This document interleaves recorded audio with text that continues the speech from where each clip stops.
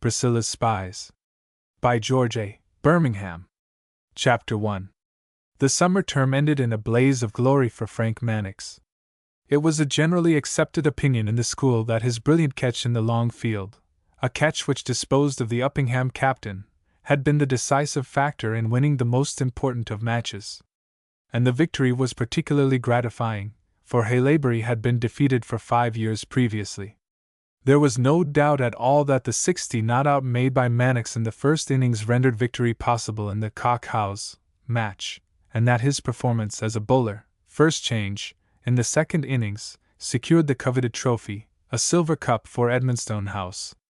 These feats were duly recorded by Mr. Dupre, the house master, in a neat speech which he made at a feast given in the classroom to celebrate the glory of the house. When the plates of the 11 were finally cleared of cherry tart, and tumblers were refilled with the most innocuous claret cup, Mr. Dupre rose to his feet. He chronicled the virtues and successes of the hero of the hour. The catch in the Uppingham match was touched on, a dangerous bat that Uppingham captain. The 60 not out in the house match had been rewarded with a presentation bat bearing a silver shield on the back of it. No boy in the house, so Mr. Dupre said, grudged the sixpence which had been stopped from his pocket money to pay for the bat. Then, passing to graver matters, Mr. Dupre spoke warmly of the tone of the house, that indefinable quality which in the eyes of a faithful schoolmaster is more precious than rubies. It was Mannix, prefect and member of the lower sixth, who more than any one else deserved credit for the fact that Edmonstone stood second to no house in the school in the matter of tone. The listening 11, and the other prefects who, though not members of the victorious 11, had been invited to the feast, cheered vigorously. They understood what tone meant, though Mr. Dupre did not define it. They knew that it was mainly owing to the determined attitude of Mannix that young Latimer, who collected beetles and kept tame white mice, had been induced to wash himself properly and to use a clothes brush on the legs of his trousers. Latimer's appearance in the old days before Mannix took him in hand had lowered the tone of the house. Mannix's own appearance, though Mr. Dupre did not mention this, added the weight of example to his precepts. His taste in ties was acknowledged. No member of the school 11 knotted a crimson sash round his waist with more admired precision. Nor was the success of the hero confined to the playing fields and the dormitory. Mr. Dupre noted the fact that Mannix had added other laurels to the crown of the house's glory by winning the headmaster's prize for Greek iambics. Mr. Dupre sat down. Mannix himself, blushing but pleasurably conscious that his honors were deserved, rose to his feet. As president of the Literary Society and a debater of formidable quality, he was well able to make a speech. He chose instead to sing a song. It was one, so he informed his audience, which Mr. Dupre had composed specially for the occasion. The tune indeed was old. Every one would recognize it at once and join in the chorus. The words, and he, Frank Mannix, hoped they would dwell in the memory of those who sang them, were Mr. Dupre's own.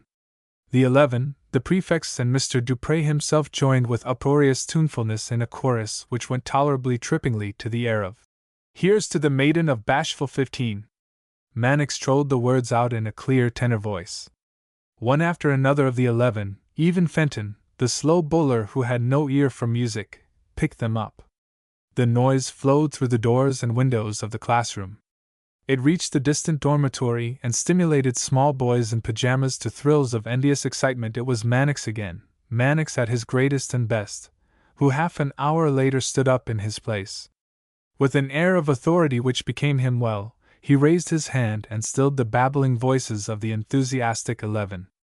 Then, pitching on a note which brought the tune well within the compass of even Fenton's growling bass, he began the school songs. House feeling, local patriotism to the tune of "The Maiden of Bashful 15" was well enough.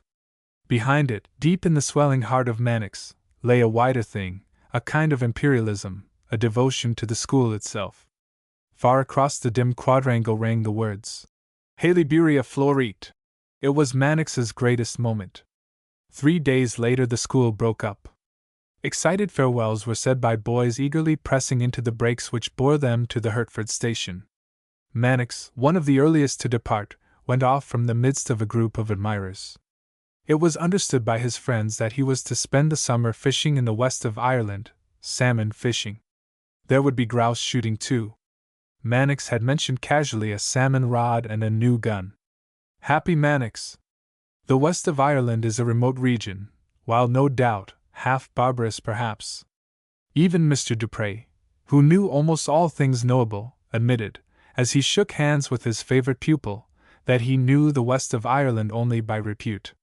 But Mannix might be relied on to sustain in those far regions the honor of the school. Small boys, born hero worshippers, gathered in groups to await the breaks which should carry them to less splendid summer sports, and spoke to each other in confidence of the salmon which Mannix would catch and the multitude of grouse which would fall before the explosions of his gun. Chapter 2. Edward Mannix, Esq.M.P., father of the fortunate Frank, holds the office of Parliamentary Under-Secretary of the War Office, a position of great importance at all times, but particularly so under the circumstances under which Mannix held it.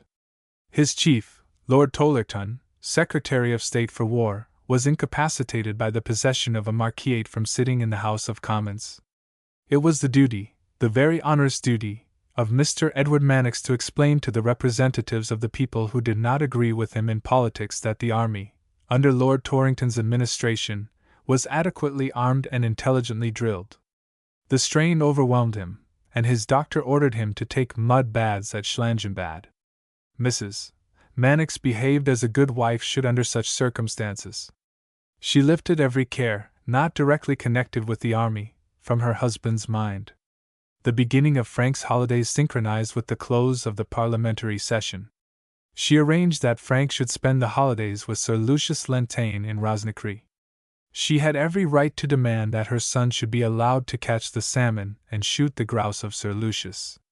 Lady Lentaigne, who died young, was Mrs. Mannix's sister. Sir Lucius was therefore Frank's uncle. Edward Mannix M.P., worried by Lord Torrington and threatened by his doctor, acquiesced in the arrangement. He ordered a fishing rod and a gun for Frank. He sent the boy a £10 note, and then departed, pleasantly fussed over by his wife, to seek new vigor in the mud of Germany. Frank Mannix, 17 years old, prefect and hero, stretched himself with calm satisfaction in a corner of a smoking carriage in the Irish Night Mail. Above him on the rack were his gun case, his fishing rod, neatly tied into its waterproof cover, and a brown kit bag. He smoked a nice Egyptian cigarette, puffing out from time to time large fragrant clouds from mouth and nostrils.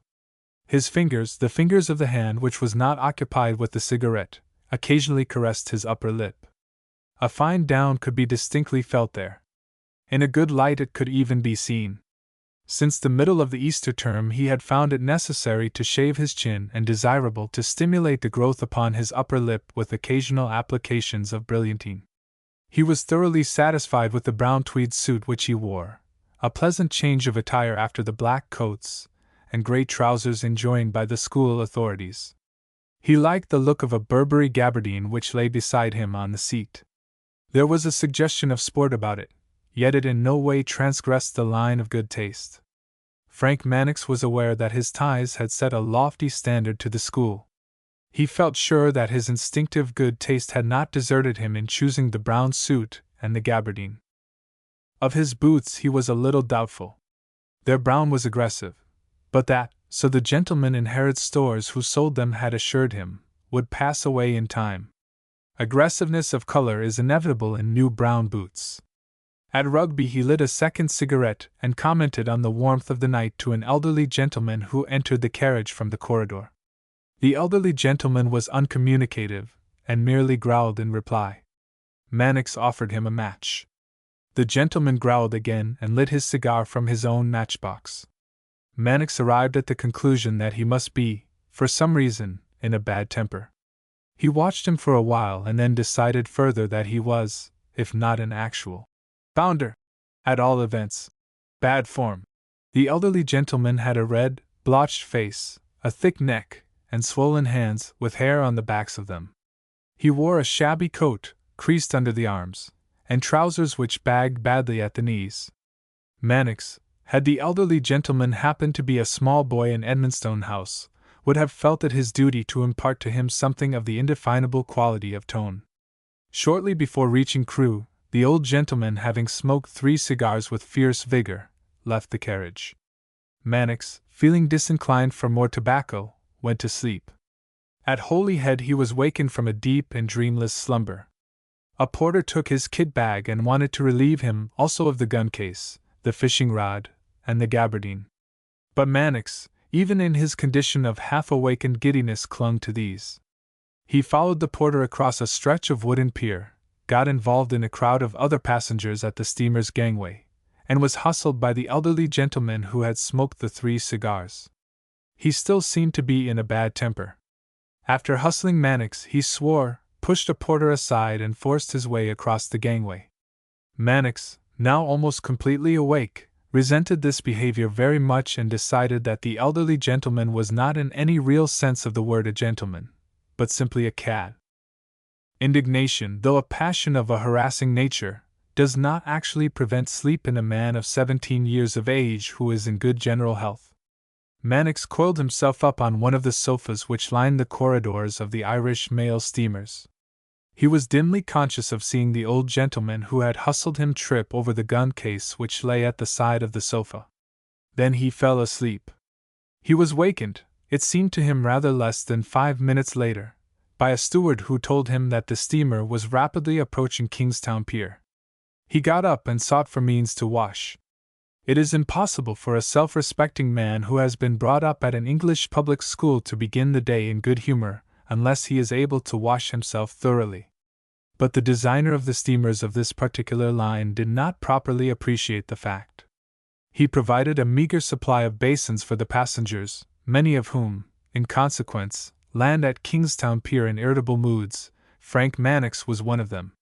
The elderly gentleman, who appeared less than ever a gentleman at 5 o'clock in the morning, was another. Mannix retained, in spite of his sleepiness and his sensation of grime, a slight amount of self-control. He was moderately grateful to an obsequious sailor who relieved him of his kit bag. He carried, as he had the night before, his own gun case and fishing rod.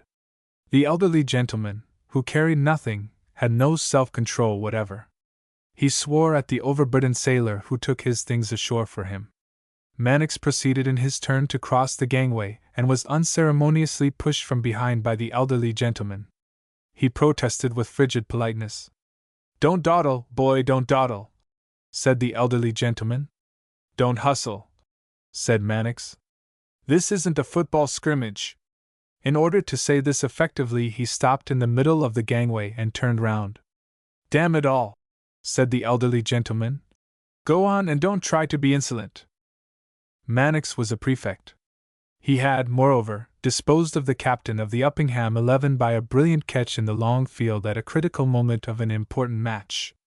He had been praised in public by no less a person than Mr. Dupre for his excellent influence on the tone of Edmonstone House. He was not prepared to be sworn at and insulted by a red-faced man with hairy hands at 5 o'clock in the morning. He flushed hotly and replied, "Damn it all, sir, don't be an infernal cad." The elderly gentleman pushed him again, this time with some violence. Mannix stumbled, got his fishing rod entangled in the rail of the gangway, swung half round and then fell sideways on the pier. The fishing rod, plainly broken in pieces, remained in his hand. The gun case bumped along the pier and was picked up by a porter. Mannix was extremely angry. A tall lady, apparently connected with the offensive red-faced gentleman, observed in perfectly audible tones that schoolboys ought not to be allowed to travel without someone in charge of them. Mannix's anger rose to boiling point at this addition of calculated insult to deliberate injury. He struggled to his feet, intending then and there to speak some plain truths to his assailant.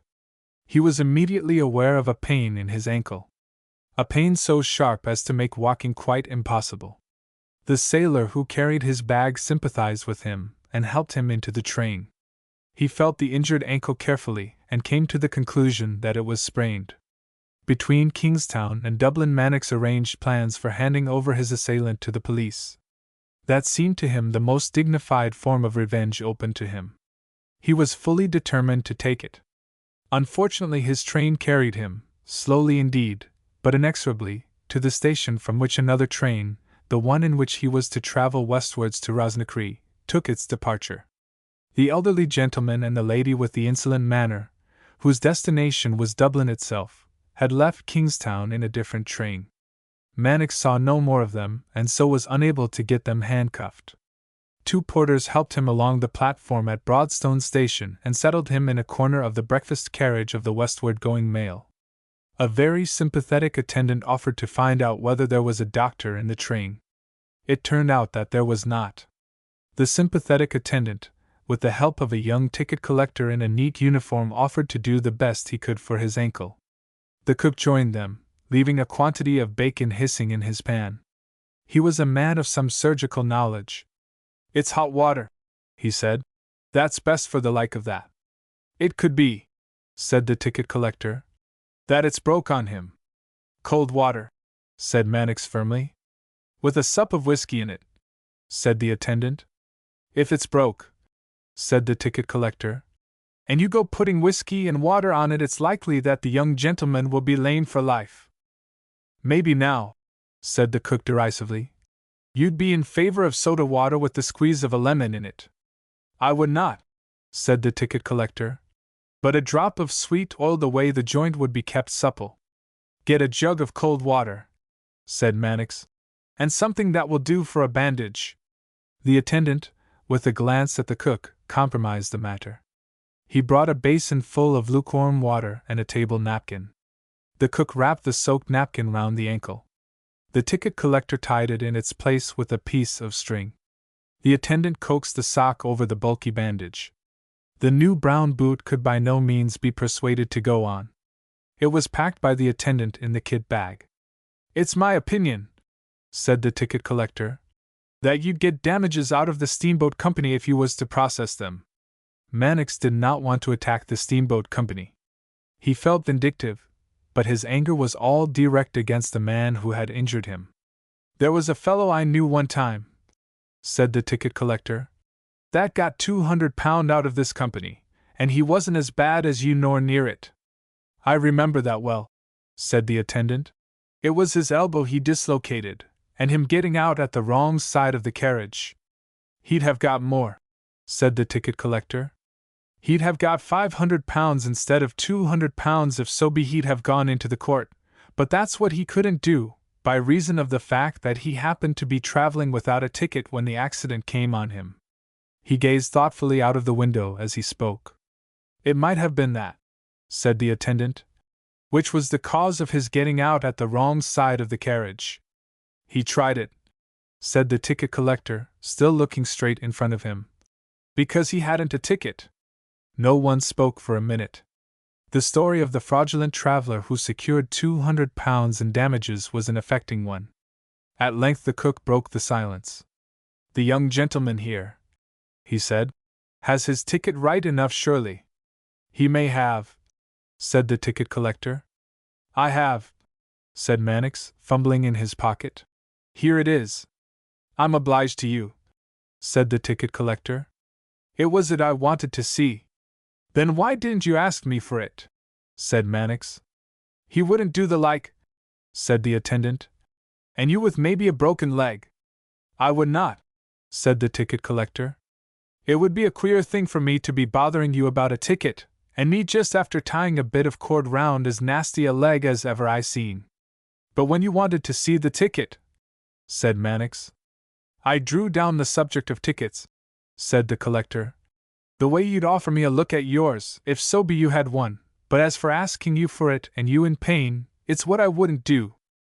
There are travelers, cantankerous people, who complain that Irish railway officials are not civil.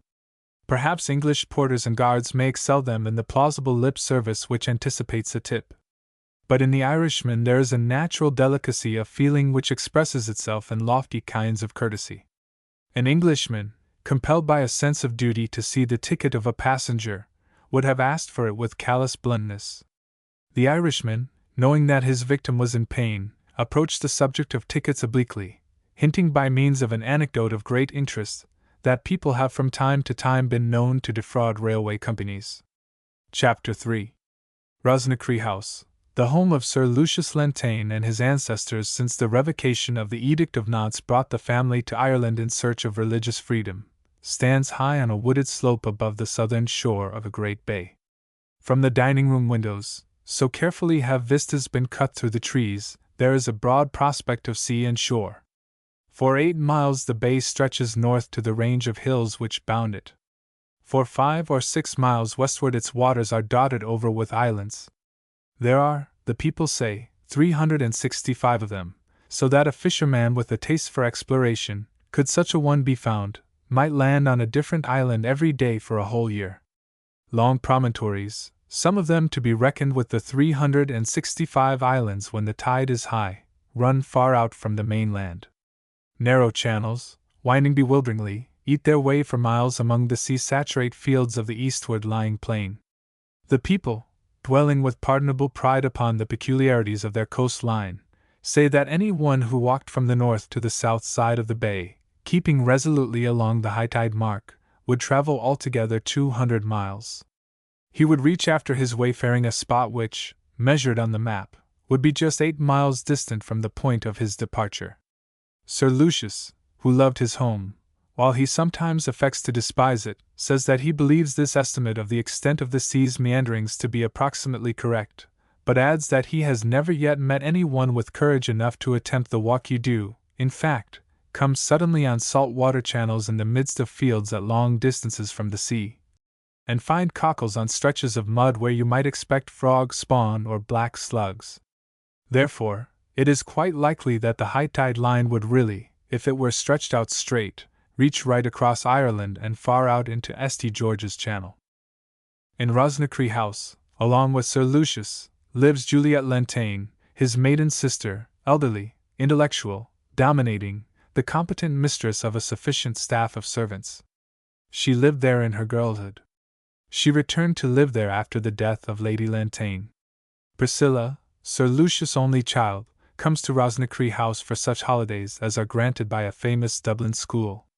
She was sent to the school at the age of 11 because she rebelled against her aunt. Having reached the age of 15, she rebels more effectively, whenever the coming of holidays affords opportunity. Being a young woman of energy, determination, and skill in rebellion, she made an assault upon her Aunt Juliet's authority on the very first morning of her summer holidays. She began at breakfast time. "Father," she said, "I may go to meet Cousin Frank at the train, mayn't I?" "Certainly," said Sir Lucius.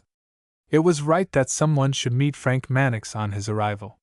Sir Lucius did not want to do so himself. A youth of 17 is a troublesome guest, difficult to deal with. He is neither man enough to associate on quite equal terms with grown men nor boy enough to be turned loose to play according to his own devices. Sir Lucius did not look forward to the task of entertaining his nephew.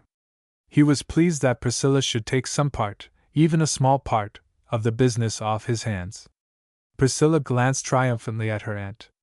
"There is no possible objection," said Miss Lentaigne, "to your meeting your cousin at the train, but if you are to do so you cannot spend the morning in your boat." Priscilla thought she could. "I'm only going as far as Delgenish to bathe," she said. "I'll be back in lots of time." "Be sure you are," said Sir Lucius. "After being out in the boat," said Miss Lentaigne, "you will be both dirty and untidy, certainly not fit to meet your cousin at the train."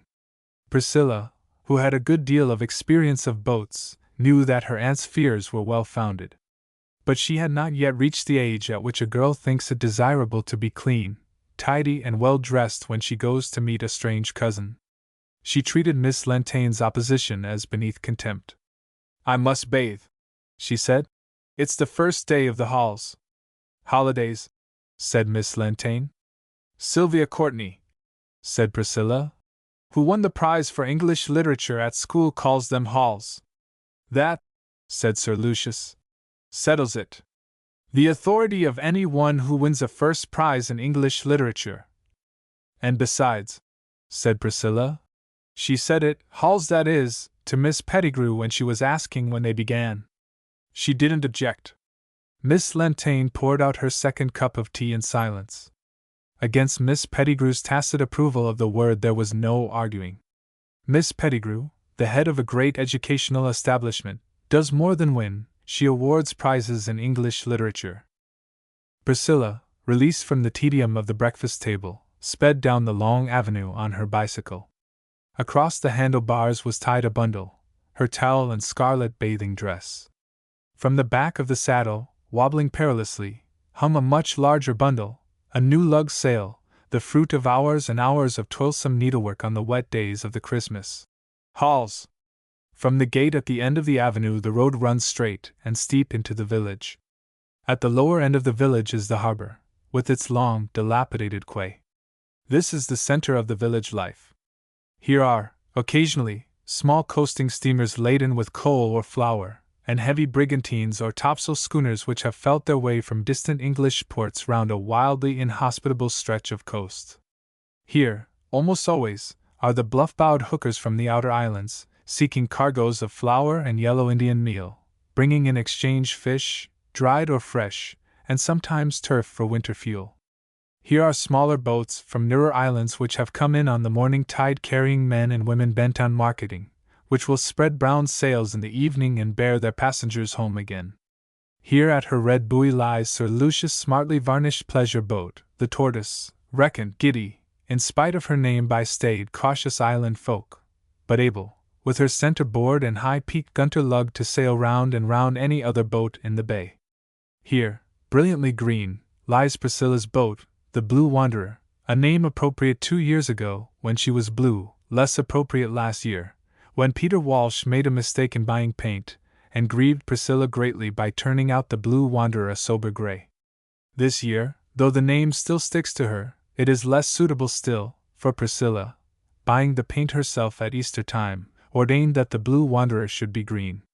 Above the quay, at the far side of the fair green, stands Brannigan's shop, a convenient and Catholic establishment. To the left of the door as you enter, is the shop of a publican, equipped with a bar and a sheltering partition for modest drinkers. To the right, if you turn that way, is a counter at which you can buy anything, from galvanized iron rowlocks to biscuits and jam. On the low window sills of both windows sit rows of men who for the most part earn an honest living by watching the tide go in and out and by making comments on the boats which approach or leave the quay. It is difficult to find out who pays them for doing these things, but it is plain that someone does, for they are not men of funded property, and yet they live comfortably, drink, smoke, eat occasionally, and are sufficiently clothed. Of only one among them can it be said with certainty that he is in receipt of regular pay from anybody. Peter Walsh earns 5 shillings a week by watching over the Tortoise and the Blue Wanderer. Priscilla leaped off her bicycle at the door of Brannigan's shop. The men on the window-sills took no notice of her. They were absorbed in watching the operation of warping round the head of a small steamer which lay far down the quay. The captain had run out a hawser and made the end of it fast to a buoy at the far side of the fairway. A donkey engine on the steamer's deck was clanking vigorously, hauling in the hawser, swinging the head of the steamer round, a slow but deeply interesting maneuver. "Peter Walsh," said Priscilla. "Is that you?" "It is, miss," said Peter, "and it's proud and pleased I am to see you home again. Is the Blue Wanderer ready for me?" "She is, miss. The minute you like to step into her she's there for you. There's a new pair of rowlocks and I've a nice bit of rope for a halyard for the little lug. Is it you have tied on the bicycle?" "It is," said Priscilla. "And it's a good sail, half as big again as the old one." "I'd be glad now," said Peter, "if you'd make that same halyard fast to the cleat on the windward side any time you might be using the sail." "Do you think I'm a fool, Peter?" "I do not, miss. But sure you know as well as I do that the mast that's in her isn't over and above strong, and I wouldn't like anything would happen. There's no wind anyway." "There is not, but I wouldn't say but there might be at the turn of the tide." "Haul her up to the slip," said Priscilla. "I'll be back again long before the tide turns." The steamer swung slowly round. The rattle of her donkey engine was plainly audible. The warp made fast to the buoy dipped into the water, strained taut dripping, and then dipped again. Suddenly the captain on the bridge shouted. The engine stopped abruptly. The warp sagged deep into the water. A small boat with one man in her appeared close under the steamer's bows, went foul of the warp and lay heavily listed while one of her oars fell into the water and drifted away. "That's a nice sort of fool to be out in a boat by himself," said Priscilla. "He was damn near having to swim for it," said Peter, as the boat righted herself and slipped over the warp. "Who is he?" "I don't rightly know who he is," said Peter, "but he paid £4 for the use of Flanagan old boat for a fortnight, so I'm thinking he has very little sense." "He has none," said Priscilla. "Look at him now." The man, deprived of one of his oars, was pushing his way along the steamer's side towards the quay. The captain was swearing heartily at him from the bridge. "Anyhow," said Priscilla, "I haven't time to stay here and see him drown, though of course it would be interesting. I'm going to bathe and I have to get back again in time to meet the train." Peter Walsh laid the Blue Wanderer alongside the slip. He laced the new lug to its yard, made fast the tack and hoisted it, gazing critically at it as it rose. Then he stepped out of the boat. Priscilla flung her bathing dress and towel on board and took her seat in the stern. "You'll find the tiller under the floorboard, miss. With the little air of wind there is from the south you'll slip down to Delgenish easy enough if it's there you're thinking of going. Shove her head round now, Peter, and give her a push off. I'll get way on her when I'm out a bit from the slip." The sail flapped, bellied, flapped again, finally swung over to starboard. Priscilla settled herself in the stern with the sheet in her hand. "The tide's under you, miss," said Peter Walsh. "You'll slip out easy enough." The Blue Wanderer, urged by the faint southerly breeze, slid along. The water was scarcely rippled by the wind, but the tide ran strongly. One buoy after another was passed. A large black boat lay alongside the quay, loaded heavily with gravel. The owner leaned over his gunwale and greeted Priscilla. She replied with friendly familiarity. "How are you, Kinsella? How's Jimmy and the baby? I expect the baby's grown a lot." "You're looking fine yourself, miss," said Joseph Anthony Kinsella. "The baby and the rest of them is doing grand, thanks be to God." The Blue Wanderer slipped past. She reached one and then another of the perches which marked the channel into the harbor. The breeze freshened slightly. Little wavelets formed under the Blue Wanderer's bow and curled outwards from her sides, spreading slowly, and then fading away in her wake.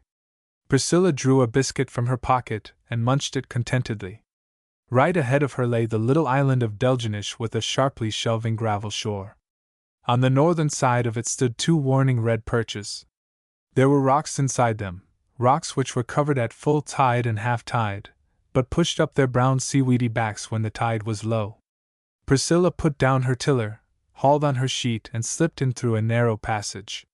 She rounded the eastern corner of the island and ran her boat ashore in a little bay. She lowered the sail, slipped off her shoes and stockings and pushed the boat out. A few yards from the shore, she dropped her anchor and waited till the boat swung shorewards again to the length of her anchor rope. Then, with her bathing dress in her hand, she waded to the land. The tide was falling. Priscilla had been caught more than once by an ebbing tide with a boat left high and dry. It was not an easy matter to push the Blue Wanderer down a stretch of stony beach. Precautions had to be taken to keep her afloat. A few minutes later, a brilliant scarlet figure, she was wading out again, knee-deep, waist-deep. Then with a joyful plunge she swam forward through the sun-warmed water. She came abreast of the corner of her bay, the eastern point of Delgenish, turned on her back and splashed deliciously, sending columns of glistening foam high into the air. Standing upright with outspread hands and head thrown back, she trod water, gazing straight up into the sky. She lay motionless on her back, totally immersed save for eyes, nostrils, and mouth. A noise of oars roused her. She rolled over, swam a stroke or two, and saw Flanagan old boat come swiftly down the channel.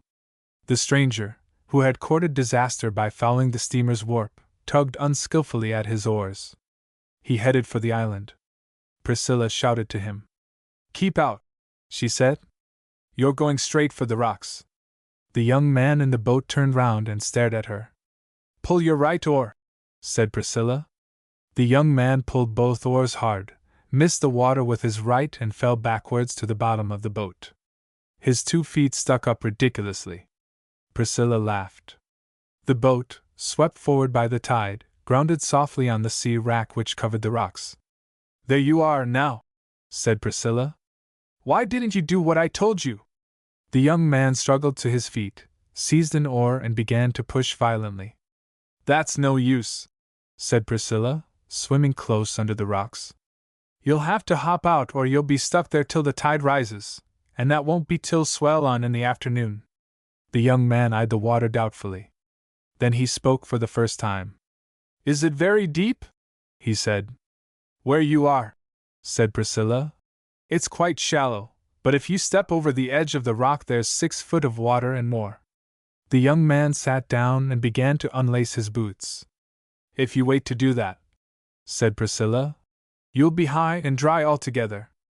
Never mind your boots. Hop out and shove." He stepped cautiously over the side of his boat, seized his gunwale, and shoved. The boat slipped off the rock stern first. The young man staggered, loosed his hold on her, and then stood gaping helplessly, ankle deep in water, perched on a very slippery rock, while the boat slipped away from him, stemming the tide as long as the impulse of his push lasted. "What shall I do now?" he asked. "Stand where you are," said Priscilla. "She'll drift down to you again. I'll give her a shove so that she'll come right up to you." She swam after the boat and laid a hand on her gunwale. Then, kicking and splashing, guided her back to the young man on the rock. He climbed on board. "Where do you suppose you're going?" asked Priscilla. "To an island," said the young man. "If one island is the same to you as another," said Priscilla, "and you haven't any particular one in your mind, I'd advise you to stop at this one." "But I have." "Which one?" The young man looked at her suspiciously and then took his oars. "I hope your island is quite near," said Priscilla, "for if it isn't you're not likely to get there. Were you ever in a boat before?" The young man pulled a few strokes and got his boat into the channel beyond the red perches. "I think," said Priscilla, "that you might say thank you. Only for me you'd have been left stranded on that rock till the tide rose again and floated you off somewhere between 4 and 5 o'clock this afternoon." "Thank you," said the young man. "Thank you very much indeed. But where are you going?" The question seemed to frighten him. He began to row with desperate energy. In a few minutes he was far down the channel. Priscilla watched him. Then she swam to her bay, pushed the Blue Wanderer a little further from the shore, and landed. The island of Delgenish is a pleasant spot on a warm day. Above its gravel beach rises a slope of coarse short grass, woven through with wild thyme and yellow croto. Sea pinks cluster on the fringe of grass, and delicate groups of fairy flax are bright blue in stony places. Red centaury and yellow bedstraw and white bladder campion flourish. Tiny wild roses, clinging to the ground, fleck the green with spots of vivid white. The sun reaches every yard of the shadeless surface of the island. Here and there gray rocks peep up, climbed over, mellowed by olive-green stone crops. Priscilla, glowing from her bath, lay full stretch among the flowers, drawing deep breaths of scented air and gazing at the sky. But nothing was further from her mind than soulful sentimentalizing over the beauties of nature. She was puzzling about the young man who had left her, endeavoring to arrive at some theory of who he was and what he could be doing in Rosnicree. After a while she turned over on her side, fumbled in her pocket, and drew out 2 more biscuits in crumbly fragments. She munched them contentedly. At 11 o'clock she raised herself slowly on one elbow and looked round. The tide had nearly reached its lowest, and the Blue Wanderer lay half in, half out of the water, her stern perched high, her bow with the useless anchor rope depending from it, dipped deep. Priscilla realized that she had no time to lose. She put her shoulder to the stern of the boat and pushed, springing on board as the boat floated. The Blue Wanderer, even with her new lug sail, does not work well to windward. It is possible by very careful steering to make a little by tacking if the breeze is good and the tide is running favorably. With a light wind and in the slack water of the ebb, the most that can be done is not to go to leeward. Priscilla, with the necessity of meeting a train present in her mind, unstepped the mast and took her oars. In 20 minutes she was alongside the slip where Peter Walsh stood waiting for her.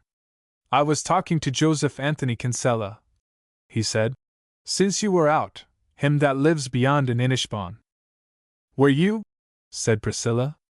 I saw him in his boat as I was going out, with a big load of gravel on board. He says the baby's all right. It may be, said Peter. Anyway, he said nothing to the contrary when he was with me. It wasn't the baby we were speaking of. Will you mind yourself now, miss? That slip is terribly slippery at low tide on account of the green weed that does be growing on it. Take care, but you might fall. The warning came a little too late. Priscilla stepped from the boat and immediately fell forward on her hands and knees. When she rose, there was a large, damp green patch on the front of her dress. Will you look at that now? Said Peter. Didn't I tell you to go easy? Are you hurted, miss? If it wasn't the new baby you were talking about, said Priscilla. What was it?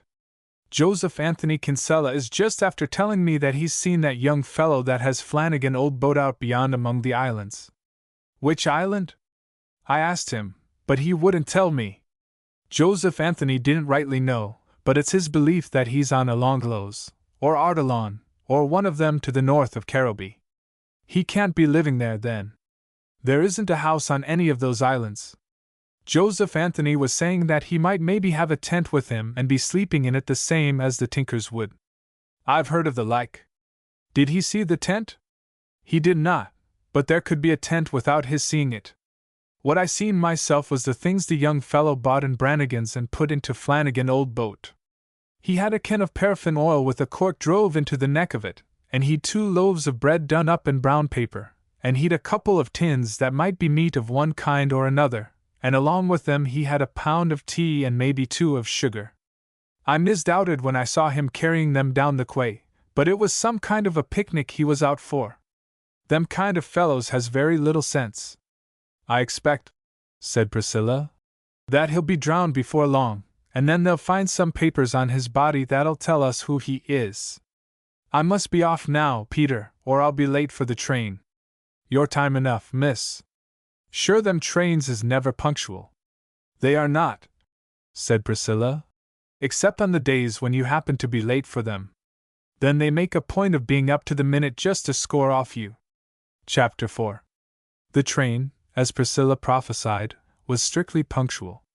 It was drawn up at the platform when she leaped off her bicycle in front of the station.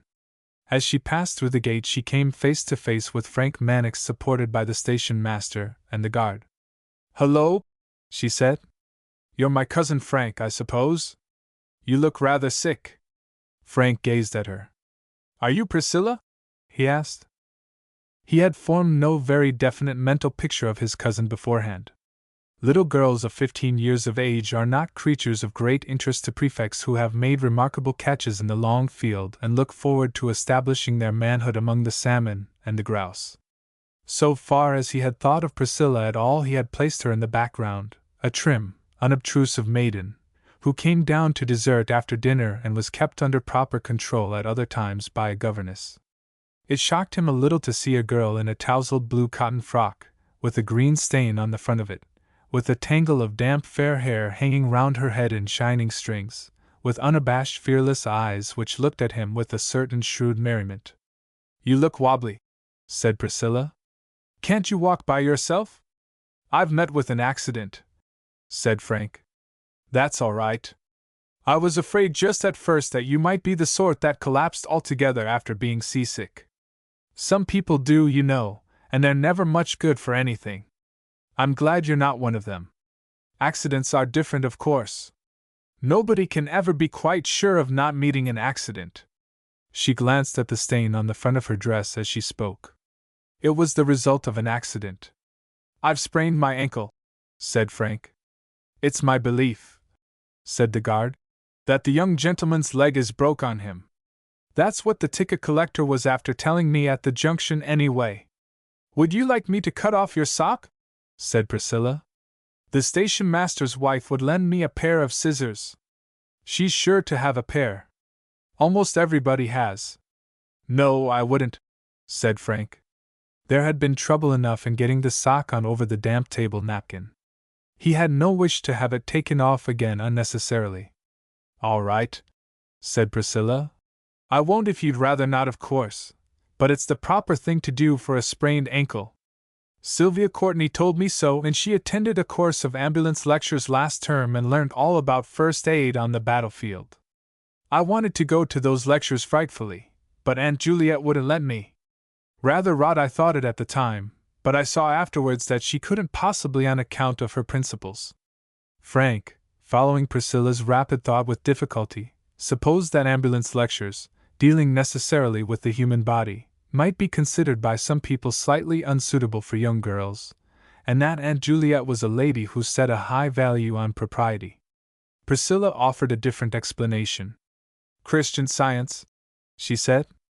That's Aunt Juliet's latest. There's always something. Can you sit on a car? Oh, yes, said Frank. If I was once up, I could sit well enough. Let you make your mind easy about getting up, said the station master. We'll have you on the side of the car in 2-2s. They hoisted him up, Priscilla giving advice and directions while they did so. Then she took her bicycle from a porter who held it for her. The donkey trap will bring your luggage, she said. It will be all right. She turned to the coachman. Drive easy now, James, she said. And mind you don't let the cob shy when you come to the new drain that they're digging outside the courthouse. There's nothing worse for a broken bone than a sudden jar. That's another thing that was in the ambulance lectures. The car started. Priscilla rode alongside, keeping within speaking distance of Frank. But my ankle's not broken, he said. It may be. Anyhow, I expect a jar is just as bad for a sprain. Very likely the lecturer said so, and Sylvia Courtney forgot to tell me. Pretty rotten luck this, for you, Cousin Frank, on account of the fishing. You can't possibly fish, and the river's in splendid order. Father said so yesterday. But perhaps Aunt Juliet will be able to cure you. She thinks she can cure anything. I shall be all right, said Frank. When I can rest my leg a bit. I don't think it's really bad, I dare say, at the end of a week. If Aunt Juliet cures you at all, she'll do it quicker than that. She had Father out of bed the day after he got influenza last Easter halls. He very nearly died afterwards on account of having to travel up to Dublin to go to a nursing home when his temperature was 400 and something, but Aunt Juliet said he was perfectly well all the time, so she may be able to fix up that ankle of yours. They have, so it is understood, tried experiments in vegetarianism at Haileybury, but Christian Science is not yet part of the regular curriculum even on the modern side. Frank Mannix had only the vaguest idea of what Miss Lentaine's beliefs were. He knew nothing at all about her methods. Priscilla's account of them was not very encouraging. All I want, he said, is simply to rest my ankle. Do you think, said Priscilla, that you could sit in a boat? That's mine, the green one beside the slip. If you turn your head you'll see her. But perhaps it hurts you to turn your head. If it does, you'd better not try. The boat will be there all the same, even if you don't see her. They were passing the quay while she spoke, and Priscilla, who was a little behind at the moment, pointed to the Blue Wanderer. Frank discovered one of the disadvantages of an Irish car. The view of the passengers, even if each one is alone on his side, is confined almost entirely to objects on one side of the road. Only by twisting his neck in a most uncomfortable way can any one see what lies directly behind him. Frank made the effort, and was unimpressed by the appearance of the Blue Wanderer. She was exceedingly unlike the shining outriggers in which he had sometimes rowed on the upper reaches of the Thames during earlier summer holidays. I expect, said Priscilla, that the salt water will be jolly good for your ankle, in reality, though Aunt Juliet will say it won't. She's bound to say that, of course, on account of her principles. All the same it may. Peter Walsh was telling me the other day that it's perfectly splendid for rheumatism. I shouldn't wonder a bit if sprained ankles and rheumatism are much the same sort of thing, only with different names. But of course we can't go this afternoon. Aunt Juliet will demand to have first shy at you. If she fails, we may manage to sneak off tomorrow morning. But perhaps you don't care for boats, Cousin Frank. I like boats very much. He spoke in a slightly patronizing tone, as an elderly gentleman might confess to a fondness for chocolates in order to please a small nephew. He felt it necessary to make it quite clear to Priscilla that he had not come to Rosnacree to be her playmate and companion. He had come to fish salmon in company with her father and such other grown men as might from time to time present themselves. Nursery games and stumpy green boats were not consonant with his dignity. He did not want to hurt Priscilla's feelings, but he was anxious that she should understand his position. She seemed unimpressed. "That's all right," she said. "I'll row you. You can sit in the stern and let your legs dangle over in the water. I've often done that when Peter Walsh has been rowing. It's quite a jolly thing to do." It was a thing which Frank Mannix was quite determined not to do. The suggestion that he should behave in such a way struck him as cheeky, in a very high degree. A lower schoolboy in Edmonstone House, if he had ventured to speak in such a way, would have been beaten with a fives bat. But Priscilla was a girl and, as Frank understood, girls are not beaten. He answered her with kindly condescension. "Perhaps we'll be able to manage it some day," he said, "before I leave." They arrived at Rosnacree House and Frank was helped up the steps by the butler and the coachman. Sir Lucius expressed the greatest regret when he heard of his nephew's accident. "It's too bad," he said. "Too bad, and the river in such fine condition after a fortnight's rain. I was looking forward to seeing you get into your first salmon. But cheer up, Frank, I dare say it won't turn out to be very tedious. We'll have you hobbling along in a week or a fortnight. We've a good while before us yet. I'll get up O'Hara this afternoon, our local practitioner. Not a bad fellow at all, though he drinks a bit. Still he'll know what to do with a sprained ankle. Oh, by the way, perhaps—" Sir Lucius' sentence ended abruptly. His sister entered the room. She greeted Frank and inquired whether he had enjoyed his journey. The story of the accident was told to her. It was evident at once that she took a keen interest in the sprained ankle.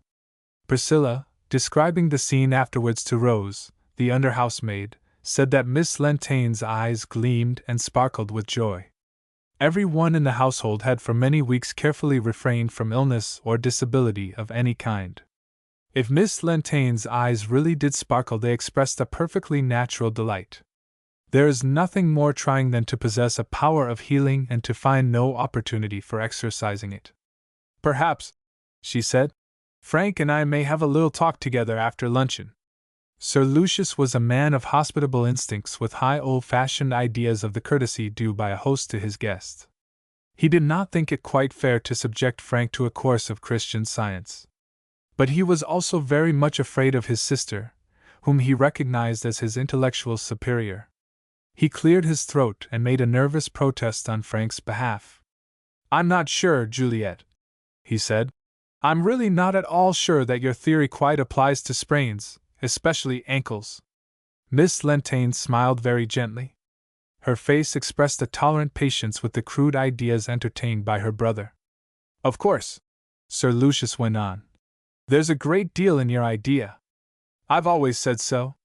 In the case of any internal disease, nerves, you know, and that kind of thing where there's nothing actually visible, I'm sure it works out admirably, quite admirably, but with a sprained ankle. Come now, Juliet, there's the swelling, you know. You can't deny the swelling. Hang it all, you can measure the swelling with a tape. Is your ankle much swelled, Frank?" "A good deal. But it's not worth making a fuss about. It'll be all right." Miss Lentaine smiled again. In her opinion, it was all right already. There was not really any swelling, although Frank, in his ignorance, might honestly think there was. She hoped, after luncheon, to convince him of these pleasant truths. Sir Lucius was a coward at heart. He was exceedingly sorry for his nephew, but he made no further effort to save him from the ministrations of Miss Lentaine. Nor did he venture to mention the name of O'Hara, the excellent, though occasionally inebriate, local practitioner. Frank, as yet unaware of the full beauty of the scientific Christian method of dealing with illness, was very polite to Miss Lentaine during luncheon. He talked to her about Parliament and its doings as a subject likely to interest her, assuming the air of a man who knows the inner secrets of the cabinet. He did, in fact, know a good deal about the habits and manners of our legislators, having picked up details of an interesting kind from his father. Miss Lentaigne was greatly delighted with him. So was Priscilla, who winked 3 times at her father when neither Frank nor her aunt was looking at her. Sir Lucius was uneasy. He feared that his nephew was likely to turn out a prig, a kind of boy which he held in particular abhorrence. When luncheon was over, he said that he intended to take his rod and go up the river for the afternoon. He invited Priscilla to go with him and carry his landing net. Frank, preceded by Miss Lentaigne, was conducted by the butler to a hammock chair agreeably placed under the shade of a lime tree on the lawn. When Sir Lucius and Priscilla, laden with fishing gear, passed him, he was still making himself politely agreeable to Miss Lentaigne. Priscilla winked at him. He returned the salutation with a stare which was intended to convince her that winking was a particularly vicious kind of bad form.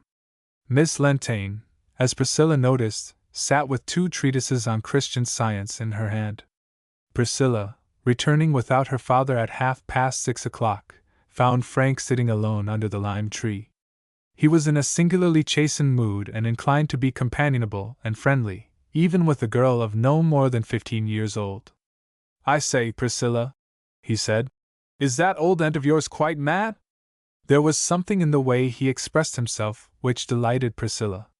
He had reverted to the phraseology of an undignified schoolboy of the lower fifth. The veneer of grown manhood, even the polish of a prefect, had, as it were, peeled off him during the afternoon. "Not at all," said Priscilla. "She's frightfully clever, what's called intellectual. You know the sort of thing. How's your ankle? She says it isn't sprained. But blow it all, it's swelled the size of the calf of your leg."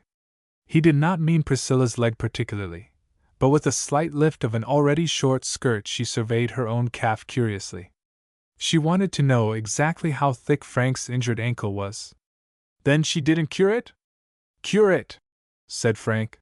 "I should think not. She simply kept on telling me I only thought it was sprained. I never heard such rot talked in all my life. How do you stand it at all?" "That's nothing," said Priscilla. "We're quite glad she's taken to Christian Science, though she did nearly kill poor father. Before that she was all for teetotality. That's not quite the right word, but you know the thing I mean, drinking nothing but lemonade, either homemade or the kind that fizzes. I didn't mind that a bit, for I like lemonade both sorts, but father simply hated it. He told me he'd rather go up to that nursing home in Dublin every time he feels ill than live through another 6 months on lemonade. Before that she was frightfully keen on a thing called uric acid. Do you know what that is, Cousin Frank?" "No," he said. "I don't. How did it take her?" "She wouldn't give us anything to eat," said Priscilla, "except queer sort of mashes which she said were made of nuts and biscuits and things. I got quite thin and as weak as a cat. I wonder you stuck it out." "Oh, it didn't last long. None of them do, you know. That's our great consolation, though we rather hope the Christian Science will on account of its doing us no particular harm. She doesn't mind what we eat or drink, which is a great comfort. She can't, you know, according to her principles, because when there's no such thing as being sick it can't matter how much whipped cream or anything of that sort you eat just before you go to bed at night. She didn't like it a bit when I got up on Christmas night and foraged out nearly a quarter of a cold plum pudding. She was just going up to bed and she caught me. She wanted awfully to stop me eating it, but she couldn't without giving the whole show away, so I ate it before her very eyes. That's the beauty of Christian Science. But I say, Priscilla, weren't you sick?" "Not a bit. When father heard about it next morning he said he thought there must be something in Aunt Juliet's theory after all. He has stuck to that ever since, though he says it doesn't apply to influenza. She had a great idea about fresh air one time, and got up a carpenter to take the window frames, windows and all, clean out of my room. I used to have to borrow hairpins from Rose, she's the under housemaid and a great friend of mine, so as to fasten the bedclothes onto the mattress. Otherwise they blew away during the night, while I was asleep. That was one of the worst times we ever had, though I don't think father minded it so much. He used to go out and smoke in the harness room. But I hated it worse than anything except the uric acid. You never knew where your clothes would be in the morning if it was the least stormy, and my hair used to blow into soup and tea and things, which made it frightfully sticky. "Do you think," said Frank, "that she'll leave me alone now? Or will she want to have another go at me tomorrow?" "Sure to," said Priscilla. "Unless you give in that your ankle is quite well." "But I can't walk." "That won't matter in the least. She'll say you can. Aunt Juliet is tremendously determined. Poor Rose, I told you she is the under-housemaid, didn't I? She is anyway. Poor Rose once got a swelled face on account of a tooth that she wouldn't have out. Aunt Juliet kept at her, reading little bits out of books and kind of praying, in passages and pantries and places, wherever she met Rose. That went on for more than a week. Then Rose got Dr. O'Hara to haul the tooth and the swelling went down. Aunt Juliet said it was Christian Science cured her. And of course it may have been. You never can tell really what it is that cures people. "I wonder," said Frank, "if I could manage to get down to the boat tomorrow. You said something about a boat, didn't you, Priscilla? Is it far? I'll work that all right for you. As it just happens, luckily enough there's an old bath chair in a corner of the hayloft. I came across it last hauls when I was looking for a bicycle pump I lost. I was rather disappointed at the time, not thinking that the old chair would be any use, whereas I wanted the pump. Now it turns out to be exactly what we want, which shows that well-directed labor is never really wasted. The front wheel is a bit groggy, but I dare say it'll hold all right as far as the quay. I'll go round after dinner tonight and fish it out. I can wheel you quite easily, for it's all downhill." Frank had not intended when he left England to go about the country in a bath chair with a groggy front wheel. For a moment he hesitated. A wild fear struck him of what the Uppingham captain, that dangerous bat whose innings his brilliant catch had cut short, might say and think if he saw the vehicle. But the Uppingham captain was not likely to be in Rosnacree. Christian Science was a more threatening danger. He pictured to himself the stare of amazement on the countenance of Mr. Dupre, and the sniggering face of young Latimer who collected beetles and hated washing. But Mr. Dupre, Latimer, and the members of the House 11 were, no doubt, far off. Miss Lentaigne was very near at hand. He accepted Priscilla's offer. "Right," she said. "I'll settle the chair, if I have to tie it together with my hair ribbon. It's nice to think of that old chair coming in useful in the end. It must have been in the loft for ages and ages. Sylvia Courtney told me that her mother says anything will come in useful if you only keep it long enough, but I don't know whether that's true. I don't think it can be, quite, for I tried it once with a used-up exercise book and it didn't seem to be the slightest good even after years and years, though it got most frightfully tattered. Still, it may be true. You never can tell about things of that sort, and Sylvia Courtney says her mother is extremely wise, so she may be quite right." "Christian Science," said Frank bitterly, "wouldn't be of any use if you kept it for centuries. What's the use of saying a thing isn't swelled when it is?" Chapter 5. A night's rest restored self-respect to Frank Mannix. He felt when his clothes were brought to him in the morning by a respectful footman that he had to some extent sacrificed his dignity in his confidential talk with Priscilla the day before. He had committed himself to the bath chair and the boating expedition, and he had too high a sense of personal honor to back out of an engagement definitely made. But he determined to keep Priscilla at a distance. He would go with her, would to some extent join in her childish sports, but it must be on the distinct understanding that he did so as a grown man who condescends to play games with an amusing child. With this idea in his mind he dressed himself very carefully in a suit of cricket flannels. The garments were in themselves suitable for boating as he understood the sport. They were also likely, he thought, to impress Priscilla. The white flannel coat, bound round its edges with crimson silk, was at Haileybury part of a uniform set apart for the sole use of members of the first 11 who had actually got their colors. The crimson sash round his waist was a badge of the same high office. Small boys, who played cricket on the house pitches in the little side ground, bowed in awed humility before a member of the first 11 when he appeared before them in all his glory and felt elated if they were allowed to walk across the quadrangle with any one who wore the sacred vestments. Frank had little doubt that Priscilla, who was to be his companion for the day, would realize the greatness of her privileges. But Priscilla seemed curiously unimpressed.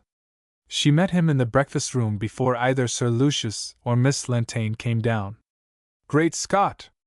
Cousin Frank," she said. "You are a howler!" Frank drew himself up, but realized even as he did so that he must make some reply to Priscilla. It was impossible to pretend not to know that she was speaking about his clothes. "An old suit of flannels," he said with elaborate carelessness. "I hope you didn't expect me to be grand." "I never saw anything grander in my life," said Priscilla. "I thought Sylvia Courtney's summer Sunday hat was swanky, but it's simply not in it with your coat. I suppose that belt thing is real silk." "School colors," said Frank. "Oh, ours are blue and dark yellow. I have them on a hockey blouse." The bath chair turned out to be rather more dilapidated and disreputable than Frank expected. The front wheel, bound to its place with string, not hair ribbon, seemed very likely indeed to come off. He eyed it doubtfully. "If you're afraid," said Priscilla, "that it will dirty your beautiful white trousers, I'll give it a rub over with my pocket handkerchief. But I don't think that'll be much use really. You'll be filthy from head to foot in any case before we get home." Frank, limping with as much dignity as possible, sat down in the chair. He got out his cigarette case and asked Priscilla not to start until he had lit his cigarette. "You don't object to the smell, I hope?" he said politely. "Not a bit. I'd smoke myself, only I don't like it. I tried once. Sylvia Courtney was shocked. That's rather the sort she is, but it seemed to me to have a nasty taste. You're sure you like it, Cousin Frank? Don't do it simply because you think you ought." Priscilla pushed the bath chair from behind. Frank guided the shaky front wheel by means of a long handle. They went down the avenue at an extremely rapid pace, Priscilla moving in a kind of jaunty canter. When they reached the gate, Frank's cigarette had gone out. There was a pause while he lit it again. Then he asked Priscilla to go a little less quickly. He wished his approach to the public street of the village to be as little grotesque as possible. "By the way," said Priscilla, "have you any money?" "Certainly." "How much do you want?" "That depends. I have 8 pence, which ought to be enough unless you want something very expensive to drink." "Why should we take anything to drink? We said at breakfast that we'd be back for luncheon." "We won't," said Priscilla. "Nor we won't for tea. Lucky if we are for dinner. But Miss Lentaine said she'd expect us. If we stay out, she won't like it." "Let her said Priscilla. "Now what do you want to drink?" "I always have lemon-flavored soda. It's less sticky than regular lemonade. Stone ginger beer is better than either, of course, but Brannigan doesn't keep it. I can't imagine why not." "If we're going to stay out," said Frank, "I'll have beer, lager for choice." "Right. Lager is 2 pence. Lemon-flavored soda 2 pence if we bring back the bottles. That will leave 4 pence for biscuits, which ought to be enough." 4 pence worth of biscuits seemed to Frank an insufficient supply of food for 2 people who are to be on the sea for the whole day. He saw, besides, an opportunity of asserting once for all his position of superiority. He made up his mind to tip Priscilla. He fumbled in his pocket for a coin. "You get quite a lot of biscuits for 4 pence," said Priscilla, "if you go in for plain arrowroot. Of course they're rather dull, but then you get very few of the better sorts. Take macaroons, for instance. They're nearly a halfpenny each in Brannigan's. Sheer robbery, I call it." Frank, determined to do the thing handsomely if he did it at all, passed half-a-crown to Priscilla over the back of the bath chair. "My dear child," he said, "buy macaroons by all means if you like them. Buy as many as you want." Priscilla received the half-crown without any appearance of shame. "If you're prepared to lash out money in that way," she said, "we may as well have a tongue. Brannigan has small ones at 1 and 6 pence. Brawn, of course, is cheaper, but then if you have brawn you want a tin opener. The tongues are in glass jars which you can break with a stone or a rowlock. The lids are supposed to come off quite easily if you jab a knife through them, but they don't really. All that happens is a sort of fizz of air, and the lid sticks on as tight as ever. Things hardly ever do what they're supposed to according to science, which makes me think that science is rather rot, though, of course, It may have its uses, only that I don't know them.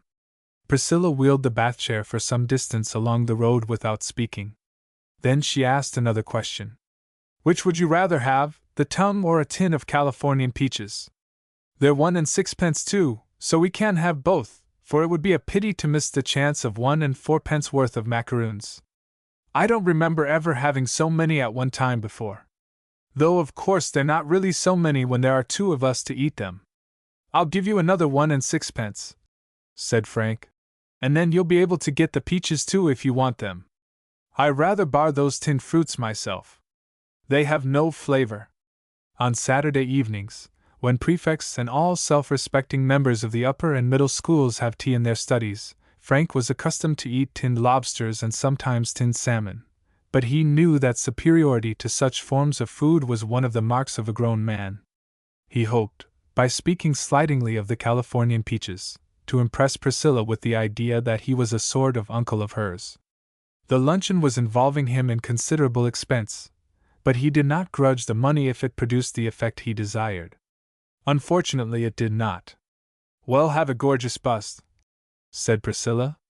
I shouldn't wonder if Brannigan got some kind of fit when we spend all that in his shop at once.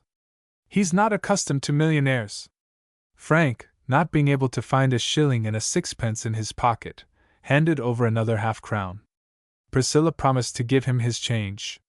She stopped the bath chair at the door of Brannigan's shop. The men of leisure who sat on the window-sills stared curiously at Frank. Young gentlemen dressed in white flannels and wheeled in bath chairs are rare in Rosnicree. Frank felt embarrassed and annoyed. Excuse me, half-mo, said Priscilla. I'll just speak a word to Peter Walsh, and then do the shopping. Peter, you're to get the sails on the Tortoise at once. She spoke with such decisive authority that Peter Walsh felt quite certain that she had no right to give the order. Is it the Tortoise, miss? Didn't I say the Tortoise? Go and get the sails at once. I don't know, said Peter. Whether would you be pleased with me if I sent you out in the Tortoise? Sure you know. Mr. Mannix and I, said Priscilla, are going out for the day in the Tortoise. Peter Walsh took a long look at Frank. He was apparently far from satisfied with the result of his inspection. Of course, if the young gentleman in the perambulator is going with you, miss, the Tortoise is a giddy kind of a boat, your honor, and without you'd be used to her or the like of her. But sure, if you're satisfied. But what it is, the master gave orders that Miss Priscilla wasn't to go out in the Tortoise without either himself or me would be along with her. Frank was painfully aware that he was not used to the Tortoise or to any boat the least like her. He had never in his life been to sea in a sailing boat for the management of which he was in any way responsible. He was, in fact, entirely ignorant of the art of boat sailing. But the men who sat on the window-sills of Brannigan's shop, battered sea dogs every one of them, had their eyes fixed on him. It would be deeply humiliating to have to own up before them that he knew nothing about boats. Sir Lucius's order applied, very properly, to Priscilla, who was a child. Peter Walsh looked as if he thought that Frank also ought to be treated as a child. This was intolerable. The day seemed very calm. It was difficult to think that there could be any real risk in going out in the __Tortoise__. Priscilla nudged him sharply with her elbow. Frank yielded to temptation. Miss Lentaine, he said, will be quite safe with me. He spoke with lordly self-confidence, calculated, he thought, to impress the impudent loafers on the window-sills and to reduce Peter Walsh to prompt submission. Having spoken, he felt unreasonably angry with Priscilla, who was grinning. Peter Walsh ambled down to the quay. He climbed over the dredger, which was lying alongside, and dropped from her into a small waterlogged punt. In this he ferried himself out to the Tortoise. Priscilla bounded into Brannigan's shop. The sea dogs on the window-sills eyed Frank and shook their heads. It was painfully evident that his self-confident tone had not imposed on them. There's not much wind anyway, said one of them, and what there is will be dropping with the ebb. It'll work round to the west with the flood, said another. With the weather we're having now, it'll follow the sun. Priscilla came out of the shop laden with parcels which she placed one by one on Frank's lap. Beer and lemonade, she said. The beast was out of lemon-flavored soda, so I had to get lemonade instead, but your lager's all right. You don't mind drinking out of the bottle, do you, Cousin Frank? You can have the bailing tin, of course, if you like, but it's rather salty. Macaroons and coconut creams. They turned out to be the same price, so I thought I might as well get a mixture. The coconut creams are lighter, so one gets more of them for the money. Tongue. I told him not to put paper on the tongue. I always think brown paper is rather a nuisance in a boat. It gets so soppy when it's the least wet. There's no use having more of it than we can help. Peaches. He hadn't any of the small 1 and 6-penny tins, so I had to spend your other shilling to make up the half-crown for the big one. I hope you don't mind. We shall be able to finish it all right, I expect. Oh, bother! I forgot that the peaches require a tin opener. Have you a knife? If you have, we may be able to manage by hammering it along through the lid of the tin with a rowlock. Frank had a knife, but he set some value on it. He did not want to have it reduced to the condition of a coarse-toothed saw by being hammered through a tin with a rowlock. He hesitated. All right, said Priscilla. If you'd rather not have it used, I'll go and try to stick Brannigan for the loan of a tin opener. He may not care for lending it, because things like tin openers generally drop overboard and then of course he wouldn't get it back. But he'll hardly be able to refuse it. I offer to deposit the safety pin in my tie as a hostage. It looks exactly as if it is gold, and if it was, would be worth far more than any tin opener. She went into the shop again. It was nearly 10 minutes before she came out. Frank was seriously annoyed by a number of small children who crowded round the bath chair and made remarks about his appearance. He tried to buy them off with macaroons, but the plan failed, as a similar one did in the case of the Anglo-Saxon king and the Danes. The children, like the Norse pirates, returned almost immediately in increased numbers. Then Priscilla appeared. I thought I should have had a frightful rag with Brannigan over the tin opener, she said, but he was quite nice about it. He said he'd lend it with pleasure and didn't care whether I left him the safety pin or not. The only trouble was that he couldn't find one. He said that he had a gross of them somewhere, but he didn't know where they'd been put. In the end it was Mrs. Brannigan who found them in an old biscuit tin under some oilskins. That's what delayed me. Peter Walsh was hoisting a sail, a gunter lug, on the Tortoise. He paused in his work now and then to cast a glance ashore at Frank. Priscilla wheeled the bath chair down to the slip and hailed Peter. Hurry up now, she said, and get the foresail on her. Don't keep us here all day. Peter pulled on the foresail halyards with some appearance of vigor. He slipped the mooring rope and ran the Tortoise alongside the slip, towing the water-logged punt behind her. Joseph Anthony Kinsella, said Peter, was in this morning on the flood tide, and he was telling me he came across that young fellow again near Longlows. Was he talking to him? Said Priscilla. He was not beyond passing the time of day or the like of that, for Joseph Anthony had a load of gravel and he couldn't be wasting his time. But the young fellow was in Flanagan old boat, and it was Joseph Anthony's opinion that he was trying to learn himself how to row her. He'd need to. But if that's all that passed between them, I don't see that we're much further on towards knowing what that man is doing here. Joseph Anthony did say, said Peter, that the young gentleman was as simple and innocent as a child, and one that wouldn't be likely to be doing any harm. You can't be sure of that. You cannot, miss. There's a terrible lot of fellows going round the country these times, sent out by the government, that would be glad enough to be interfering with the people and maybe taking the land away from them. You'd never know who might be at such work and who mightn't, but Joseph Anthony did say that the fellow in Flanagan old boat hadn't the look of it. He's too innocent-like. Hop you out now, Peter, said Priscilla, and help Mr. Mannix down into the boat. He has a sprained ankle and can't walk by himself. Be careful of him. The task of getting Frank into the Tortoise was not an easy one, for the slip was nearly as slimy as when Priscilla fell on it the day before.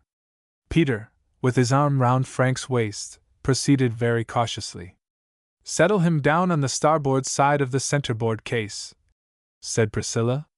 We'll carry the boom to port on the run out. You will, said Peter, for the wind's in the east, but you'll have to jibe her at the stone perch if you're going down the channel. I'm not going down the channel. I mean to stand across to Rossmore and then go into the bay beyond. Priscilla stepped into the boat and took the tiller. Did I hear you say, miss, that you're thinking of going on to Inishbofn? You did not hear me say anything about Inishbofn, but I may go there all the same if I've time. I want to see the Kinsella's new baby. If you'll take my advice, miss, said Peter, you'll not go next nor nigh Inishbofn. And why not? Joseph Anthony Kinsella was telling me this morning that it's alive with rats, such rats nobody ever seen. They have the island pretty near either way. Talk sense, said Priscilla. They came out on the tide swimming, said Peter, like as it might be a shoal of mackerel, and you think there'd be no end to them climbing up over the stones and eating all before them. Shove her bow round, Peter, and keep that rat story of yours for the young man in Flanagan boat. He'll believe it if he's as innocent as you say. Peter shoved out the tortoise. The wind caught the sail. Priscilla paid out the main sheet and let the boom swing forward. Peter shouted a last warning from the slip. Joseph Anthony was telling me, he said, that they're terrible fierce, worser than any rats ever he seen. The tortoise slipped along and was soon beyond the reach of his voice. She passed the heavy hookers at the quay side, left buoy after buoy behind her, bobbed cheerfully through a tide race at the stone perch, and stood out, the wind right behind her, for Rossmore Head. Chapter 6. Rosnacree Bay is a broad stretch of water, but those who go down to it in boats are singularly at the mercy of the tides. Save for certain channels, the water everywhere is shallow. At some remote period, it seems, the ocean broke in and submerged a tract of low land between the mountains which bound the north and south shores of the bay.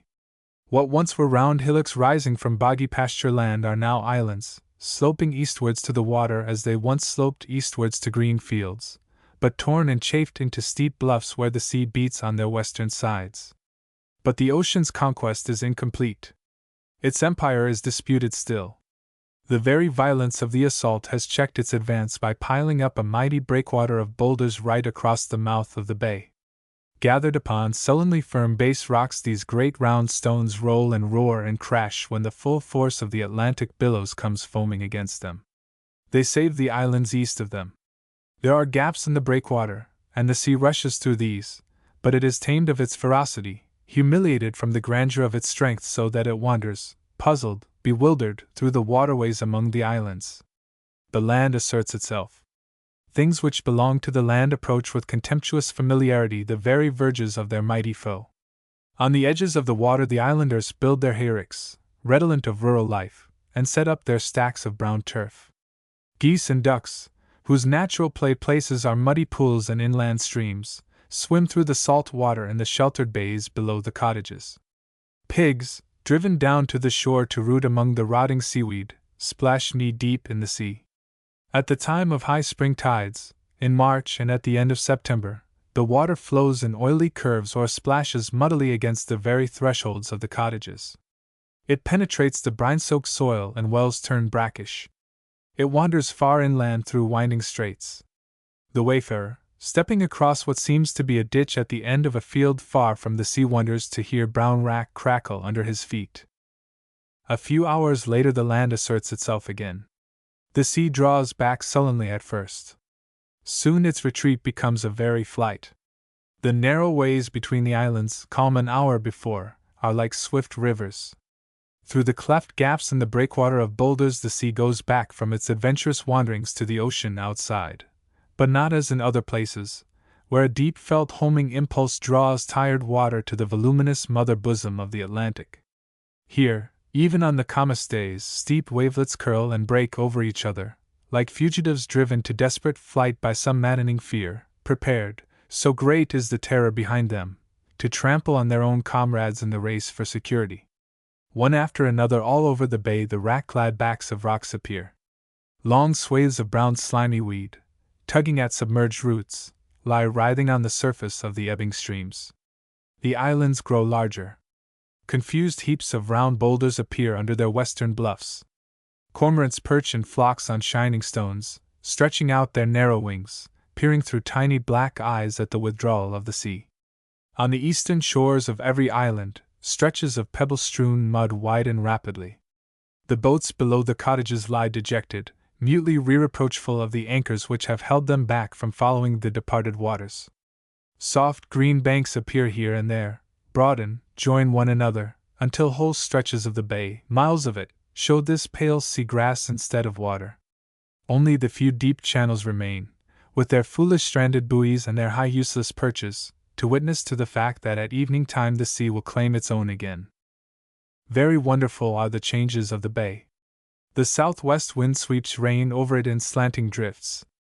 The islands show dimly gray amid a welter of gray water, breaking angrily in short, petulant seas, which buffet boats confusedly and put the helmsman's skill to a high test.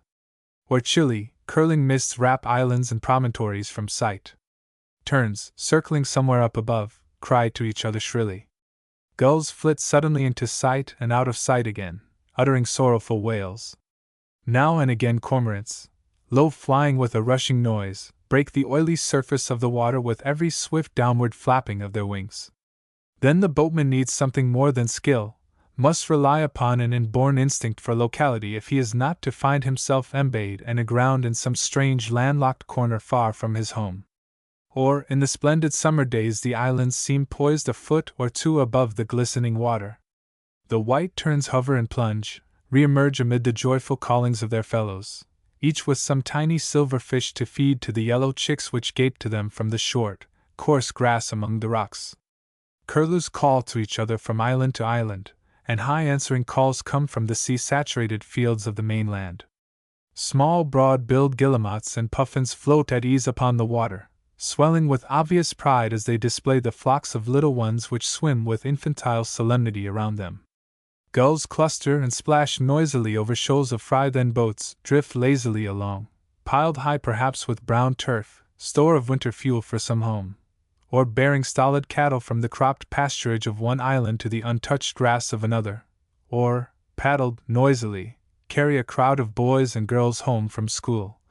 Mightily enriched no doubt with knowledge only to be obtained when the water is calm enough for children's seagoing in the summer days. On such days all the drama of the flowing and ebbing tides may be watched with ever-increasing wonder and delight.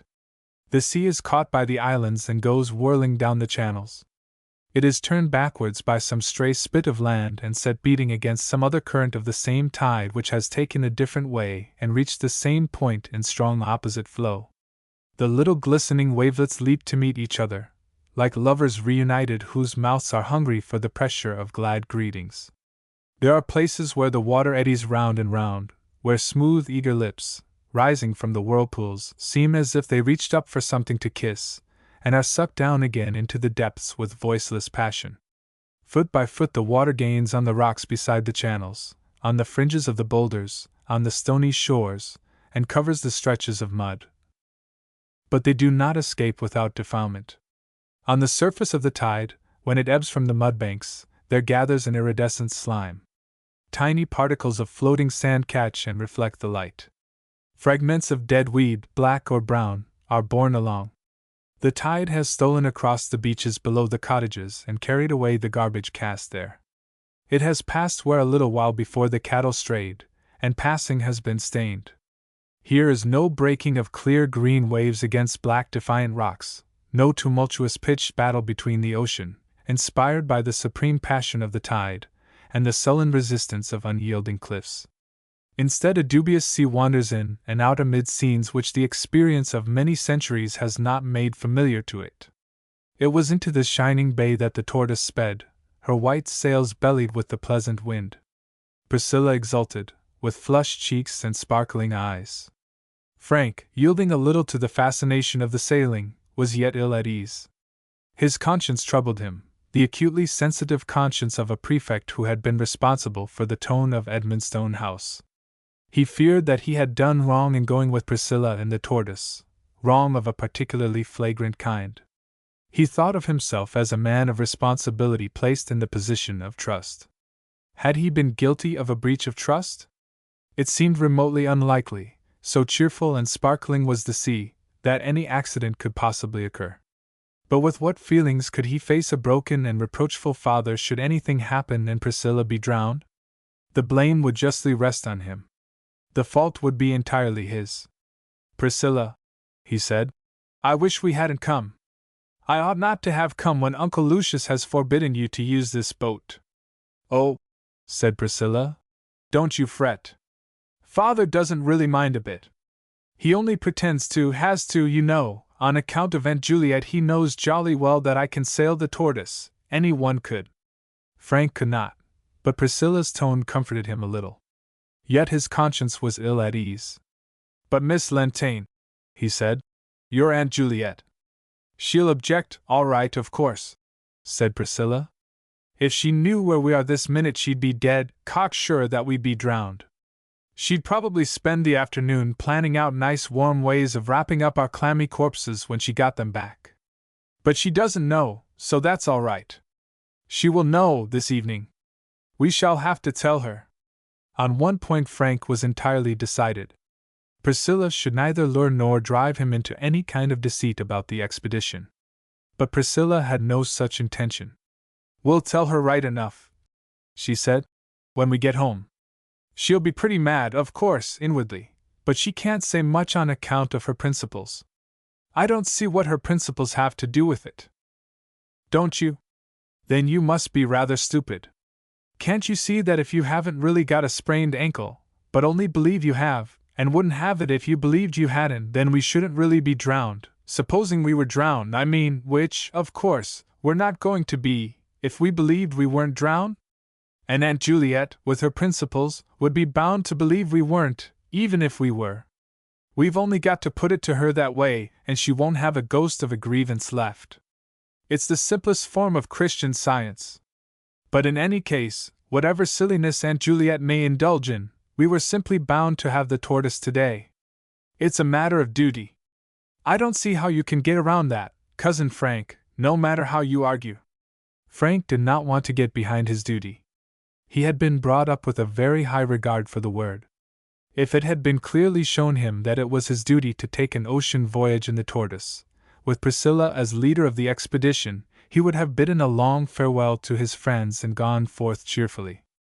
But he did not see that this particular sail, which seemed, indeed, little better than a humiliating, though agreeable, act of truancy, could possibly be sheltered under the name of duty. Priscilla enlightened him. I dare say you don't know, she said, that there is a German spy at the present moment making a chart of this bay. We are hunting him. There is something intensely stimulating to every healthy mind in the idea of hunting a spy. No prefect in the world, no master even, not Mr. Dupré himself, not the remote divine headmaster in the calm Elysium of his garden, could have escaped a thrill at the mention of such a sport. Frank was conscious of a sudden relapse from the serenity of the grown man's common sense. For an instant he became a normal schoolboy. Rot, he said. What spy? It's not rot, said Priscilla. You've read The Riddle of the Sands, I suppose. You must have. Well, that's exactly what he's at, mapping out mud banks and things so as to be able to run a massed flotilla of torpedo boats in and out when the time comes. There was one of the same lot caught the other day sketching a fortification in Loch Swilly. Father read it to me out of a newspaper. Frank had seen a report of that capture. German spies have of late been appearing with disquieting frequency. They are met with in the most unlikely places. Frank was a little shaken in his skepticism. What makes you say there's a German spy? He said. I saw him. So did Peter Walsh. So did Joseph Anthony Kinsella. You heard Peter Walsh talking about him this morning. I saw him yesterday. I was bathing at the time, and he ran his boat on a rock off the point of Delgenish. If it hadn't been for me, he'd have been there still, only drowned, of course, for his boat floated away from him. I wish now that I'd left him there, but of course, I didn't know at the time that he was a spy. That idea only came to me afterwards. I say, Cousin Frank, wouldn't it be absolutely spiffing if it turned out that he really was? It was impossible for anyone to deny that such a thing would be spiffing in the very highest possible degree. If he is, said Priscilla, and I don't see any reason why he shouldn't, anyhow it's jolly good sport to pretend, and if he is, it's our plain duty to hunt him down at any risk.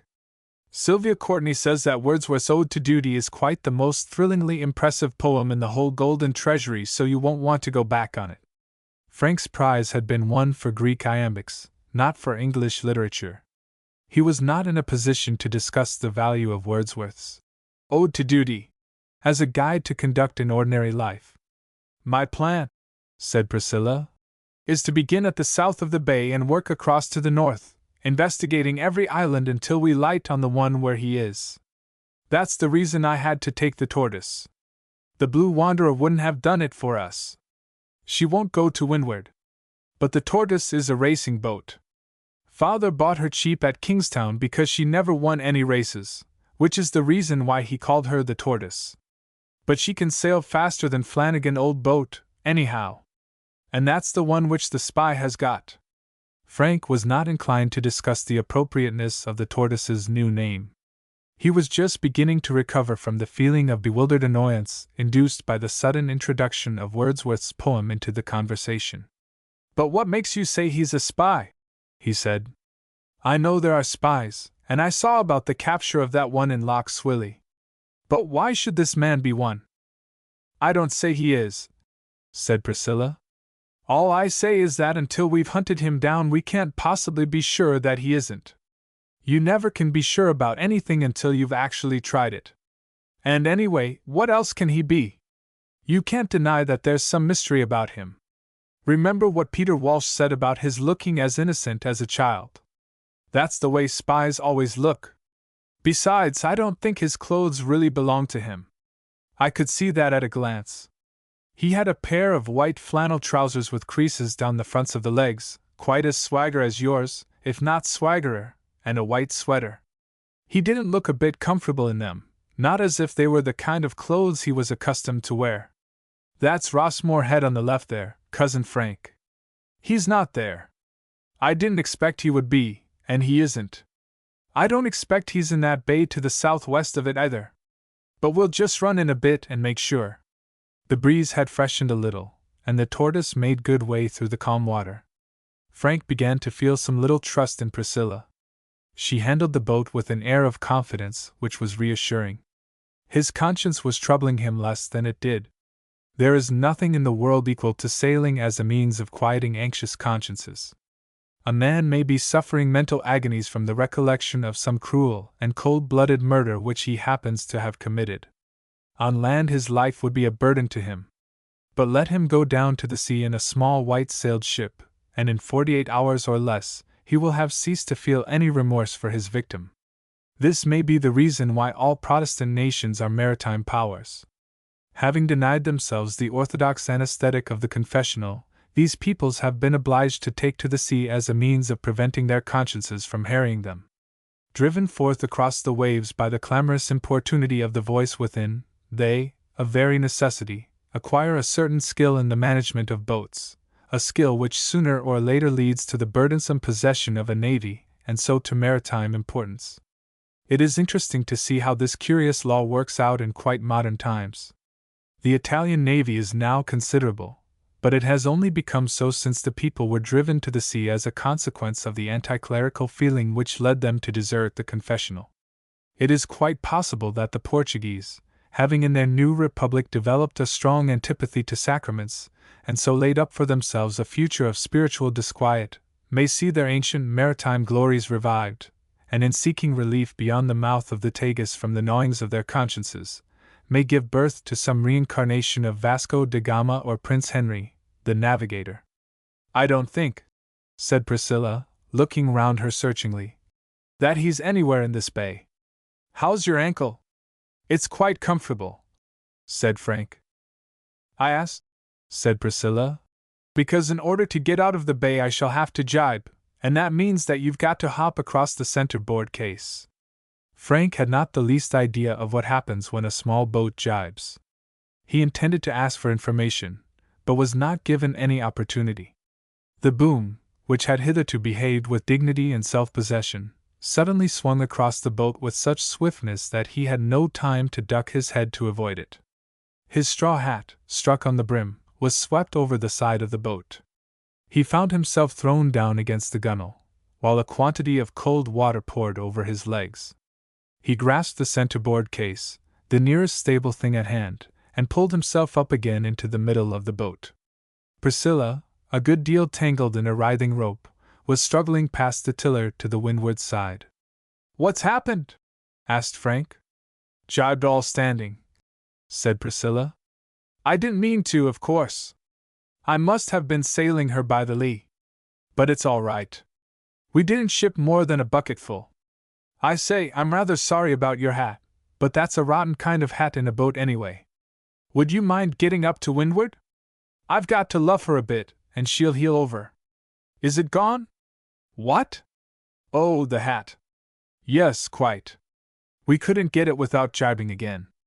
"Don't let us do that," said Frank. "If we can help it." "I won't. But do get up to windward. That is to say, if your ankle's not too bad. I must luff a bit or we'll go ashore. The water's getting very shallow." Frank scrambled over the centerboard case and bumped down on the floorboards on the windward side of the boat. Priscilla pushed over the tiller and began to haul vigorously on the main sheet. The tortoise swept round, heeled over, and rushed through the water on a broad reach. The wind, so it seemed to Frank, began to blow much harder than before. He clung to the weather stay and watched the bubbling water tear past within an inch or two of the lower gunwale. A sudden spasm of extreme nervousness seized him. He looked anxiously at Priscilla. She seemed to be entirely calm and self-possessed. His self-respect reasserted itself. He remembered that she was merely a girl. He set his teeth and determined to show no sign of fear. Gradually the exhilaration of the motion, the coolness of the breeze through his hair, the dancing, impulsive rush of the boat, and the shining white of the sail in front of him conquered his qualms. He began to enjoy himself as he had never in his life enjoyed himself before. "I say, Priscilla," he said, "this is fine." "Topping," said Priscilla. The feel of the cricket ball caught clean in the center of the bat, sent in one clear flight to square leg across the boundary line, is glorious. Frank knew the exultation of such moments. The dash across the goal line from a swiftly taken pass is a thing to live for. Frank, as a fast three-quarter back, knew that too. But this tearing of a heeling boat through bubbling green water became to him, when he got over the first terror of it, a delirious joy. "That's an Ishmina ahead of us to windward," said Priscilla. "Flanagan lives there, who hired him the old boat. He might be there, but he isn't. I can see the whole slope of the island. We'll slip under the lee of the end of it past the Longlows. It's a likely enough island." Frank suddenly remembered that they were in pursuit of a German spy. The remainder of his skepticism forsook him. Amid such surroundings, with the singing of the wind and the gurgling swish of the flying boat in his ears, any adventure seemed possible.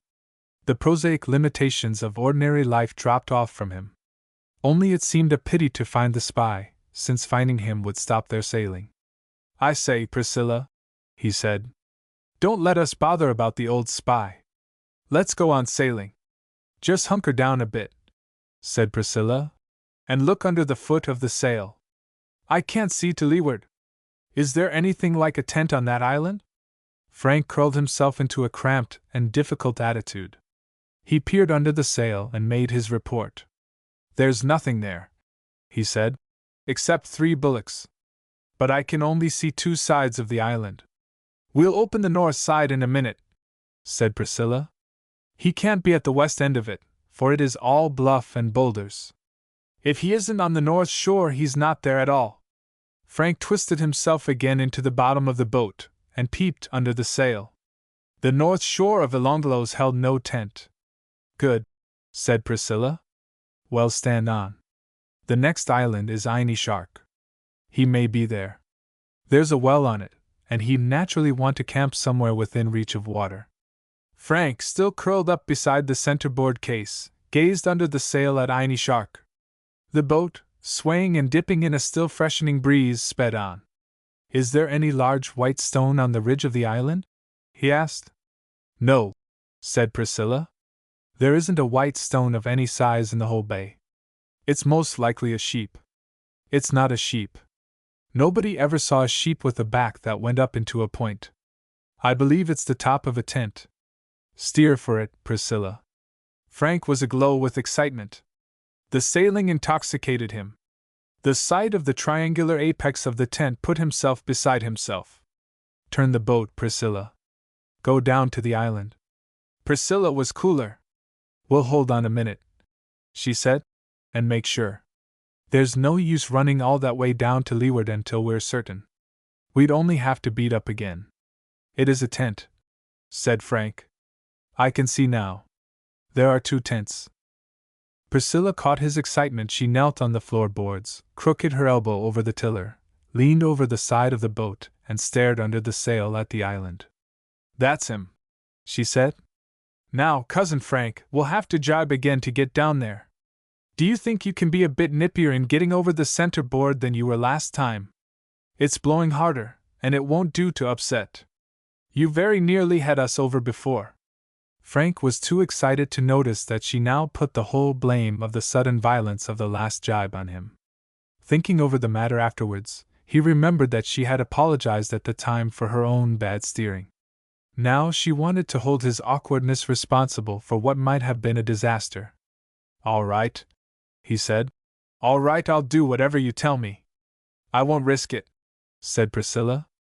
You'd mean to do all right, but you wouldn't when the time came.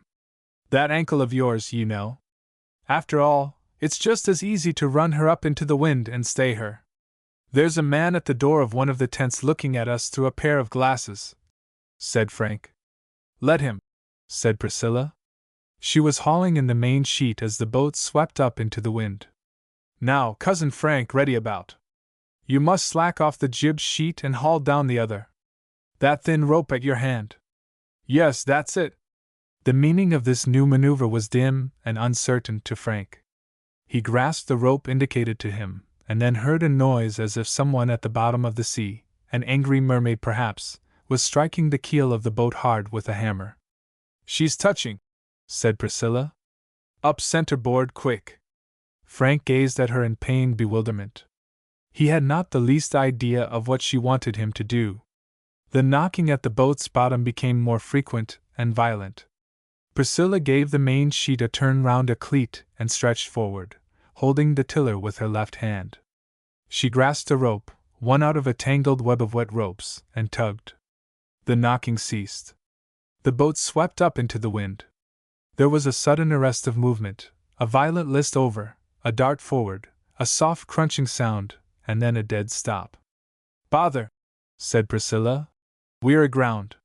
She sprang overboard at once, stood knee-deep in the water, and tugged at the stern of the boat. The center board, when she dropped its rope, fell to the bottom of its case, caught in the mud under the boat, and anchored her immovably. Priscilla tugged in vain. It's no good, she said at last. And the tide's ebbing. We're here for hours and hours. I hope you didn't hurt your ankle, Cousin Frank, during that fray. Chapter 7. That fellow is still looking at us through his glasses, said Frank. Can't help it, said Priscilla. If it amuses him, he can go on looking at us for the next 4 hours. She gathered her dripping skirt round her and stepped into the boat.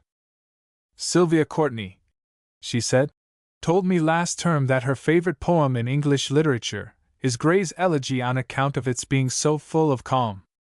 Sometimes I think that Sylvia Courtney is rather a beast. She must be a rotter, said Frank, if she said that. All the same, there's no use our fretting ourselves into a fuss. We can't get out of this unless we had the wings of a dove, so we may as well take the sails off the boat. She climbed across Frank, loosed the halyard, and brought the lug down into the boat with a sudden run. Frank was buried in the folds of it. After some struggling, he got his head out and breathed freely. I say, Priscilla, he said, why didn't you tell me you were going to do that? Priscilla was gathering the foresail in her arms. I thought you knew, she said. I didn't know the beastly thing was going to come down on my head. That fellow on the island, said Priscilla, is getting down his tents and seems to be in a mighty hurry. He's got a woman helping him. Do you think she could be a female spy? There are such things. They carry secret ciphers sewn into their stays and other things of that kind. I don't believe they're spies at all, said Frank, who was feeling disheveled and uncomfortable after his struggle with the sail. Anyhow, they seem pretty keen on getting away from Ini Shark. Just look at them. There was no doubt that the people on the island were doing their best to strike their camp as quickly as possible. In their hurry, they stumbled over guy ropes, got the fly sheet of one of their tents badly tangled round a packing case, and made the matter worse by trying to free it without proper consideration. Let them fuss, said Priscilla. We can't help it if they do get away. If your ankle isn't too bad, we might as well have lunch. You grub out the food when I get off my shoes and stockings. I'm a bit damp about the legs. Frank felt under the thwart through which the mast was stepped and drew out one by one the parcel of macaroons, the tongue, the tin of peaches, and the bottles. Priscilla wrung out her stockings over the stern of the boat, and then hung them on the gunwale to dry. She propped her shoes up against the stern where they would get as much breeze as possible. I wish, said Frank, that we'd thought of getting some bread. Why? Don't you like macaroons? I like them all right, but they don't go very well with tongue. We'll begin with the tongue then, and keep the macaroons till afterwards. Hand it over. She took a rowlock and shattered the jar which held the tongue. She succeeded in throwing some of the broken glass overboard.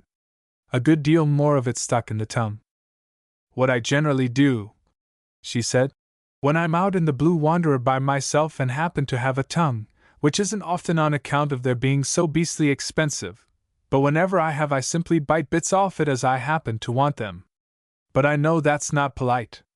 If you prefer it, Cousin Frank, you can gouge out a chunk or two with your knife before I gnaw it. This seemed to Frank a good suggestion. He got out his knife. Sylvia Courtney is always frightfully polite, said Priscilla. Frank hesitated. The recollection of Sylvia Courtney's appreciation of Wordsworth's Ode to Duty, and her fondness for Gray's Elegy, for the sake of its calm, came to him. He would not be classed with her.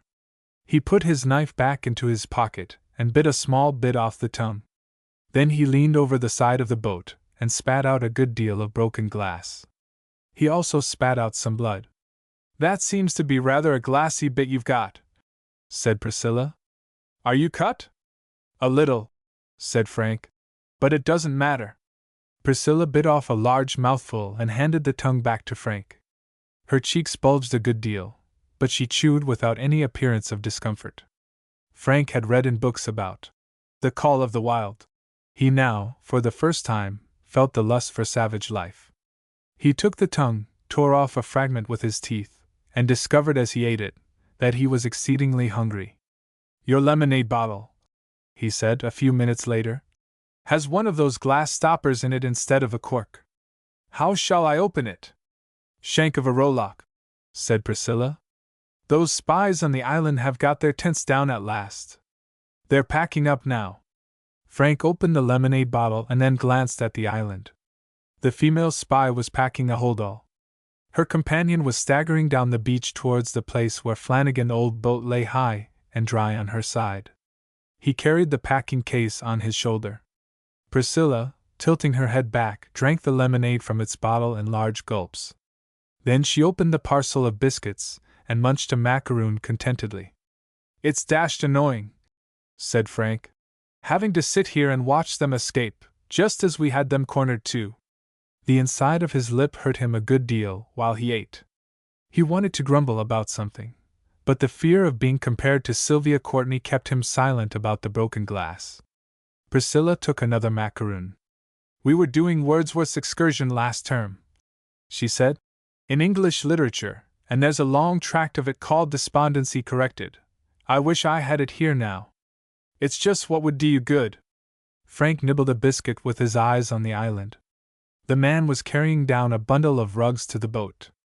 The woman followed him with one of the tents. Then they went back together to their camping ground and collected a number of small objects which were scattered about. Frank became desperate.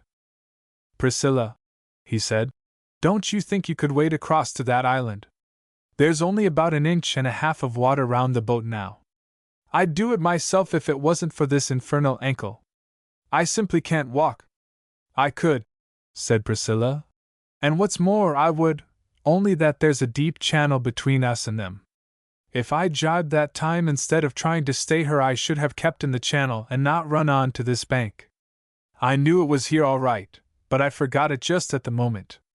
That's the worst of moments. They simply make one forget things, however hard one tries not to. I dare say you've noticed that. Frank had, as a matter of fact, noticed this peculiarity of moments very often. It had turned up in the course of his experience both on cricket and football fields. But it seemed to him that the consequences of being entrapped by it were much more serious in sailing boats than elsewhere. He was so far from blaming Priscilla for the plight of the tortoise that he felt very grateful to her for not blaming him. His moment had come when she gave him the order about the center board. Then not only memory, but all power of coherent thought had deserted him. "Let's have at the Californian peaches," said Priscilla. "But we'd better eat a bit slower now that the first pangs of hunger are allayed. If we hurry up too much, we'll have no food left soon, and we have absolutely nothing else to do except to eat until 5 o'clock this afternoon. We can't expect to get off before that."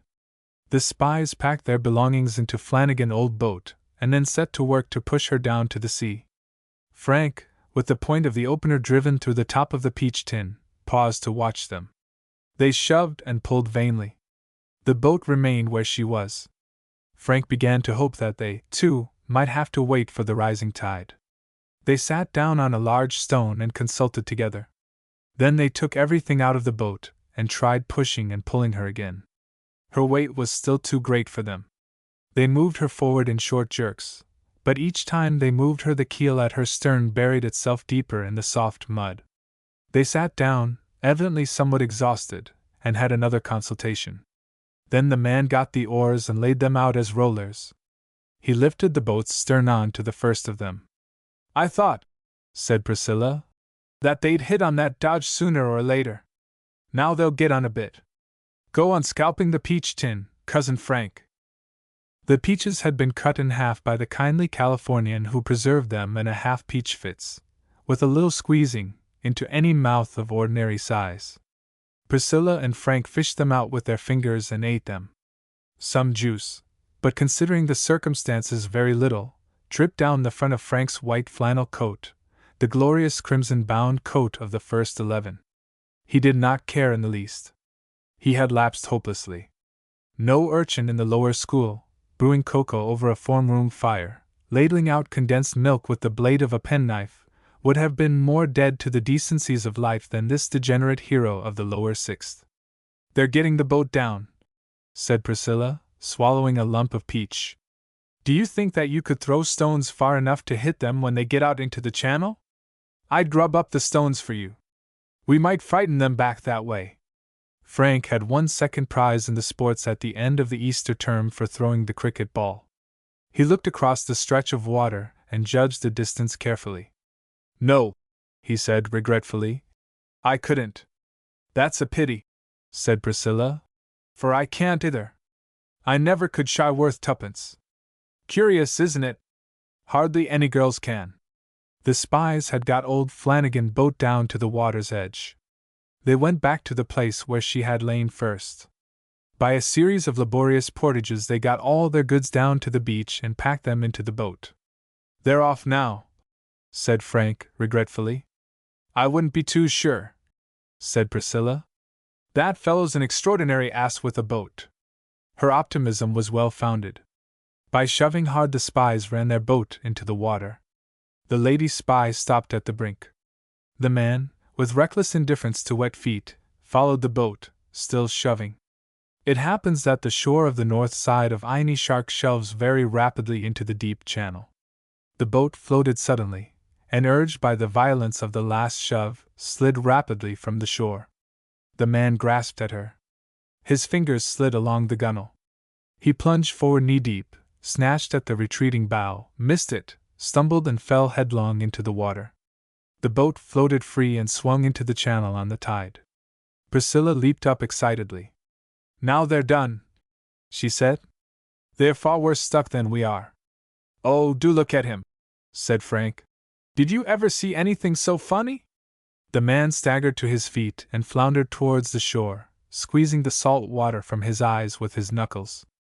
Of course, I'm sorry for the poor beast in a way, said Priscilla, but I can't help feeling that it jolly well serves him right. Oh, look at them now!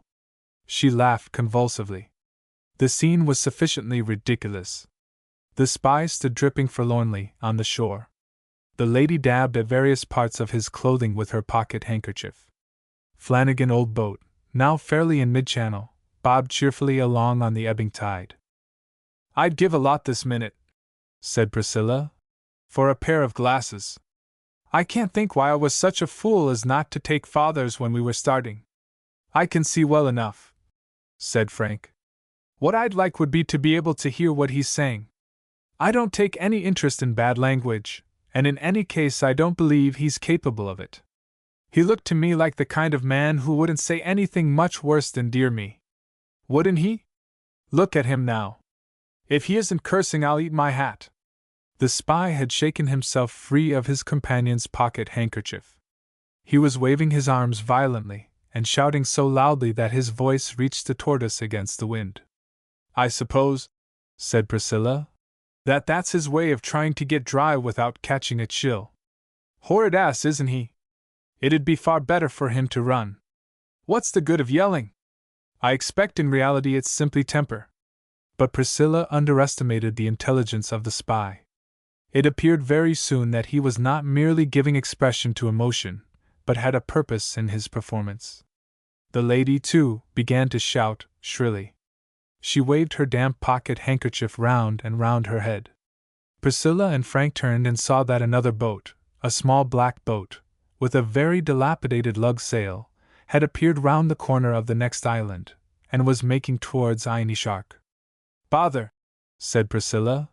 That man, whoever he is, will bring them back their boat. The steersman in the lug-sailed boat altered his course slightly, and reached down towards the derelict. As he neared her, he dropped his sail and got out oars. That's young Kinsella, said Priscilla. I know him by the red sleeve his mother sewed into that gray shirt of his. No one else has a shirt the least like it. He's a soft-hearted sort of boy who'd do a good turn to anyone. He's sure to take their boat back to them. He has a lady with him, said Frank. He has. I can't see who she is, but it doesn't look like his mother. Can't be, in fact, for she has a baby to mind. I collared a lot of flannel out of a box in Aunt Juliet's room last halls and gave it to her for the baby. It's a bit of what I gave her that was made into a sleeve for Jimmy's shirt. I wonder now who it is he has got with him. Jimmy Kinsella overtook the drifting boat, took her painter, and began to tow her towards Inishark. That lady, said Priscilla, is a black stranger to me.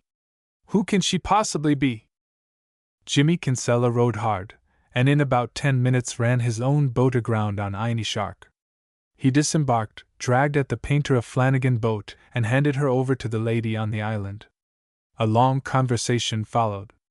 The whole party, Jimmy Kinsella, his lady, the dripping spy, and the original lady with the damp pocket handkerchief, consulted together eagerly. Then they took the hold all out of Flanagan boat. There was another conversation, and it became plain that the two ladies were expostulating with the dripping gentleman. Jimmy Kinsella stood a little apart and gazed placidly at the two boats. Then the hold all was unpacked and a number of garments laid out on the beach. They were sorted out, and a bundle of them handed to the spy. He walked straight up the slope of the island and disappeared over the crest of the hill. Gone to change his clothes, said Priscilla. The two ladies repacked the hold all. Jimmy Kinsella stowed it in the bow of Flanagan boat. Then the lady of the island got it out again, unpacked it once more, and took something out of it. Clean pocket handkerchief, I expect, said Priscilla. The guess was evidently a good one, for she spread the wet handkerchief on a stone. Her companion reappeared over the crest of the island, clad in another pair of white trousers and another sweater. He carried his wet garments at arm's length. Jimmy Kinsella went to meet him. They talked together as they walked down to the boats. Then the two ladies kissed each other warmly. Priscilla watched the performance with a sneer. Awful rot, that kind of thing, she said. All women do it, said Frank. Here at last he was unquestionably Priscilla's superior. Never, to his recollection, had he kissed any one except his mother, and he was generally content to allow her to kiss him. I don't. Sylvia Courtney tried it on with me when we were saying goodbye at the end of last term, but I jolly soon choked her off. Can't think where the pleasure is supposed to come in. Jimmy Kinsella placed the spy lady in the stern of Flanagan boat and handed in her companion. He arranged the oars and the rowlocks and then, standing ankle deep in the water, shoved her off. The spy took his oars and pulled away. Priscilla and Frank watched the boat until she disappeared. Pretty rough luck on us, said Priscilla. Jimmy Kinsella turning up just at that moment. I wonder if that woman is a man in disguise. She might be, you know. They sometimes are. Couldn't possibly. No man would have been such a fool as to go trying to dry anybody with a pocket handkerchief. Only a woman. If it comes to that, said Priscilla. No woman would have been such a fool as to let that boat go the way he did. Girls aren't the only asses in the world, Cousin Frank. Besides, said Frank, she evidently took a lot of trouble to persuade him to change his clothes. That looks as if. It does, rather. I dare say she's his aunt. It's just the kind of thing Aunt Juliet would have done before she took to Christian Science. Now, of course, it would be against her principles. Let's have another Californian peach to fill in the time. Frank handed the tin to her, and afterwards helped himself. Have you drunk all your beer, Cousin Frank? No, want some? I was only thinking, said Priscilla, that perhaps you'd better not. I've just recollected King John. What about him? It was peaches and beer that finished him off, after he'd got stuck in crossing the Wash. That's rather the sort of position we're in now, and I shouldn't like anything to happen to you. Frank, by way of demonstrating his courage, took a long draught of lager beer, then he looked across at Einshark. Priscilla's eyes followed his. For a minute or two they gazed in silence. Jimmy Kinsella's boat still lay on the shore. Jimmy Kinsella's lady had taken off her shoes and stockings and rolled up the sleeves of her blouse. Her skirt was kilted high and folded over a broad band which kept it well above her knees. Jimmy Kinsella himself, who was modest as well as chivalrous, sat on a stone with his back to her and gazed at the slope of the island. The lady waded about in the shallow water. Now and then she plunged her arms in and appeared to fish something up from the bottom. Priscilla and Frank looked at each other in amazement. I wonder what on earth she's doing, said Priscilla. Can she possibly be taking soundings? No, said Frank. Soundings aren't taken that way. You do it with a line and a lead from the deck of a ship. All the same, said Priscilla, she's in league with the other spies. You saw the way they kissed each other. She may, said Frank, be taking specimens of the sea bottom. That's a very important thing, I believe. It is, frightfully, but that's not the way it's done. There was a curious old Johnny last term who gave us a lecture on hydrography, that's what he called it, and he said you gather up small bits of the bottom by putting tallow on the end of a lump of lead. I expect he knew what he was talking about, but of course he may not. You never can tell about those scientific lecturers. They keep on contradicting each other so. If she's not doing that, what is she doing? She may possibly be trying to cure her rheumatism, said Priscilla. They generally bathe for that, but she may not feel bad enough to go to such extremes. She looks rather fat. Fat people do have rheumatism, don't they? No, gout. More or less the same thing, said Priscilla. Of course, if that's what she's at, she's not a spy, and we oughtn't to go on treating her as if she was. I don't think it's right to suspect people of really bad crimes unless one knows. Do you, Cousin Frank? Of course not. All the same, the way she's going on is rather queer. She's just put something that she picked up into that tin box she has slung across her back. That doesn't look to me as if she had gout. If only Jimmy Kinsella would turn this way, said Priscilla. I'd wave at him and make him come over here. It's perfectly maddening being stuck like this when such a lot of exciting things are going on. What time is it? A little after 2. It's low water then, said Priscilla. From this on the tide will be coming in again. The tortoise lay on the top of a gray bank from which the water had entirely receded.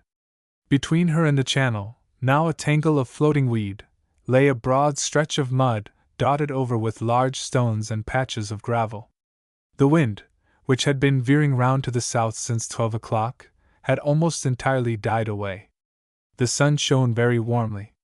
The tortoise, lying sadly on her side, afforded no shelter at all. Both the beer and the lemonade were finished. Priscilla drank some peach juice from the tin. Chapter 8. After waiting about for a little more than half an hour, Jimmy Kinnesla's lady went ashore. She rolled down the sleeves of her blouse and let her skirt fall about her ankles, but she did not put on her shoes and stockings. Jimmy Kinsella was summoned from his stone and launched his boat. "I dare say," said Priscilla, "that she thinks her rheumatism ought to be cured by now. That is to say, of course, if she really has rheumatism, and isn't a nefarious spy. I rather like that word nefarious. Don't you? I stuck it into an English comp the other day and spelt it quite right, but it came back to me with a blue pencil mark under it. Sylvia Courtney said that I hadn't used it in quite the ordinary sense. She thinks she knows, and very likely she does, though not quite as much as she imagines. Nobody can know everything, which is rather a comfort when it comes to algebra. I loathe algebra and always did. Any right-minded person would, I think. It looks to me," said Frank, "as if they were coming over here."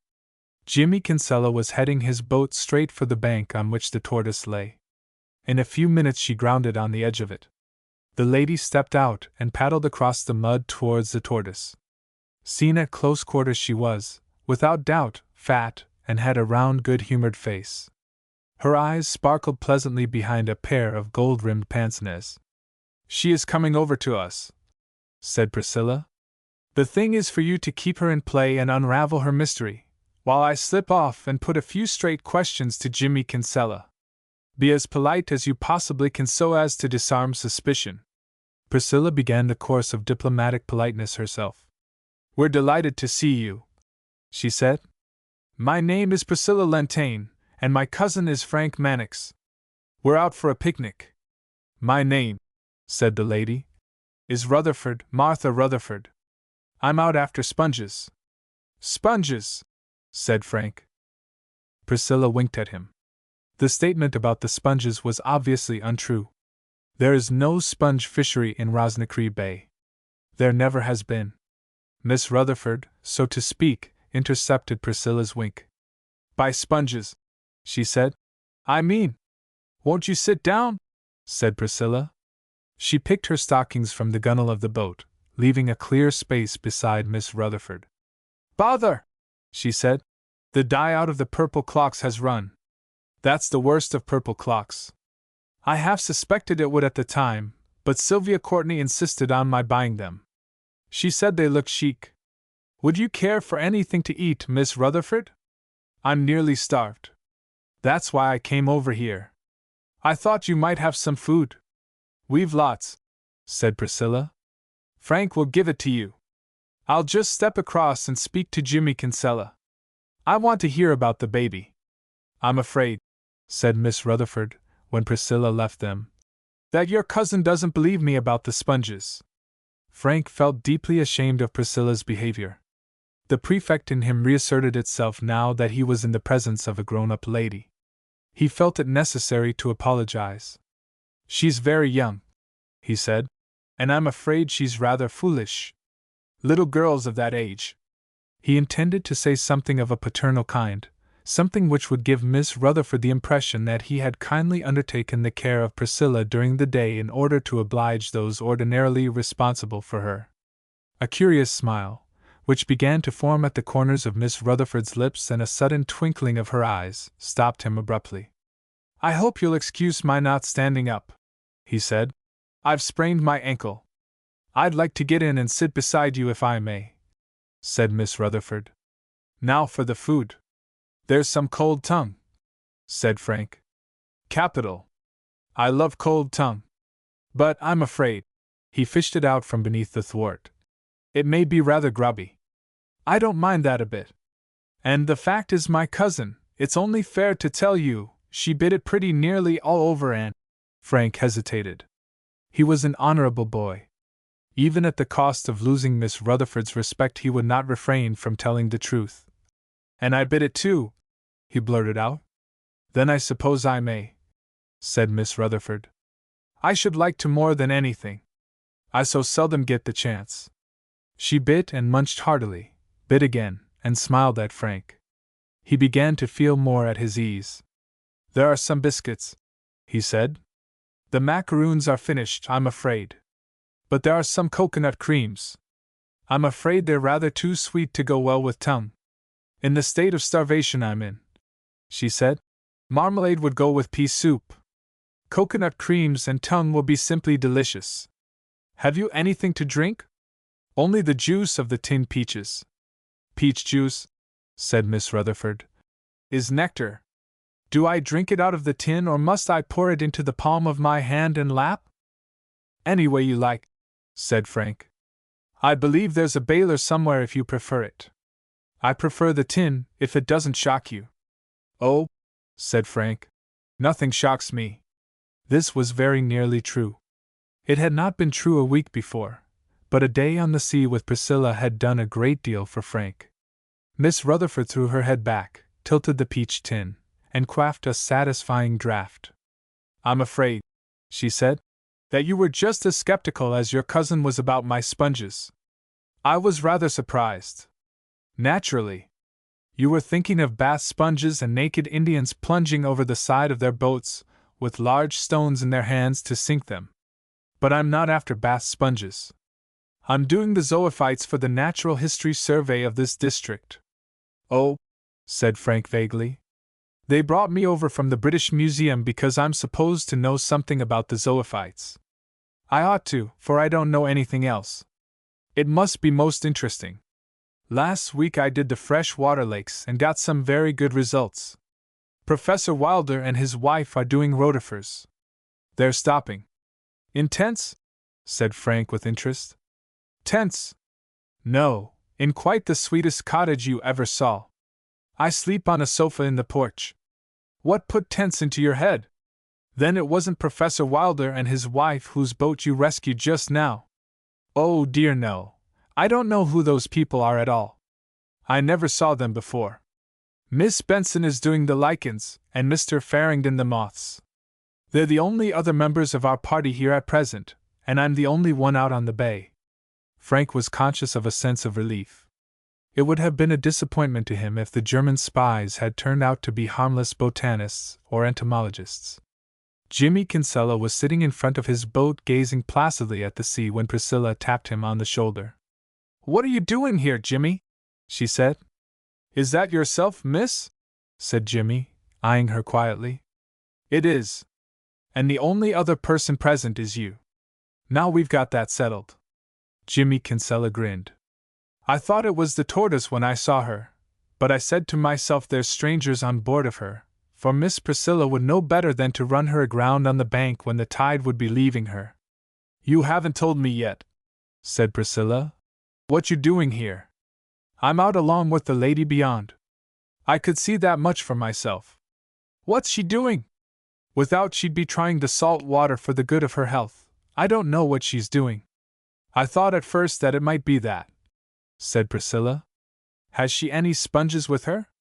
Not that I seen, miss. But sure none of them would take a sponge with them into the sea. They get plenty of it without that. I just thought she hadn't. If I was to be put on my oath, said Jimmy slowly, and was to be asked what I thought of her. That's just what I am asking you. I'd say she was a high-up lady, maybe one of them ones that does be waiting on the Queen, or the wife of the Lord Lieutenant or such. What makes you say that? The skin of her. Jimmy's eyes, which had been fixed on the remote horizon, focused themselves slowly for nearer objects. His glance settled finally on Priscilla's bare feet. Ah, she said, when she took off her shoes and stockings? Saving your presence, miss, the legs of her doesn't look as if she was accustomed to going about that way. And that's all you know about her? Herself and a gentleman that was along with her settled with my day yesterday for the use of the boat, the way I'd row her anywhere she'd a fancy to go. That was the gentleman who has Flanagan old boat, I suppose?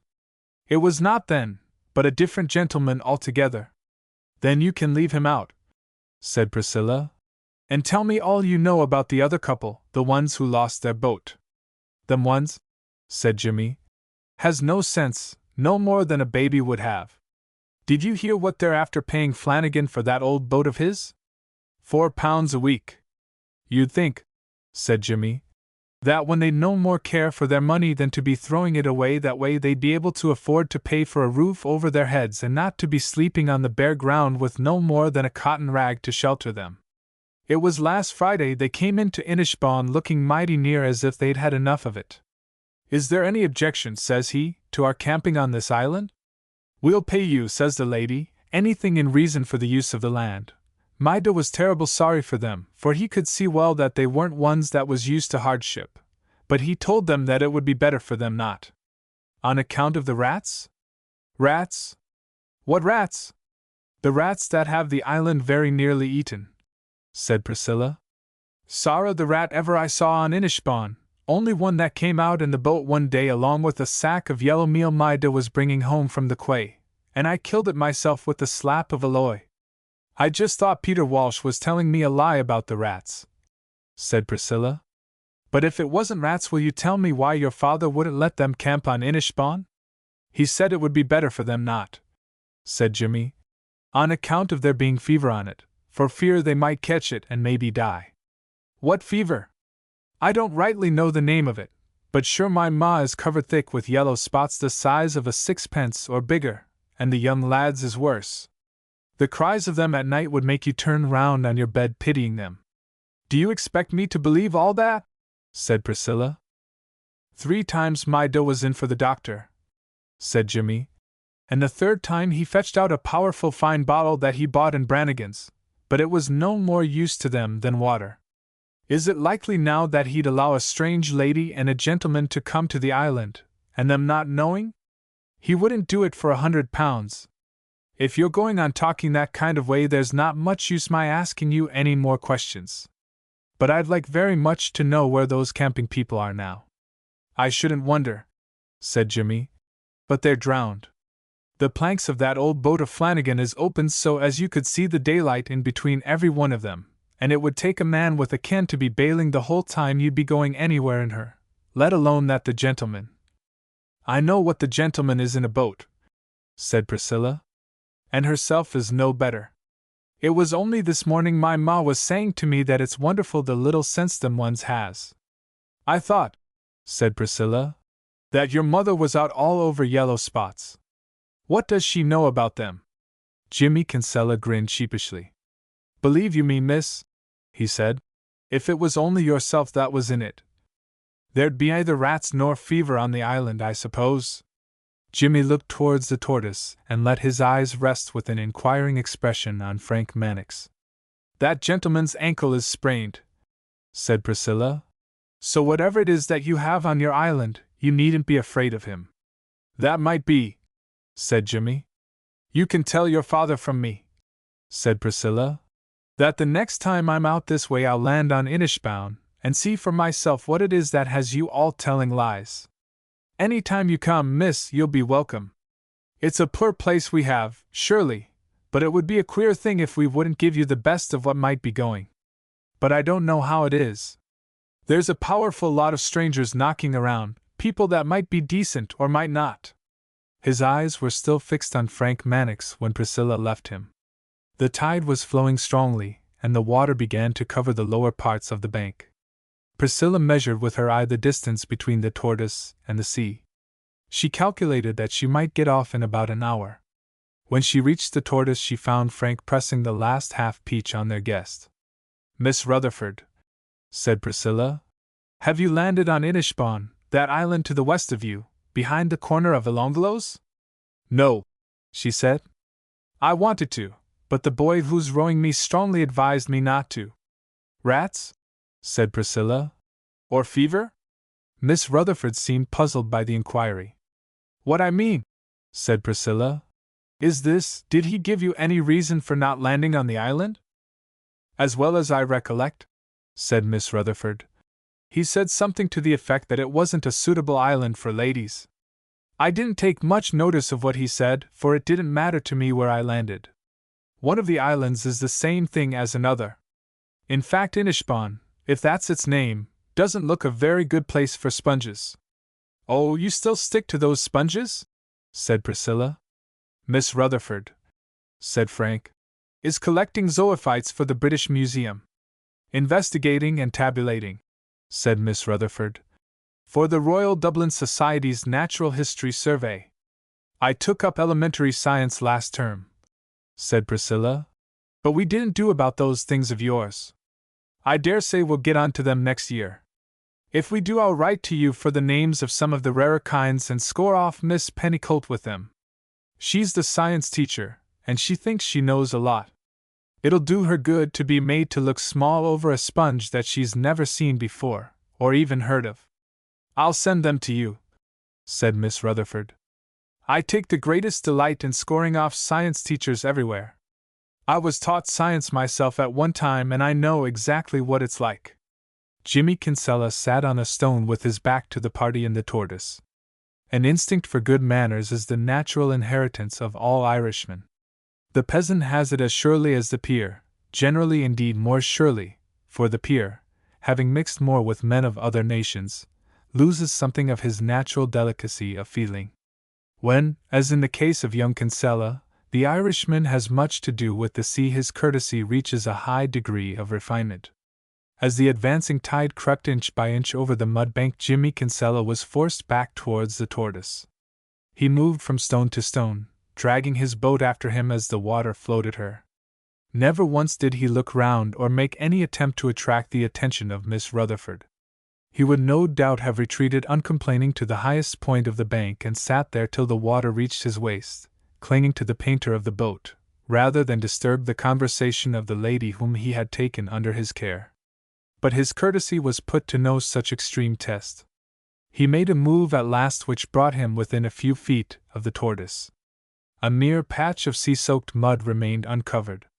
The water, advancing from the far side of the bank, already lapped against the bows of the Tortoise. Miss Rutherford woke up to the fact that the time for catching sponges was past. I'm afraid, she said, that I ought to be getting home.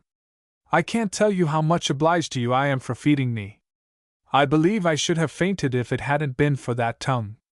It was a pleasure to us, said Priscilla. We'd eaten all we could before you came. I'm afraid, said Frank politely, that it wasn't very nice. We ought to have had knives and forks, or at least a tumbler to drink out of. I don't know what you must think of us. Think of you, said Miss Rutherford.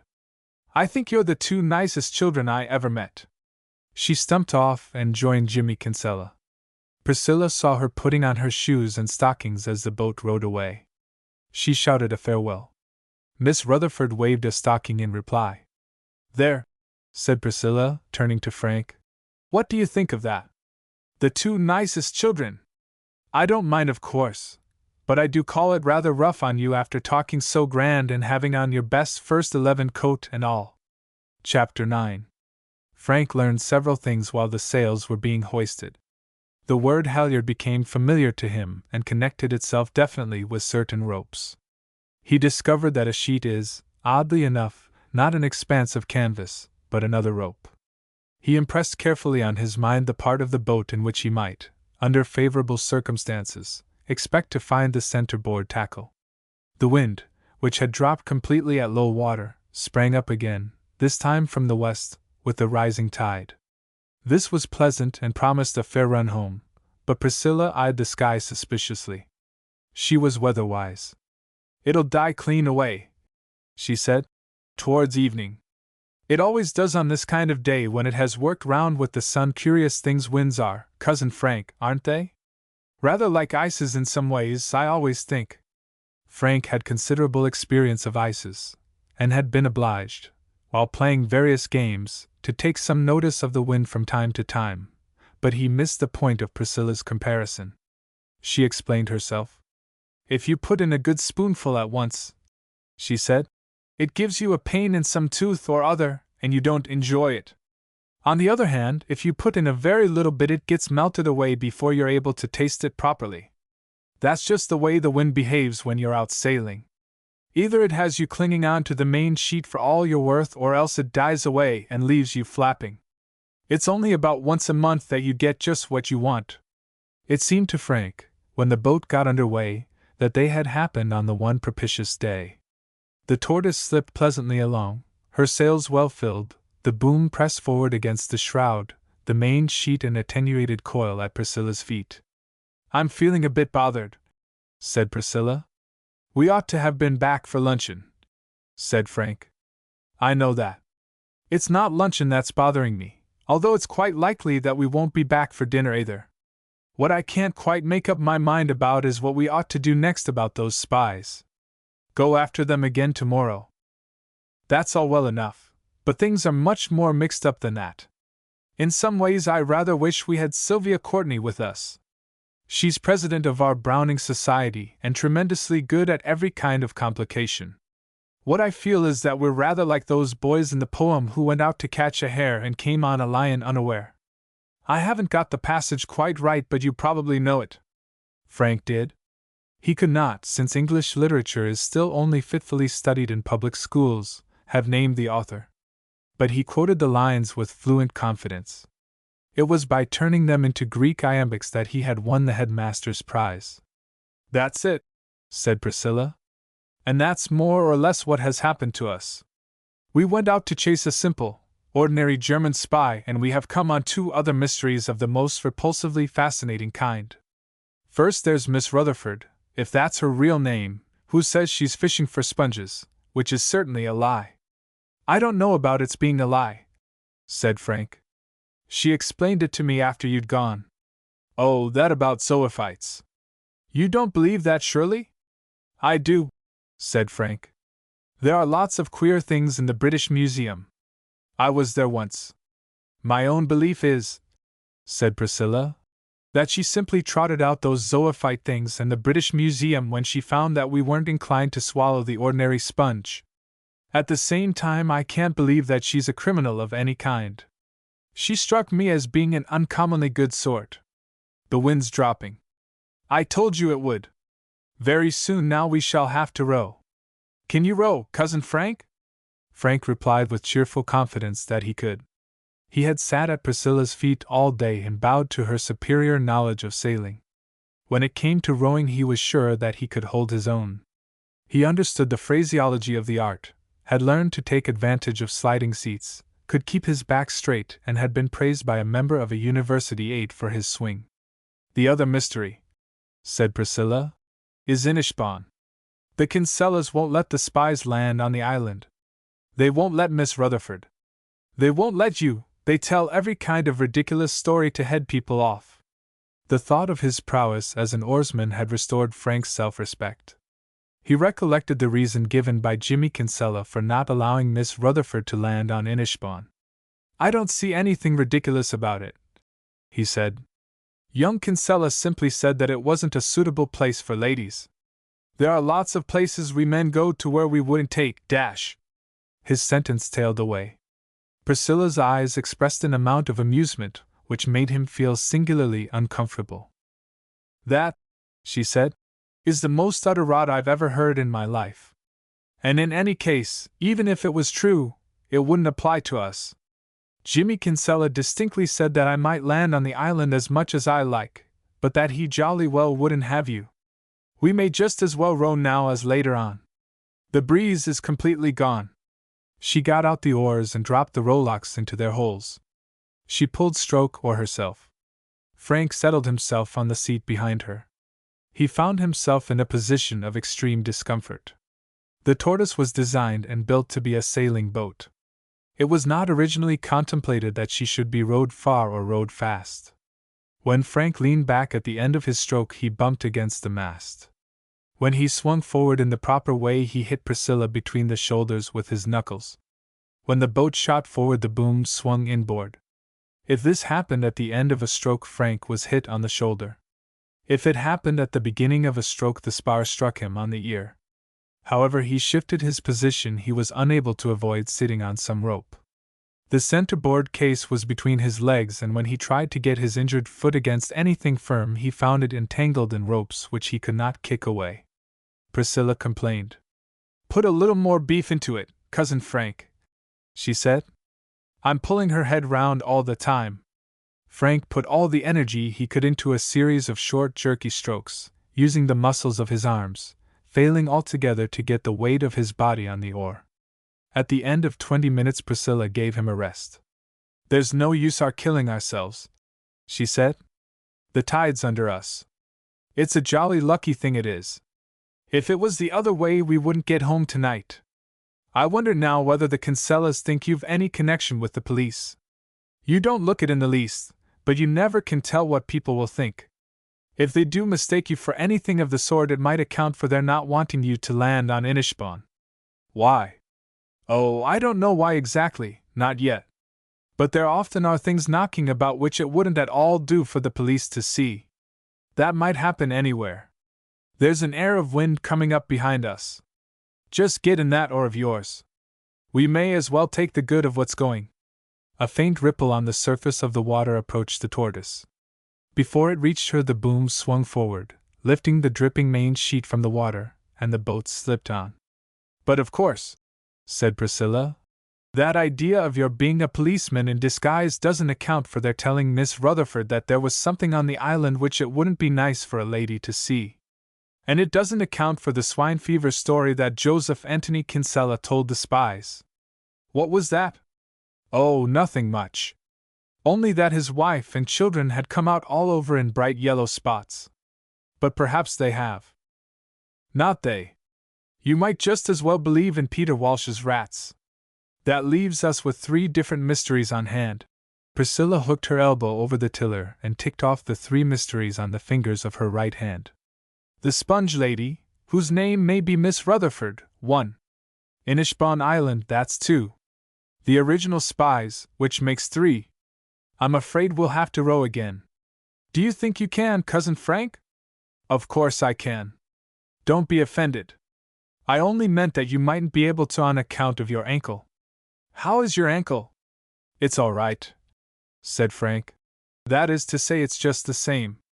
No other favoring breeze rippled the surface of the bay.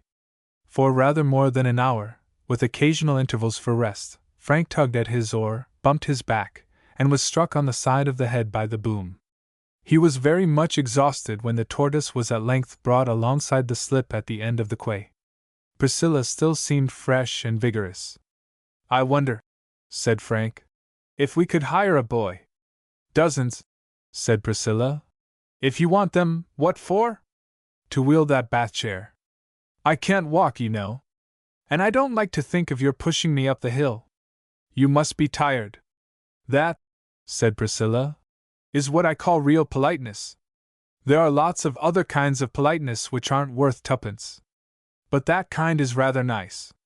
It makes me feel quite grown up. All the same, I'll wheel you home." She pushed the bath chair up the hill from the village without any obvious effort. At the gate of the avenue she stopped. 2 small children were playing just inside it. A rather larger child sat on the doorstep of the gate lodge with a baby on her knee. "What time is it, Cousin Frank?" said Priscilla. "It's 10 minutes past 7. Susan, and where's your mother?" The girl with the baby on her knee struggled to her feet and answered. "She's up at the house beyond, miss." "I just thought she must be," said Priscilla, "when I saw William Thomas and the other boy playing there, and you nursing the baby. If your mother wasn't up at the house, you'd all be in your beds." She wheeled the bath chair on until she turned the corner of the avenue and was lost to the sight of the children who peered after her. Then she paused. "Cousin Frank," she said, "it's just as well for you to be prepared for some kind of fuss when we get home. We're awfully late, I know. It's not that. It's something far worse. The fuss that's going on up there at the present moment is a thunderstorm compared to what there would be over our being late." "How do you know there's a fuss?" "Before she was married," said Priscilla, "Mrs. Garrity, that's the woman at the gate lodge, the mother of those 4 children, was our upper housemaid. Aunt Juliet simply loved her. She rubs her into all the other servants day and night. She says she was the only sufficient housemaid. I'm not sure that that's quite the right word. It may be efficient. Anyhow, she says she's the only something or other efficient housemaid she ever had, which of course is a grand thing for Mrs. Garrity, though not really as nice as it seems, because whenever anything perfectly appalling happens, Aunt Juliet sends for her. Then she and Aunt Juliet rag the other servants until things get smoothed out again. The minute I saw those children sporting about when by rights they ought to be in bed, I knew that Mrs. Garrity had been sent for. Now you understand the sort of thing you have to expect when we get home. I thought I'd just warn you, so that you wouldn't be taken by surprise. Frank felt that he still might be taken by surprise and urged Priscilla to give him some further details about the catastrophe. We'll find out soon enough, said Priscilla. At least we may. If it's the kind of thing that's visible, streams of water running down the front stairs or anything like that, we'll see for ourselves. But if it happens to be a more inward sort of disaster which we can't see, and that's the kind there's always the worst fuss about, then it may take us some time to find out. Aunt Juliet doesn't think it's good for children to know about inward disasters, and so she never talks of them when I'm there except in what she calls French, and not much of that because Father can't understand her. They may, of course, confide in you. It all depends on whether they think you're a child or not. I'm not. I know that, of course. And Aunt Juliet saw you in your evening coat last night at dinner, so she oughtn't to. But you never can tell about things of that kind. Look at the sponge lady, for instance. She said you were the nicest child she ever saw. Still, they may tell you. Frank did not like being reminded of Miss Rutherford's remark. Priscilla's repetition of it goaded him to a reply which he immediately afterwards felt to be unworthy. If they do tell me, he said, I won't tell you. Then you'll be a mean, low beast, said Priscilla. Frank pulled himself together with an effort. He realized that it would never do to bandy schoolboy repartee with Priscilla. His loss of dignity would be complete. And besides, he was very likely to get the worst of the encounter. He was out of practice. Prefects do not descend to personalities. My dear Priscilla, he said, I only meant that I wouldn't tell you if it was the sort of thing a girl oughtn't to hear. Like what Jimmy Kinsella has on Inishbon, said Priscilla. Do you know, Cousin Frank, you're quite too funny for words when you go in for being grand. Now would you like me to wheel you up to the hall door and ring the bell, or would you rather we sneaked round through the shrubbery into the yard, and got in by the gunroom door and so up the back stairs? I don't care, said Frank. The back way would be the wisest, said Priscilla. But in the state of grandeur you're in now. Oh, do drop it, Priscilla. I don't want to keep it up. Then go by the back door. Do you promise to tell me all about it, supposing they tell you, and they may? You can never be sure what they'll do. Yes, I promise. A faithful, solemn oath? Yes. Whether it's the sort of thing a girl ought to be told or not? Yes. Only do go on. It'll take me hours to dress, and we're awfully late already. Priscilla trotted briskly through the shrubbery, crossed the yard, and helped Frank out of the chair at the gunroom door. She gave him her arm while he hobbled up the back stairs. At the top of the first flight she deserted him suddenly. She darted forward, half opened a baize-covered swing door, and peeped through. I just thought I heard them at it, she said. Mrs. Garrity and the two housemaids are rioting in the long gallery, dragging the furniture about and, generally speaking, playing old hokey. That gives us a certain amount of information, Cousin Frank. Chapter 10. Rosnicree House was built early in the 19th century by the Lentaine of that day, one Sir Francis. At the beginning of that century the Irish gentry were still an aristocracy. They ruled, and had among their number men who were gentlemen of the grand style, capable of virile passions and striking deeds, incapable, constitutionally and by training, of the prudent foresight of careful tradesmen. Lord Thormanby, who rejoiced in a brand new Union peerage and was a wealthy man, kept race horses. Sir Francis, who, except for the Union peerage, was as big a man as Lord Thormanby, kept race horses too. Lord Thormanby bought a family coach of remarkable proportions. Sir Francis ordered a duplicate of it from the same coach builder. Lord Thormanby employed an Italian architect to build him a house. Sir Francis sought out the same architect and gave him orders to build another house, identical with Lord Thormanby's in design, but having each room 2 feet longer, 2 feet higher and 2 feet broader than the corresponding room at Thormanby Park. The architect, after talking a good deal about proportions in a way which Sir Francis did not understand, accepted the commission and erected Rosnacree House. The 2 additional cubic feet made all the difference. Lord Thormanby's fortune survived the building operations. Lord Francis Lentaine's estate was crippled. His successors struggled with a burden of mortgages and a mansion considerably too large for their requirements. Sir Lucius, when his turn came, shut up the great gallery, which ran the whole length of the 2nd story of the house, and lived with a tolerable amount of elbow room in 5 downstairs sitting rooms and 14 bedrooms.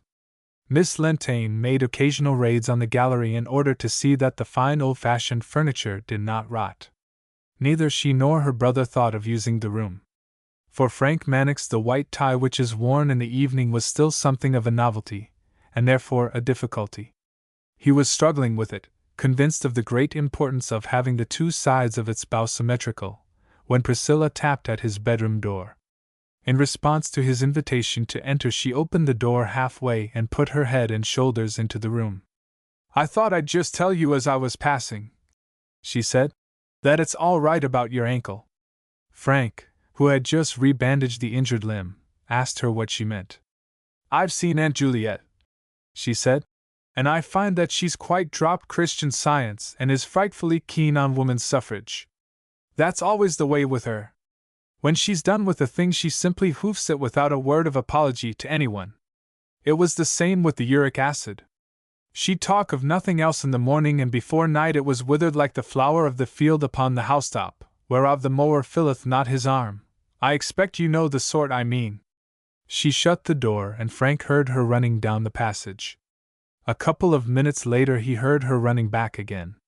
This time she opened the door without tapping.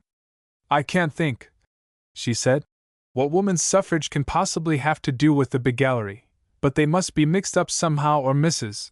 Garrity and the housemaids wouldn't be sporting about the way they are. They're at it still. I've just looked in at them." During dinner the conversation was very largely political. Sir Lucius inveighed with great bitterness against the government's policy in Ireland. Now and then he recollected that Frank's father was a supporter of the government. Then he made such excuses for the cabinet's blundering as he could. Miss Lentaine also condemned the government, though less for its incurable habit for truckling to the forces of disorder in Ireland, than for its cowardly and treacherous treatment of women. She made no attempt to spare Frank's feelings. Indeed, she pointed many of her remarks by uncomplimentary references to Lord Torrington, Secretary of State for War, and the immediate chief of Mr. Edward Mannix, MP. Lord Torrington, so the public understood, was the most dogged and determined opponent of the enfranchisement of women. He absolutely refused to receive deputations of ladies, and had more than once said publicly that he was in entire agreement with a statement attributed to the German Emperor, by which the energies of women were confined to babies, baking, and bazaars for church purposes. Miss Lentaine scorched this sentiment with invective, and used language about Lord Torrington which was terrific. Her abandonment of the cause of Christian Science appeared to be as complete as the most enthusiastic general practitioner could desire. Frank was exceedingly uncomfortable. Priscilla was demure and silent. When Miss Lentaine, followed by Priscilla, left the room, Sir Lucius became confidential and friendly. He pushed the decanter of port towards Frank. "Fill up your glass, my boy," he said. "After your long day on the sea. By the way, I hope your aunt— I keep forgetting that she's not your aunt— I hope she didn't say anything at dinner to hurt your feelings. You mustn't mind, you know. We're all rather hot about politics in this country. Have to be with the way these infernal leagues and things are going on. You don't understand, of course, Frank. Nor does your father. If he did, he wouldn't vote with that gang. Your aunt— I mean to say my sister is— well, you saw for yourself. She isn't to be, you know. It's only quite lately that she's taken the subject up. And there's something in it. I can't deny that there's something in it. She's a clever woman. There's always something in what she says, though she pushes things too far sometimes. So does Torrington, it appears. Only he pushes them the other way. I think he goes too far, quite too far. Of course, my sister does too, in the opposite direction. Sir Lucius sighed. It's all right, Uncle Lucius, said Frank. I don't mind a bit. I'm not well enough up in these things to answer Miss Lentane. If Father was here. What's that? Is your father coming here? Oh, no, said Frank. He's in Schlangenbad. Of course, of course. By the way, your father's pretty intimate with Torrington, isn't he? The Secretary of State for War. My father's Under-Secretary of the War Office, said Frank. Now, what sort of a man is Torrington? He's a distant cousin of mine. My great-aunt was his grandmother or something of that sort. But I only met him once years ago. Apart from politics now, I don't profess to admire his politics. I never did. How men like your father and Torrington can mix themselves up with that damned socialist crew. But apart from politics, what sort of a man is Torrington? I never saw him, said Frank. I've been at school, you know, Uncle Lucius. Quite so, quite so. But your father now. Your father must know him intimately. I know he's rich, immensely rich. American mother, American wife, dollars to burn, which makes it all the harder to understand his politics. But his private life, what does your father think of him? Last time Father stopped there, said Frank, he was called in the morning by a footman who asked him whether he'd have tea, coffee, or chocolate. Father said tea. Assam oolong or souching, sir, said the footman, or do you prefer your tea with a flavor of orange pekoe? By gad, said Sir Lucius. That's the only story I've ever heard Father tell about him, said Frank. But they say that he has the devil of a temper, said Sir Lucius, and rides roughshod over every one? I've been told that. Father never said so. Quite right. He couldn't in fact. It wouldn't be the thing at all. The fact is, Frank, that Torrington's coming here tomorrow, wired from Dublin to say so. He and Lady Torrington. I can't imagine what he wants here. I'd call it damned insolence in anyone else, knowing what I must think of his rascally politics, what every decent man thinks of them. But of course he's a kind of cousin. I suppose he recollected that. And he's a pretty big pot. Those fellows invite themselves, like royalty. But I don't know what the devil to do with him, and your aunt's greatly upset. She says it's against her principles to be decently civil to a man who's treated women the way Torrington has. If the women had let him alone, said Frank. I know. One of them boxed his ears or something, pretty girl, too, I hear, but that only makes it worse. That sort of thing would get any man's back up. But your aunt, that is to say, my sister, doesn't see that. That's the worst of strong principles. You never can see when your own side is in the wrong. But it makes it infernally awkward Torrington's coming here just now. And Lady Torrington. It upsets us all. I wonder what the devil he's coming here for. I don't know, said Frank. Could he be studying the Irish question? Isn't there some Home Rule bill or something? Father said next year would be an Irish year. That's it. That must be it. Now I wonder who he expects me to have to dinner to meet him. There's no use my wiring to Thormanby to come over for the night. He wouldn't do it. Simply loathes the name of Torrington. Besides, I don't suppose Thormanby is the kind of man he wants to meet. He'd probably rather hear Brannigan or someone of that sort talking damned nationalism. But I can't ask Brannigan, really can't, you know, Frank. I might have O'Hara, that's the doctor. I don't suppose my sister would mind now. She quite dropped Christian Science as soon as she heard Torrington was coming. But I don't know. O'Hara drinks a bit. Sir Lucius sat much longer than usual in the dining room. Frank found himself yawning with uncontrollable frequency. The long day on the sea had made him very sleepy. He did his best to disguise his condition from his uncle, but he felt that his answers to the later questions about Lord Torrington were vague, and he became more and more confused about Sir Lucius' views of women's suffrage. One thing alone became clear to him. Sir Lucius was not anxious to join his sister in the drawing-room. Frank entirely shared his feeling. But in this 20th century it is impossible for gentlemen to spend the whole evening in the dining-room. Wine drinking is no longer recognized as a valid excuse for the separation of the sexes, and tobacco is so universally tolerated that men carry their cigarettes into the drawing-room on all but the most ceremonial occasions. Sir Lucius rose at last. "It's very hot," said Frank. "May I sit out for a while on the terrace, Uncle Lucius, before I go into the drawing-room? I'd like a breath of fresh air." He hobbled out, and found a hammock chair not far from the drawing-room window. The voices of Miss Lantane and his uncle reached him, the one high-pitched and firm, the other, as he imagined, apologetic and deprecatory. The sound of them, the words being indistinguishable, was somewhat soothing. Frank felt as the poet Lucretius did when from the security of a sheltered nook on the side of a cliff he watched boats tossing on the sea. The sense of neighboring strain and struggle added to the completeness of his own repose. A bed of mignonette scented the air agreeably. Some white roses glimmered faintly in the twilight. Far off, a gray still shadow lay the bay. Frank's cigarette dropped, half-smoked, from his fingers. He slept deliciously. A few minutes later he woke with a start. Priscilla stood over him.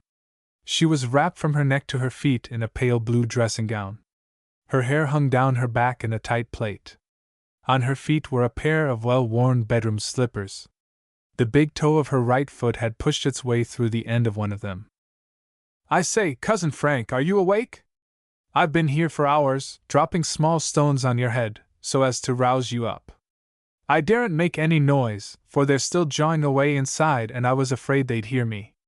Could you struggle along a bit further away from the window? I'll carry your chair." They found a nook behind the rose-bed which Priscilla held to be perfectly safe. Frank settled down on his chair. Priscilla, with her knees pulled up to her chin, sat on a cushion at his feet. "Aunt Juliet hunted me off to bed at 9:30, she said. "Dastardly tyranny! And she sent Mrs. Garrity to do my hair, not that she cared if my hair was never done, but so as to make sure that I really undressed. Plucky lot of good that was." The precaution had evidently been of no use at all, but neither Miss Lantane nor Mrs. Garrity could have calculated on Priscilla's roaming about the grounds in her dressing gown. "The reason of the tyranny," said Priscilla, "was plain enough. Aunt Juliet was smoking a cigarette." "Good gracious," said Frank. "I should never have thought your aunt smoked." "She doesn't. She never did before, though she may take to it regularly now for a time. I simply told her that she oughtn't to chew the end. No real smoker does, and I could see that she didn't like the wads of tobacco coming off on her tongue. Besides, it was beastly waste of the cigarette. She chawed off quite as much as she smoked. You'd have thought she'd have been obliged to me for giving her the tip, but quite the contrary. She hoofed me off to bed.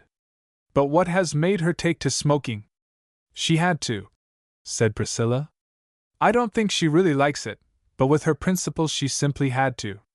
It's part of what's called the economic independence of women, and she wants to dare the Prime Minister to put her in jail.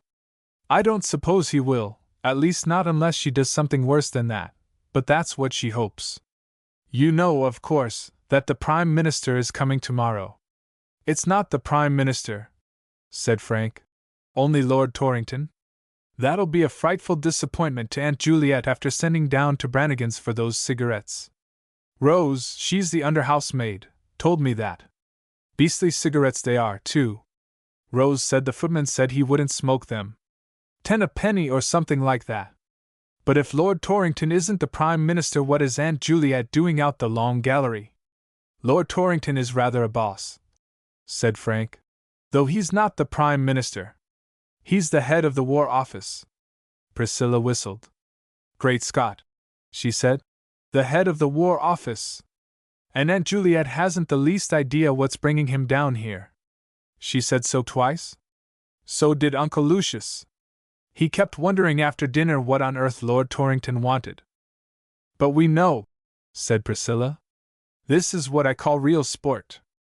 I have her jolly well scored off now for sending me to bed. I shouldn't wonder if they made you a knight. It's pretty well the least they can do. What are you talking about? I don't know what's bringing him here unless it's something to do with Home Rule. Who cares about Home Rule? What he's coming for is the Spies. Didn't you say that this Torrington man is the head of the War Office? What would bring him down here if it isn't German spies? And we're the only two people who know where those spies are. Even we don't quite know, but we will tomorrow. Just fancy Aunt Juliet's face when we march them up here in the afternoon, tied hand and foot with the anchor rope, and hand them over to the War Office. We shall be publicly thanked, of course, besides your knighthood, and our names will be in all the papers. Then if Aunt Juliet dares to tell me ever again to go to bed at 9:30, I shall simply grin like a dog and run about through the city. She won't like that. You're quite sure, Cousin Frank, that it really is the War Office man who's coming? Uncle Lucius told me it was Lord Torrington, and I know he's the head of the War Office because my father's the Undersecretary. That's all right then. I was just thinking that it would be perfectly awful if we captured the spies and it turned out that he wasn't the man who was after them. He may not be after them, said Frank. It doesn't seem to me a bit likely that he is. You see, Priscilla, my father has a lot to do with the War Office and I know he rather laughs at this spy business. That's probably to disguise his feelings. Spies are always kept dead secrets and if possible not let into the newspapers. Perhaps even your father hasn't been told. He doesn't appear to be head boss, and they mightn't mention it to him. That's what makes it such an absolutely gorgeous scoop for us. We'll get off as early as we can tomorrow. You couldn't start before breakfast, could you? The tide will be all right. I could, of course, if you don't mind wheeling me down again in that bath chair. Not a little bit. I'll get hold of Rose before I go to bed, and tell her to call us. Rose is the only one in the house I can really depend on. She hates Aunt Juliet like poison ever since that time she had the bad tooth. We can pick up some biscuits and things at Brannigan's as we pass. There's a good chunk of cold salmon somewhere, for we only ate quite a small bit at dinner tonight. I'll nail it if I can keep awake till the cook's in bed, but I don't know can I. This kind of excitement makes me frightfully sleepy.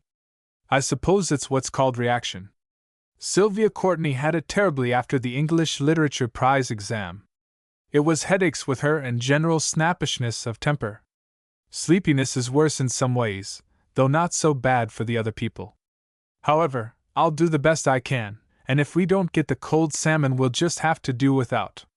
She rose from her cushion, stretched herself, and yawned unrestrainedly. Then she rubbed both eyes with her knuckles. Priscilla, said Frank, before you go I wish you'd tell me. Yes. What? Do you really believe those two people we saw today are German spies? Do you mean, really and truly in the inmost bottom of my heart? Yes. Well, I don't, of course. It would be too good to be true if they were. But I mean to go on pretending. Don't you? Oh, yes, I'll pretend. I only wanted to know what you thought. All the same, said Priscilla, they did rather scoot when they saw we were after them. Nobody can deny that. That may be because they're pretending too. I dare say they find it pretty dull being stuck on an island all day, though, of course, it must be rather jolly cooking your own food and washing up plates in the sea. Still, they may be tired of that now, and glad enough to pretend to be German spies with us pursuing them. It must be just as good sport for them trying to escape as it is for us trying to catch them. I dare say it's even better. Being stalked unwaveringly by a subtle foe ought to give them a delicious creepy feeling down the back. Anyhow, we'll track them down. We're much better out of this house tomorrow. It'll be like the tents of Kedar. You and I might be laboring for peace, but everybody else will be making ready for battle. Aunt Juliet will be out for blood the moment she catches sight of the Prime Minister. Good night, Cousin Frank. Chapter 11. Rose, the under-housemaid, with the recollection of the scientifically Christian method of treating her toothache fresh in her mind and therefore stimulated by a strong desire to annoy Miss Lentaine, woke at 5 a.m. At 5:30 she called Priscilla and knocked at Frank's door. Priscilla was fully dressed 10 minutes later. Frank appeared in the yard at 5 minutes to 6. They started as the stable clock struck 6. Priscilla wheeling the bath chair. Rose, yawning widely, watched them from the scullery window. Priscilla had failed to seize the cold salmon the night before. Rose, foraging early in the morning, with the fear of the cook before her eyes, had secured nothing but half a loaf of bread and a square section of honey. It was therefore something of a disappointment to find that Brannigan's shop was not open when they reached the quay. No biscuits or tinned meats could be bought. Many adventurers would have been daunted by the prospect of a long day's work with such slender provision. It is recorded, for instance, of Julius Caesar, surely the most eminent adventurer of all history, that he hesitated to attempt an expedition against one of the tribes of Gaul. Propta inopium pecuniae, which may very well be translated, on account of a shortage of provisions. But Julius Caesar, at the period of his greatest conquests, was a middle-aged man. He had lost the first careless rapture of youth. Frank and Priscilla, because their combined ages only amounted to 32 years, were more daring than Caesar. With a fine faith in the providence which feeds adventurers, they scorned the wisdom which looks dubiously at bread and honey. They did not hesitate at all. The tide was still rising when they embarked. At that hour in the morning there was no wind, and it was necessary to row the tortoise out. Priscilla took both oars herself, remembering the gyrations of the boat the day before when Frank was helping her to row. "There'll be a breeze," she said, "when the tide turns, but we can't afford to wait here for that. When we're outside the stone perch we'll drop anchor. But the first thing is to set pursuit at defiance by getting beyond the reach of the human voice. If we can't hear whoever happens to be calling us, we can't be expected to turn back, and it won't be disobedience if we don't." The tide, with an hour more of flow behind it, crept along the grey quay wall, and eddied past the buoys. 2 hookers lay moored, and faint spirals of smoke rose from the stove chimneys of their forecastles. Thin wreaths of grey mist hung here and there over the still surface of the bay. Patches of purple slime lay unbroken on the unrippled surface. Scraps of shriveled wrack, sucked off the shores of the nearer islands, floated past the tortoise. A cormorant, balanced on the top of one of the perches outside Delgenish, sat with wings outstretched and neck craned forward, peering out to sea. A fleet of terns floated motionless on the water beyond the island. 2 gulls with lazy flappings of their wings flew westwards down the bay. Priscilla, rowing with short, decisive strokes, drove the tortoise forward. "It's going to be blazing hot," she said, "and altogether splendidly glorious. I feel rather like a dove that is covered with silver wings and her feathers like gold. Don't you?" Frank did. Although he would not have expressed himself in the words of the psalmist, he recognized them. The most reliable tenor in the choir at Halebury is necessarily familiar with the Psalms. They reached the stone perch and cast anchor. It was 7:30 o'clock. Priscilla got out the bread and honey. "The proper thing to do," she said, "would be to go on half rations at once, and serve out the bread by ounces and the honey by teaspoonfuls, but I think we won't. I'm as hungry as any wolf." "Besides," said Frank, "we haven't got a teaspoon. I hope your knife is to the fore. I'm not particular as a rule about the way I eat things, but there's no use beginning the day by making the whole boat sticky. I loathe stickiness, especially when I happen to sit on it, which is one of the reasons which makes me glad I wasn't born a bee. They have to, of course, poor things, even the Queen, I believe. It can't be pleasant." The tug of the boat at her anchor rope slackened as the tide reached its height. A light easterly wind came to them from the land. Priscilla swallowed the last morsel of bread and honey as the tortoise drifted over her anchor and swung round. "Perhaps," she said, "you'd like to practice steering, Cousin Dick? If so, creep aft and take the tiller. I'll get the sail on her and haul up the anchor." Frank, humbled by the experience of the day before, was doubtful. Priscilla encouraged him. He took the tiller with nervous joy. Priscilla hoisted the lug and then the foresail. "Now," she said, "I'll get up the anchor and we'll try to go off on the starboard tack. If we don't, we'll have to jibe immediately. With this much wind it won't matter, but you might not like the sensation." Frank did not want to enjoy any sensation of a sudden kind, and jibing, as he understood it, was always unexpected. He asked which way he ought to push the tiller so as to make sure of reaching the starboard tack. Priscilla stood beside the mast and delivered a long, very confusing lecture on the effect of the rudder on the boat, and the advantage of hauling down one or other of the foresail sheets when getting under way from anchor. Frank did not understand much of what she said, but was ashamed to ask for more information. Priscilla, on her knees under the foresail, tugged at the anchor rope. The tortoise quivered slightly, but did not move. Priscilla, leaning well back, tugged harder.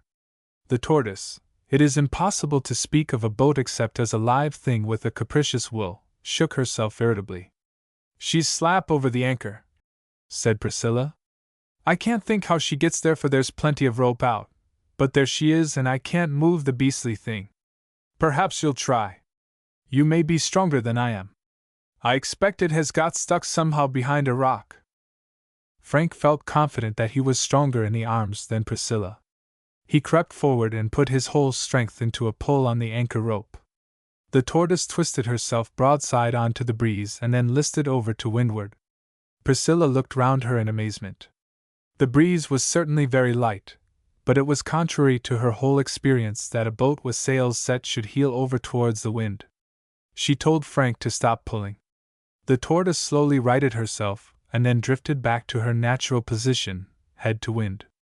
The only thing I can think of, said Priscilla, is that the anchor rope has got round the center board. It might. You never can tell exactly what an anchor rope will do. However, if it has, we've nothing to do but haul up the center board and clear it. She took the center board rope and pulled. Frank joined her, and they both pulled.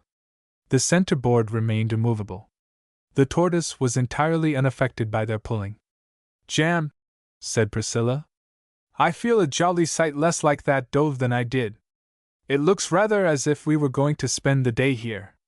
I don't want to cut the rope and lose the anchor if I can possibly help it, but of course it may come to that in the end, though even then I'm not sure that we'll get clear. Can we do nothing? Said Frank. This, said Priscilla, is a case for prolonged and cool-headed reasoning. You reason your best, and I'll bring all the resources of my mind to bear on the problem.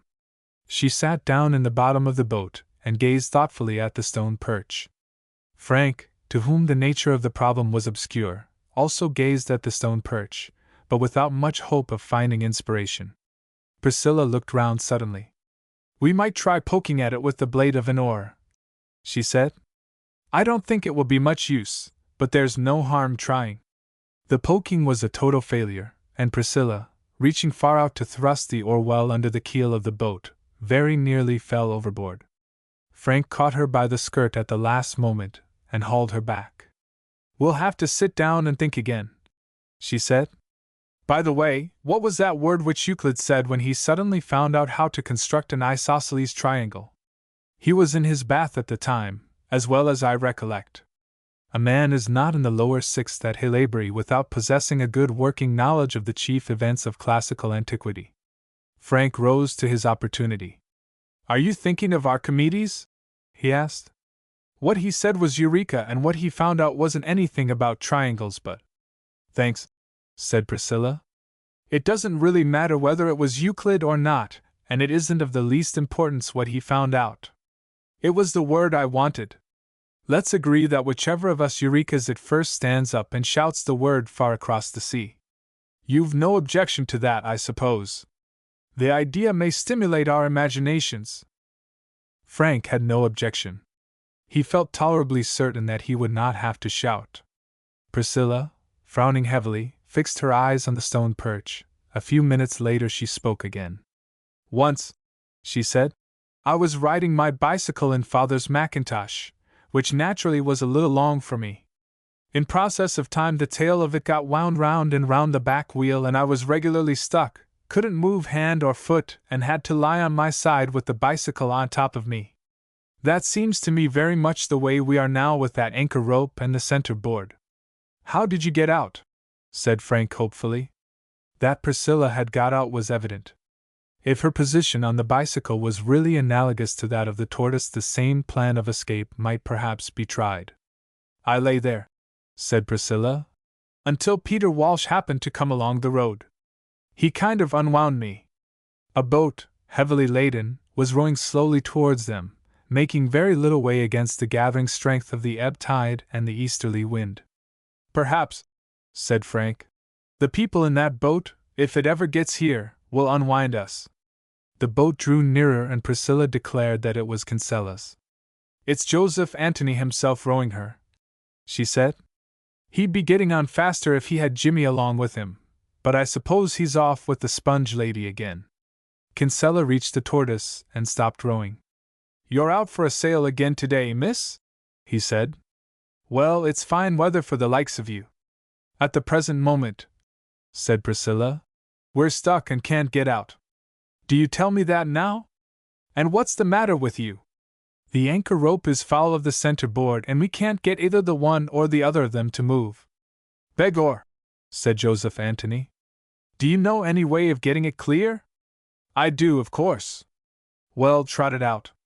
If you was to take the oars, said Joseph Anthony, and was to row the boat round the way she wasn't going when she twisted the rope on you, it would come untwisted again. It would, of course. Thank you very much. Rather stupid of us not to have thought of that. It seems quite simple. But that's always the way.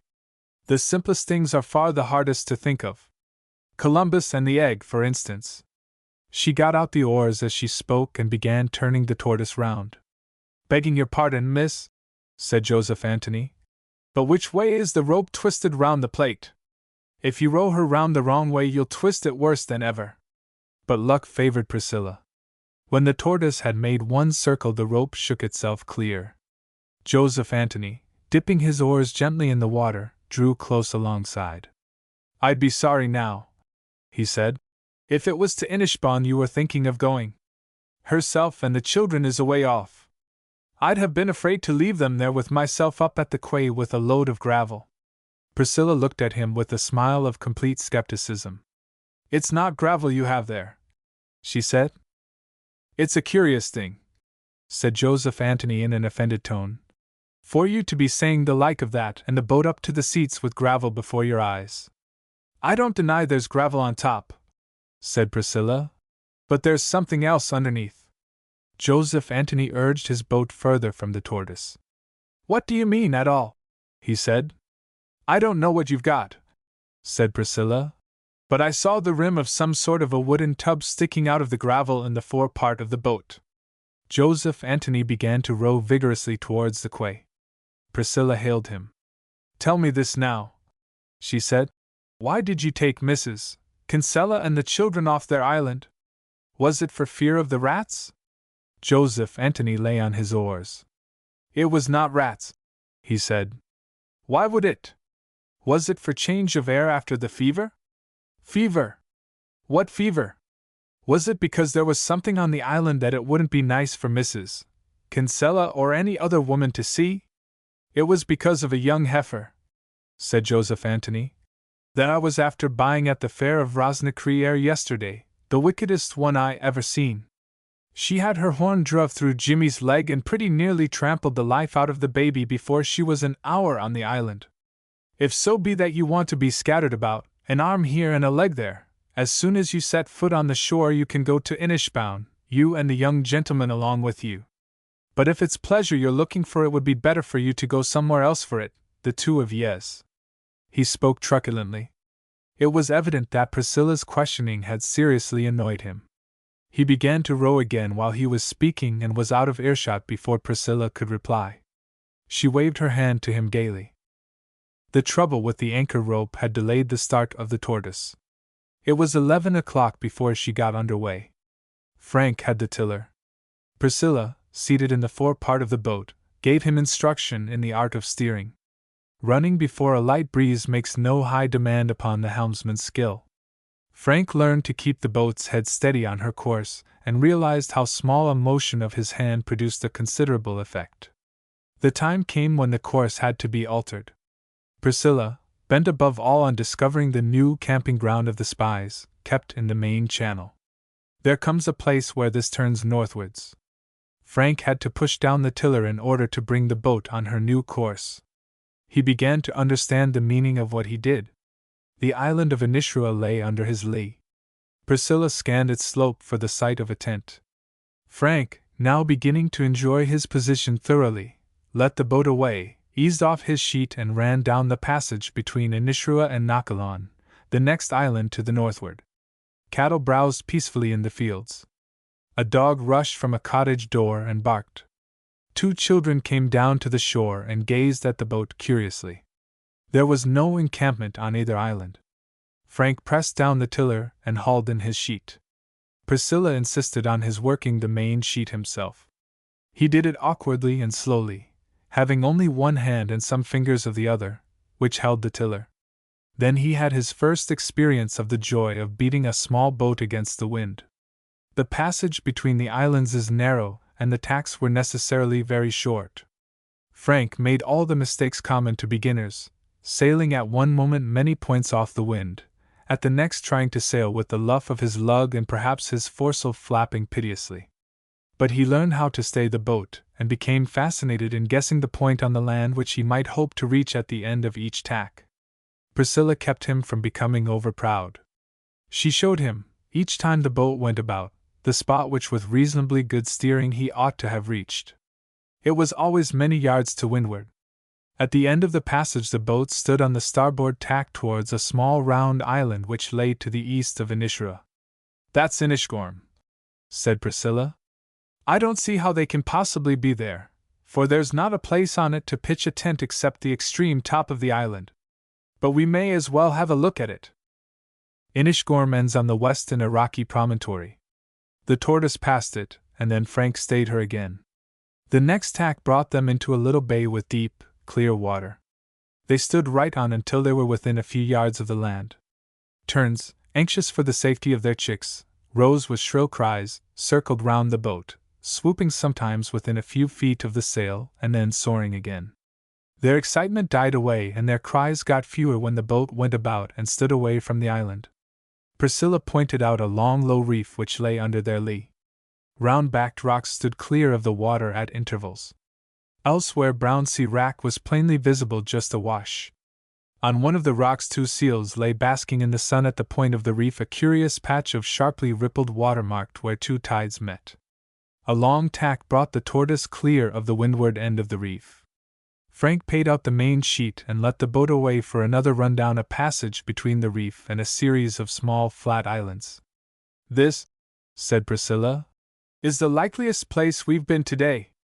I shouldn't wonder a bit if we came on them here." The navigation seemed to Frank bewilderingly intricate. Small bays opened among the islands. Rocks obtruded themselves in unexpected places. It was never possible to keep a straight course for more than a couple of minutes at a time. Priscilla gave order in quick succession. "Luff her a little, let her away now, hold on as you're going, steady, don't let her away any more." Now and then she threatened him with the possibility of a jibe. Frank, becoming accustomed to everything else, still dreaded that maneuver.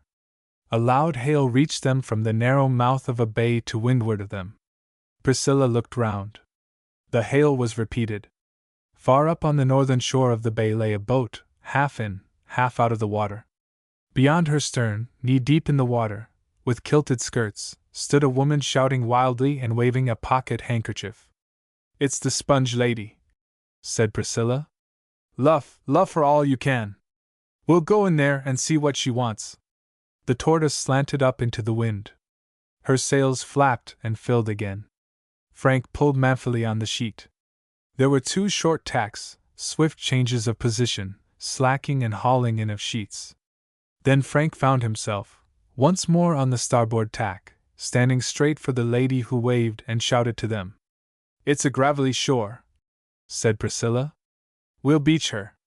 Sail her easy now, Cousin Frank, and slack away your main sheet if you find there's too much way on her. We don't want to knock a hole in her bottom. Keep her just to windward of Jimmy Kinsella's boat." The orders were too numerous and too complicated.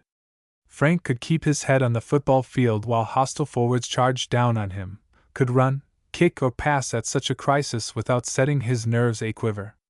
He lost all power of reasoning when the tortoise sprang towards Jimmy Kinsella's boat and the gravelly shore. He had judged with absolute accuracy the flight of the ball which the Uppingham captain drove hard and high into the long field. As it left the bat he had started to run, had calculated the curve of its fall, had gauged the pace of his own running, had arrived to receive it in his outstretched hands. He failed altogether in calculating the speed of the tortoise. He suddenly forgot which way to push the tiller in order to attain the result he desired. A wild cry from Priscilla confused him more than ever. He was dimly aware of a sudden check in the motion of the boat. He saw Priscilla start up, and then the lady, who a moment before was standing in the sea, precipitated herself head first over the bow. At the same moment the tortoise grounded on the gravel with a sharp, grinding sound. Frank looked about him amazed. Jimmy Kinsella, standing on the shore with his hands in his pockets, spoke slowly. "Be damned," he said, "but I never seen the like. With the whole of the wide sea for you to choose out of, was there no place that would do you except just the one place where the lady happened to be standing?" Chapter 12. Priscilla's reproaches were sharper and less broadly philosophic in tone. "Why didn't you luff when I told you?" she said. "Didn't I say you were to keep up to windward of Jimmy Kinsella's boat? If you couldn't do that, why hadn't you the sense to let out the main sheet? If we hadn't run into the sponge lady, we'd have stripped the copper band off our keel. As it is, I expect she's dead. She hit her head a most frightful crack against the mast." Miss Rutherford was lying on her stomach across the fore part of the gunwale of the Tortoise. Her head was close to the mast. She was groping about with her hands in the bottom of the boat. The lower part of her body, which was temporarily, owing to her position, the upper part, was outside the boat. Her feet beat the air with futile vigor. She wriggled convulsively, and after a time her legs followed her head and shoulders into the boat. She rose on her knees, very red in the face, a good deal disheveled, but laughing heartily. "I'm not a bit dead," she said, "but I expect my hair's coming down." "It is," said Priscilla. "I don't believe you have a hairpin left unless one or two have been driven into your skull. Are you much hurt?" "Not at all," said Miss Rutherford. "Is your mast all right?" "I hit it rather hard." Priscilla looked at the mast critically and stroked the part hit by Miss Rutherford's head to find out if it was bruised or cracked. "I'm most awfully sorry," said Frank. "I don't know how I came to be such a fool. I lost my head completely. I put the tiller the wrong way. I can't imagine how it all happened. I don't think," said Miss Rutherford, "that I ever had an invitation to luncheon accepted quite so heartily before. You actually rushed into my arms." "Were you inviting us to lunch?" said Priscilla. "I've been inviting you at the top of my voice," said Miss Rutherford, "for nearly a quarter of an hour. I'm so glad you've come in the end." "We couldn't hear what you were saying," said Priscilla. "All we knew was that you were shouting at us. If we'd known it was an invitation, you couldn't have come any quicker if you'd heard every word," said Miss Rutherford. "I'm frightfully sorry," said Frank again. "I can't tell you. If I'd known it was luncheon," said Priscilla, "I'd have steered myself and run no risks. We haven't a thing to eat in our boat, and I'm getting weak with hunger." Miss Rutherford stepped overboard again. "Come on," she said. "We're going to have the grandest picnic ever was.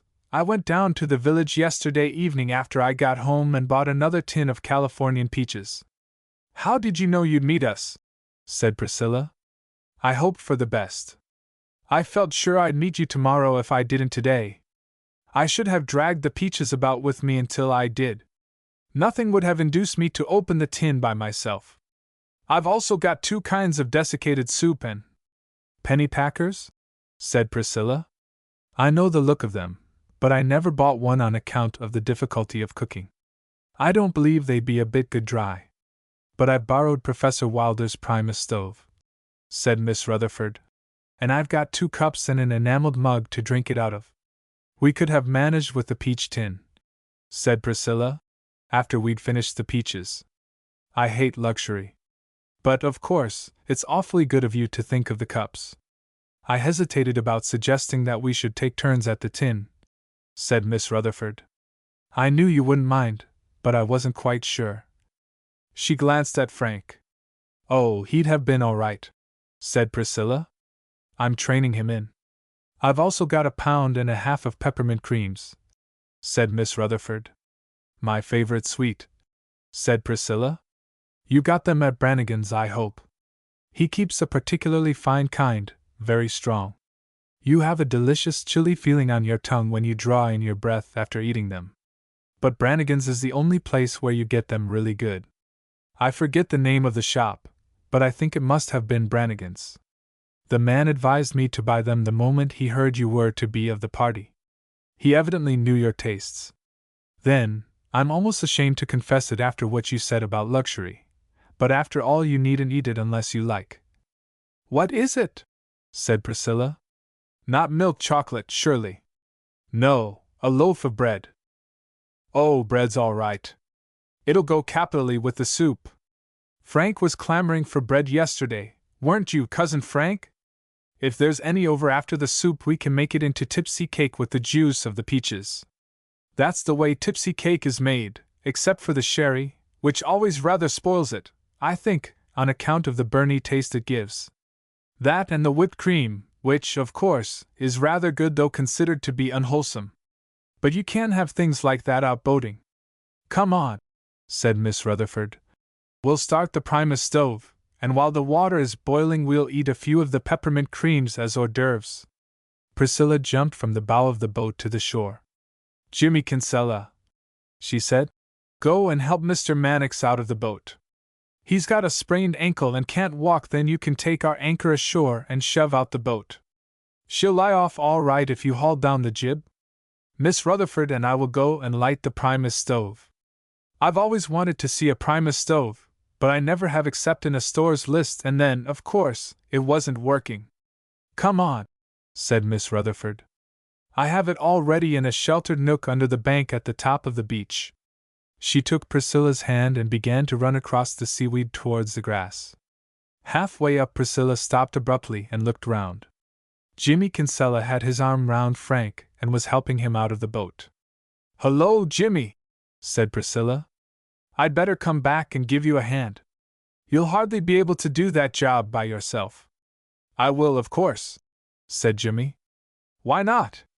I thought perhaps you wouldn't, said Priscilla, on account of the hole in your leg. What hole?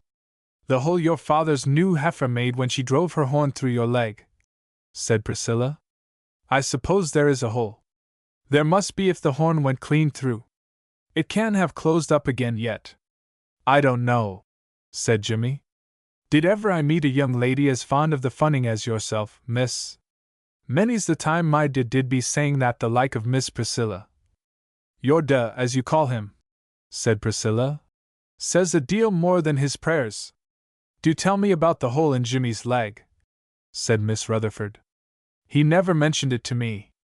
Nor wouldn't, said Priscilla, because it's like the rats and the spotted fever and the bad smell, or whatever it was he told you. It's simply not there. Miss Rutherford lit the methylated spirits in the upper part of the Primus stove.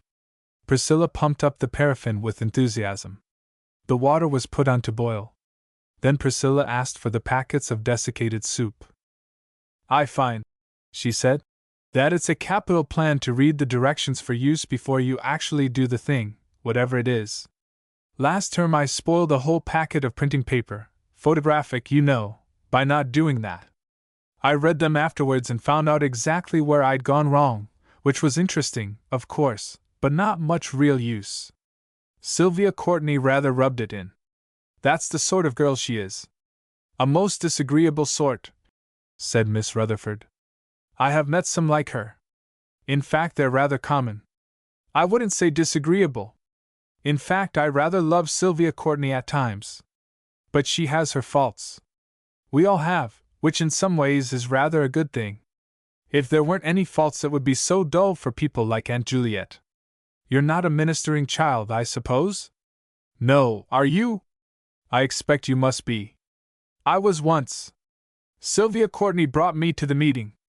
We all had to do some sewing and afterwards there was tea. I joined, of course.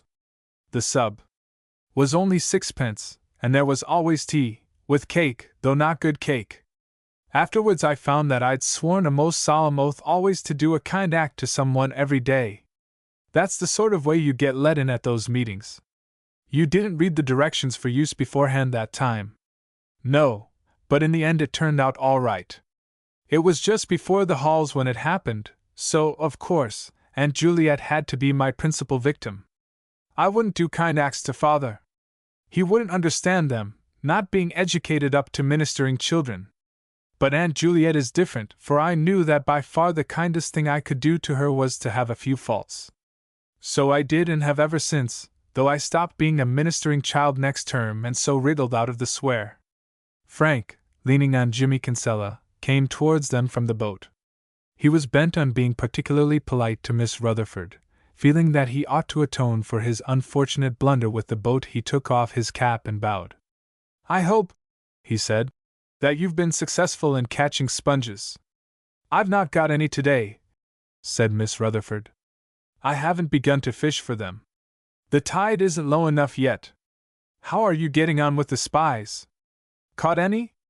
"Oh," said Frank, "we don't really think they are spies, you know." "All the same," said Priscilla, "the president of the War Office is out after them. At least we think he must be. We don't see what else he can be after, nor does Father." "Lord Torrington is to arrive at my uncle's house today," said Frank. "Then they must be spies," said Miss Rutherford. "Not that I ever doubted it." "That water is pretty near boiling," said Priscilla. "What about dropping in the soup?" "Which shall we have?" said Miss Rutherford. "There's mulligatawny and oxtail?" "Mulligatawny is the hot sort," said Priscilla. "Rather like curry in flavor. I'm not sure that I care much for it. By the way, talking of hot things, didn't you say you had some peppermint creams?" Miss Rutherford produced the parcel. Priscilla put 2 into her mouth and made a little pile of 6 others beside her on the ground. Frank said that he would wait for his share till after he had his soup. Miss Rutherford took one. The desiccated oxtail soup was emptied into the pot. Priscilla retained the paper in which it had been wrapped. "Boil for 20 minutes," she read, stirring briskly. "That can't be really necessary. I've always noticed that these directions for use are too precautious. They go in frightfully for being on the safe side. I should say myself that we'd be all right in trying it after 5 minutes. And stirring is rather rot. Things aren't a bit better for being fussed over. In fact, Father says most things come out better in the end if they're left alone. Add salt to taste and then serve. It would have been more sensible to say than eat, but I suppose serve is a politer word. By the way, have you any salt?" "Not a grain," said Miss Rutherford. "I entirely forgot the salt." "It's a pity," said Priscilla, "that we didn't think of putting in some sea water. Potatoes are ripping when boiled in sea water and don't need any salt. Peter Walsh told me that once and I expect he knows. I never tried myself." She glanced at the sea as she spoke, feeling that it was, perhaps, not too late to add the necessary seasoning in its liquid form. A small boat, under a patched lug sail, was crossing the mouth of the bay at the moment. Priscilla sprang to her feet excitedly. "That's Flanagan old boat," she said. "I'd know it a mile off. Jimmy! Jimmy Kinsella!" Jimmy was securing the anchor of the Tortoise. He looked round. "Isn't that Flanagan old boat?" said Priscilla. "It is, Miss Shirley. There's ne'er another boat in the bay but herself with the bit of an old flour sack sewed on along the leech of the sail. It was only last week Maida was saying." "We haven't a moment to lose," said Priscilla. "Miss Rutherford, you help Frank down. I'll run on and get up the foresail." "But the soup?" said Miss Rutherford. "And the peppermint creams, and the rest of the luncheon?" "If you feel that you can spare the peppermint creams," said Priscilla, "we'll take them. But we can't wait for the soup." "Take the bread, too," said Miss Rutherford.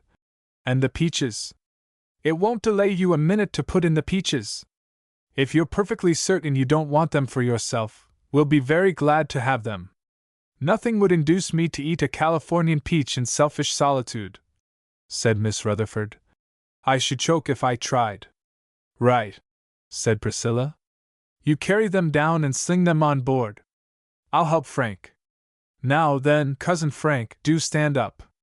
I can't drag you down over the seaweed on your side. You've got to hop more or less.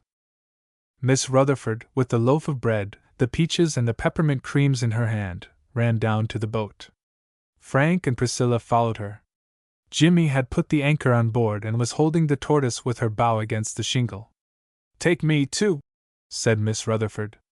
I love chasing spies more than anything else in the world. All right, said Priscilla. Bound in and get down to the stern. Now, Frank, you're next. Oh, do go on. Jimmy, give him a lift from behind. I'll steer this time. She hauled on the foresail halyard, got the sail up, and made the rope fast. Then she sprang to the stern, squeezed past Miss Rutherford, and took the tiller. Shove her off, Jimmy, wade in a bit and push her head round. I'll go off on the starboard tack and not have to jibe. Oh, Miss Rutherford, please don't sit on the main sheet. The business of getting a boat, which is lying head to wind to pay off and sail away, is comparatively simple. The fact that the shore lies a few yards to windward does not complicate the matter much. The main sheet must be allowed to run out so that the sail does not draw at first. The foresail, its sheet being hauled down, works the boat's head round. Unfortunately for Priscilla, her main sheet would not run out. Miss Rutherford made frantic efforts not to sit on it, but only succeeded in involving herself in a serious tangle. Jimmy Kinsella pushed the boat's head round. Both sails filled with wind. Priscilla held the tiller across the boat without effect. The tortoise heeled over, and with a graceful swerve sailed up to the shore again. Oh, bother! said Priscilla. Shove her off again, Jimmy. Wade in with her and push her head right round. Thank goodness I have the main sheet clear now. This time the tortoise swung round and headed for the entrance of the bay. Jimmy, shouted Miss Rutherford, there's some soup in the pot. Go and eat it. Afterwards you'd better come on in your boat and see what happens to us. There's no necessity for any excitement, said Priscilla. Let everybody keep quite calm. We are bound to catch them. The tortoise swung round the rocks at the mouth of the bay. Flanagan's old boat was seen 1/4 of a mile ahead, running towards a passage which seemed absolutely blocked with rocks. The tortoise began to overhaul her rapidly. I almost wish, said Miss Rutherford, that you'd allowed Frank to steer. When we're out for an adventure we ought to be as adventurous as possible. They're trying the passage through Craggeen, said Priscilla, with her eyes on Flanagan's old boat. That shows they're pretty desperate. Hand me the peppermint creams. There's jolly little water there at this time of the tide. It'll be sheer luck if they get through. Take 5 or 6 peppermints, said Miss Rutherford, if you feel that they'll steady your nerves. You'll want something of the sort. I feel thrills down to the tips of my fingers. Flanagan's old boat ran on. Seen from the tortoise she seemed to pass through an unbroken line of rocks. She twisted and turned now southwards, now west, now northwards. The tortoise sped after her. Now, Cousin Frank, said Priscilla, get hold of the centerboard rope and haul when I tell you. There'll be barely water to float us, if there's that. We'll never get through with the centerboard down. She headed the boat straight for a gravelly spit of land past which the tide swept in a rapid stream. A narrow passage opened suddenly. Priscilla put the tiller down and the tortoise swept through. A mass of floating seaweed met them. The tortoise fell off from the wind and slipped inside it. A heavy bump followed. Up centerboard, said Priscilla. I knew it was shallow. Frank pulled vigorously.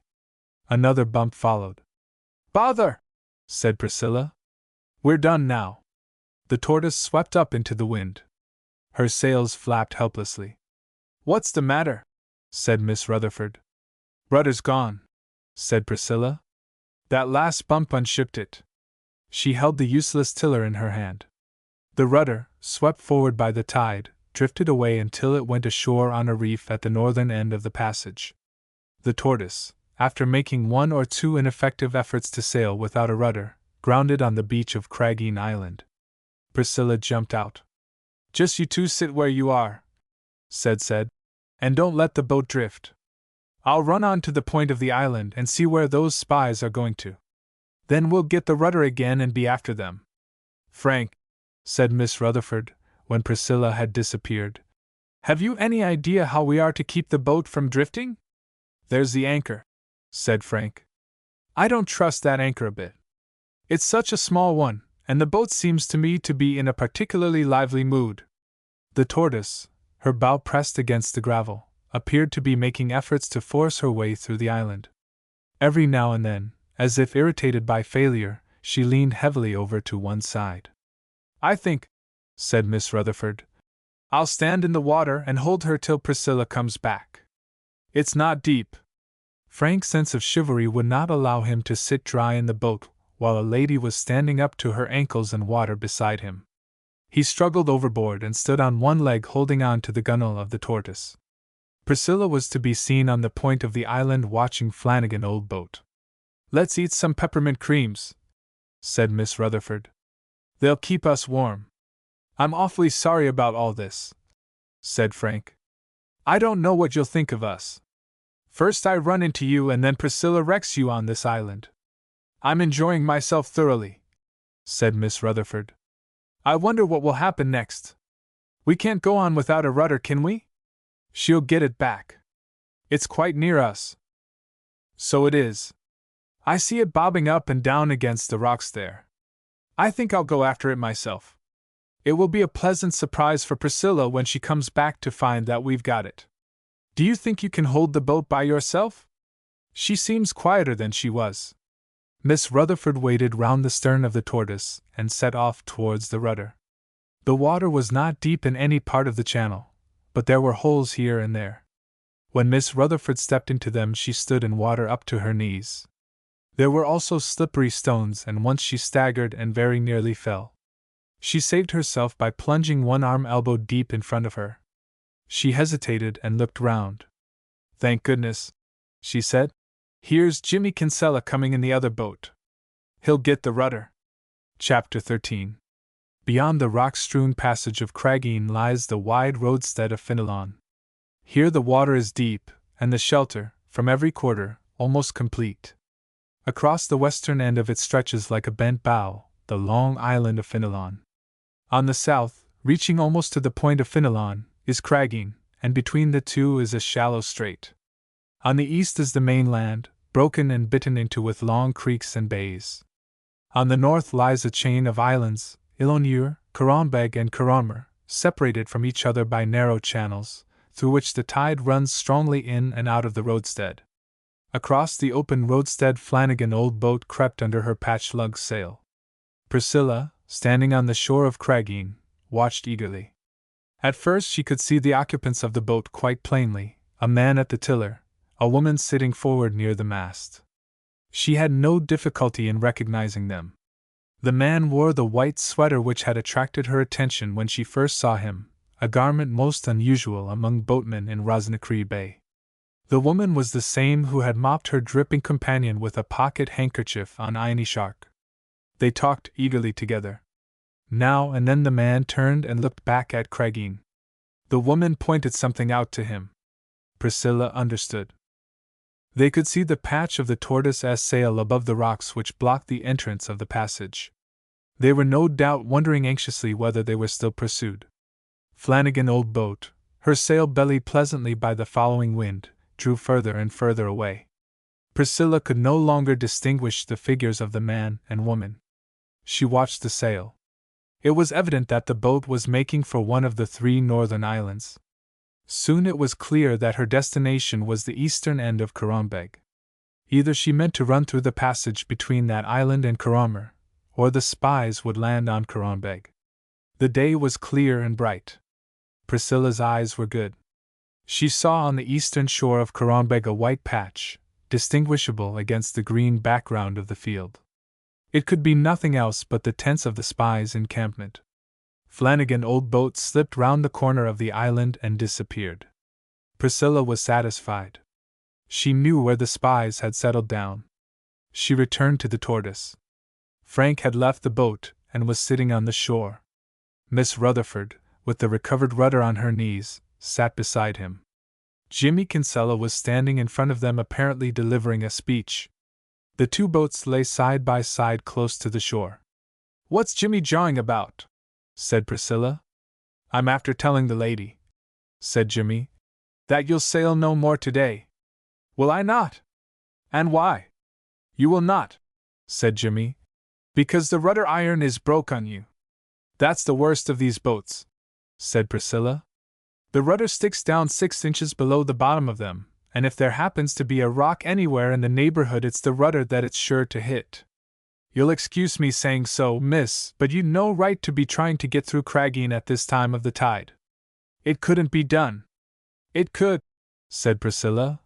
"And what's more, it would, only for that old rudder."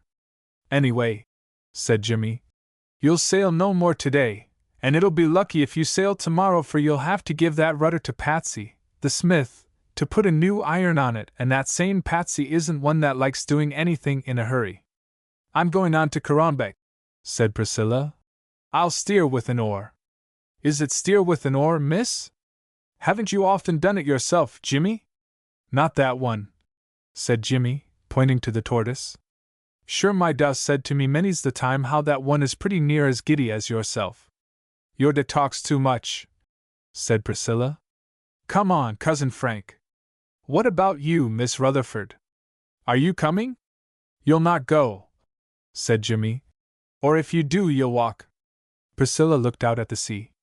The tide was falling rapidly. Through the opening of the passage which led into Finnellawn roadstead there was no more than a trickle of water running like a brook over the stony bottom. "It'll be as much as you'll do this minute," said Jimmy, "to get back the way you came, and you'll only do that same by taking the sails off of her and poling her along with an oar." Priscilla surrendered. It is, after all, impossible to sail a boat without water. The tortoise lay afloat in a pool, but the Finnellawn end of the passage was hardly better than a laneway of wet stones. At the other end there was still high water, but very little of it. Priscilla acted promptly in the emergency. She had no desire to lie imprisoned for hours on Craggeen. She had lain the day before on the bank off Inishark. She took the sails off the tortoise and, standing on the thwart amidships, began pulling the boat back into the open water at the southeastern end of the passage. Jimmy, also pulling, followed in his boat. Miss Rutherford, the broken rudder still on her knees, and Frank were left on shore. "Do you think," she said, "that Priscilla intends to maroon us here? She's gone without us." "I'm awfully sorry," said Franks. "It's not my fault. I couldn't stop her. She's got all the food there is, even the peppermint creams. I wish I'd thought of snatching that parcel from the boat before she started. She'd have come back when she found out they were gone. I wonder whether Jimmy finished the soup? I wonder what he's done with the Primus stove. It wasn't mine, and I know Professor Wilder sets a value on it. Perhaps they'll pick it up on their way and return it. If they do, I shan't so much mind what happens to us. I don't think they'll really leave us here," said Frank. "Even Priscilla wouldn't do that. I wish I could walk down to the corner of the island and see where they've gone." Jimmy Kinsella appeared, strolling quietly along the shore. "The young lady says, miss," he said, "that if you wouldn't mind walking down to the far side of the gravel spit, which is where she has the boats, she'd be glad, for she wouldn't like to be eating what's in the boat without you'd be there to have some yourself." "Priscilla is perfectly splendid," said Miss Rutherford, "and we're not going to be marooned after all. Come along, Frank." "The young lady says, miss," said Jimmy, "that if you'd go to her the best way you can by yourself, that I'd give my arm to the gentleman and get him along over the stones so as not to hurt his leg, and that same won't be easy for the shore's mortal rough." Miss Rutherford refused to desert Frank. She recognized that the shore was all that Jimmy said it was. Large slippery boulders were strewed about it for 50 yards or so between the place where she stood and the gravel spit. She insisted on helping Jimmy to transport Frank. In the end they descended upon Priscilla, all three abreast. Frank, with one arm round Jimmy's neck and one round Miss Rutherford's, hobbled bravely. "I don't know," said Priscilla, "that this is exactly an ideal place for luncheon, but we can have it here if you like, and in some ways I'm rather inclined to. You never know what may happen if you put things off. Last time the boat was snatched out of our mouths by a callous destiny just as it was beginning to smell really good.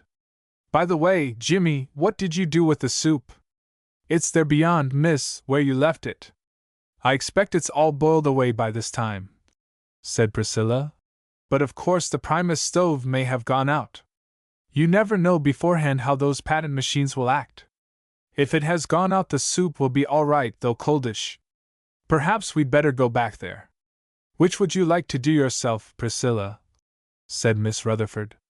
Now that those spies have escaped us again, said Priscilla. It doesn't matter to me in the least where we go. But this place is a bit stony for sitting in for long. I'm beginning to feel already rather as if a plough had ploughed upon my back and made large furrows. But of course I'm thinking principally of Frank on account of his sprained ankle. A grassy couch would be much pleasanter for him, and there is grass where we left the Primus stove. We can row back. It isn't a very long pull. The wind's dropped, miss, with the fall of the tide, said Jimmy, and what's left of it has gone round to the southward. That settles it, said Priscilla. Frank, you and Miss Rutherford go in the Tortoise. Jimmy and I will row the other boat and tow you. I can row all right, said Frank. To be treated as incapable by Priscilla when they were alone together was unpleasant but tolerable. To be held up as an object of scorn to Miss Rutherford was not tolerable. He had already exposed himself to her contempt by running her down. He was anxious to show her that he was not altogether a fool in a boat. You can't much, said Priscilla. At least you didn't seem as if you could yesterday, but if you like you can try. We'll take the oars out of the Tortoise into your boat, Jimmy, and pull 4. I don't see how that could be, miss, for there's only 3 seats in my boat along with the one in the stern, and you couldn't row from that. Don't be a fool, Jimmy. I'll pull 2 oars in the middle. Frank will take one in the bow, and you'll pull stroke. Miss Rutherford will have the Tortoise all to herself. Frank found it comparatively easy to row in Jimmy Kinsella's boat. The oar was short and stumpy with a very narrow blade. It was worked between 2 thole pins, of which one was cracked and required tender treatment. It was impossible to pull comfortably while sitting in the middle of the seat. He still hit Priscilla in the back when he swung forward, but there was no boom to hit him, and there was no mast behind him to bump his own back against. Priscilla was too fully occupied managing her own 2 oars to pay much attention to him. Jimmy Kinsella pulled away with dogged indifference to what anyone else was doing. Miss Rutherford sat in the stern of the Tortoise and shouted encouraging remarks from time to time. She had, apparently, boated on the Thames at some time in her life, for she was mistress of a good deal of rowing slang which she used with vigor and effect. It cheered Frank greatly to hear the more or less familiar words, for he realized almost at once that neither Priscilla nor Jimmy Kinsella understood them. He felt a warm affection for Miss Rutherford rise in his heart when she told Jimmy, who sat humped up over his oar, to keep his back flat. Jimmy merely smiled in reply. He had known since he was 2 years old that the flatness or roundness of the rower's back has nothing whatever to do with the progress of a boat in Rosnacree Bay. A few minutes later she accused Priscilla of bucketing, and Frank loved her for the word. Priscilla replied indignantly with an obvious misapprehension of Miss Rutherford's meaning. Frank, who was rowing in his best style, smiled and was pleased to catch sight of an answering smile on Miss Rutherford's lips. He had established an understanding with her. She and he, as representatives of the rowing of a higher civilization, could afford to smile together over the barbarous methods of Priscilla and Jimmy Kinsella. The tide was still against them, though the full strength of the ebb was past. The stream which ran through the narrow waterway had to be reckoned with. The Tortoise, when being towed, behaved after the manner of her kind. She hung heavily on the tow rope for a minute, then rushed forward as if she wished to bump the stern of Jimmy's boat at the last moment. She used to change her mind and swoop off to the right or left, only to be brought up short by the rope at which she tugged with angry jerks until, finding that it really could not be broken, she dropped sulkily astern. These maneuvers, though repeated with every possible variation, left Priscilla and Jimmy Kinsella entirely unmoved. They pulled with the same stolid indifference whatever pranks the Tortoise played. They annoyed Frank. Sometimes when the tow rope hung slack in the water, he pulled through his stroke with ease and comfort. Sometimes when the tortoise hung back heavily he seemed to be pulling against an impossible dead weight. But his worst experience came when the tortoise altered her tactics in the middle of one of his strokes. Then, if it happened that she sulked suddenly, he was brought up short with a jerk that jarred his spine. If, on the other hand, she chose to rush forward when he had his weight well on the end of his oar, he ran a serious risk of falling backwards after the manner of beginners who catch crabs. The side swoops of the tortoise were equally trying. They seemed to Frank to disturb hopelessly the whole rhythm of the rowing. Nothing but the encouragement which came to him from Miss Rutherford's esoteric slang kept him from losing his temper. He could not have been greatly blamed if he had lost it. It was after 3 o'clock. He had breakfasted, meagerly, on bread and honey, at 7:30. He had spent the intervening 7.5 hours on the sea, eating nothing but the one peppermint cream which Miss Rutherford pressed on him, while he held the tortoise at Craigeen. Priscilla had eaten a great many peppermint cream and was besides more inured to starvation on the water of the bay than Frank was. But even Priscilla, when the excitement of getting away from Craigeen had passed, seemed slightly depressed. She scarcely spoke at all, and when she replied to Miss Rutherford's accusation of bucketing, did so incisively. The boats turned into the bay from which Miss Rutherford had first hailed the tortoise. They were safely beached. Priscilla ran up to the nook under the hill where the Primus stove was left. Miss Rutherford and Jimmy stayed to help Frank. "It's all right," shouted Priscilla. "A good deal has boiled away, but the Primus stove evidently went out in time to prevent the bottom being boiled out of the pot. Want of paraffin, I expect." "Never mind," said Miss Rutherford. "I have some more in a bottle. We can boil it up again." "It's hardly worth while," said Priscilla. "I expect it would be quite good cold, what's left of it. Thickish, of course, but nourishing." "We'll make a second brew," said Miss Rutherford. "I have another package. Jimmy, do you know if there's any water in this neighborhood?" "There's a well beyond," said Jimmy, "at the end of the field across the hill, but I don't would the likes of yez drink the water that does be in it." "Saltish?" said Priscilla. "It is not then. But the cattle does be drinking out of it, and I wouldn't say it was too clean." "If we boil it," said Frank, "that won't matter." He had read, as most of us did at the time, accounts of the precautions taken by the Japanese doctors during the war with Russia to save the soldiers under their care from enteric fever. He believed that boiling removed dirt from water. "There's worms in it," said Jimmy. "It's hardly ever you take a cupful out of it without you'd feel the worms on your tongue and you drinking it." Miss Rutherford looked at Priscilla, who appeared undismayed at the prospect of swallowing worms. Then she looked at Frank. He was evidently doubtful. His faith in boiling did not save him from a certain shrinking from wormy soup. "Once we were out for a picnic," said Priscilla, "and when we'd finished tea we found a frog, dead of course, in the bottom of the kettle. It hadn't flavored the tea in the least. In fact, we didn't know it was there till afterwards." She poured out the cold soup into the 2 cups and the enameled mug as she spoke. Then she handed the pot to Jimmy. "Run now," she said, "and fill that up with your dirty water. We'll have the stove lit, and the other packet of soup ready by the time you're back." The soup, which had not boiled away, was very thick indeed.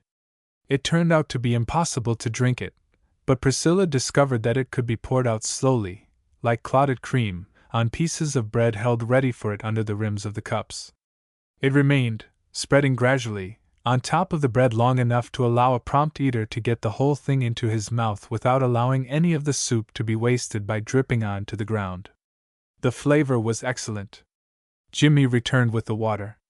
Miss Rutherford put the pot on the stove at once. It was better, she said, to boil it without looking at it. "The directions for use," said Priscilla, "say that the water should be brought to the boil before the soup is put in. But that, of course, is ridiculous. We'll put the dry soup in at once and let it simmer. I expect the flavor will come out all right if we leave it till it does boil. In the meanwhile," said Miss Rutherford, "we'll attack the Californian peaches." They ate them, as they had eaten the others the day before, in their fingers, straight out of the tin with greedy rapture. 5 half peaches, nearly all the juice, and a large chunk of bread were given to Jimmy Kinsella, who carried them off and devoured them in privacy behind his boat. "Tomorrow," said Priscilla, "we'll have another go at the Spies. They're desperately afraid of us. I could see that when they were escaping across Finnellawn Harbor." "By the expression of their faces?" said Miss Rutherford. "Not exactly. It was more the way they were going on. Sylvia Courtney was once learning off a poem called The Ancient Mariner. That was when she was going in for the prize in English literature. She and I sleep in the same room, and she used to say a few verses of it every night while we were doing our hairs. I never thought any of it would come in useful to me, but it has, which just shows that one never ought to waste anything. The bit I mean was about a man who walked along a road at night in fear and dread. He used to look round and then turn no more his head, because he knew a frightful fiend did close behind him tread. That's exactly what those 2 spies did today when they were sailing across Finnellawn, so you see poetry is some use after all.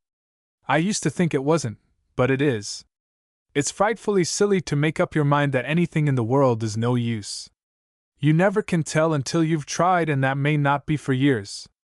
"The Spies," said Miss Rutherford, "are, I suppose, encamped somewhere on the far side of Finnellawn Harbor." "On Currambeg," said Priscilla. "I saw the tents. I may be going in that direction myself tomorrow," said Miss Rutherford. Priscilla got up and stepped across to the place where Frank was sitting. She stooped down and whispered to him. Then she returned to her own seat and winked at him, keeping her left eye closed for nearly half a minute, and screwing up the corresponding corner of her mouth. "We hope," said Frank, "that you'll join us at luncheon tomorrow wherever we may meet. It's our turn to bring the grub." "With the greatest pleasure," said Miss Rutherford. "Shall I bring the stove?" "I didn't like to invite you," said Priscilla, "until I found out whether Frank had any money to buy things with.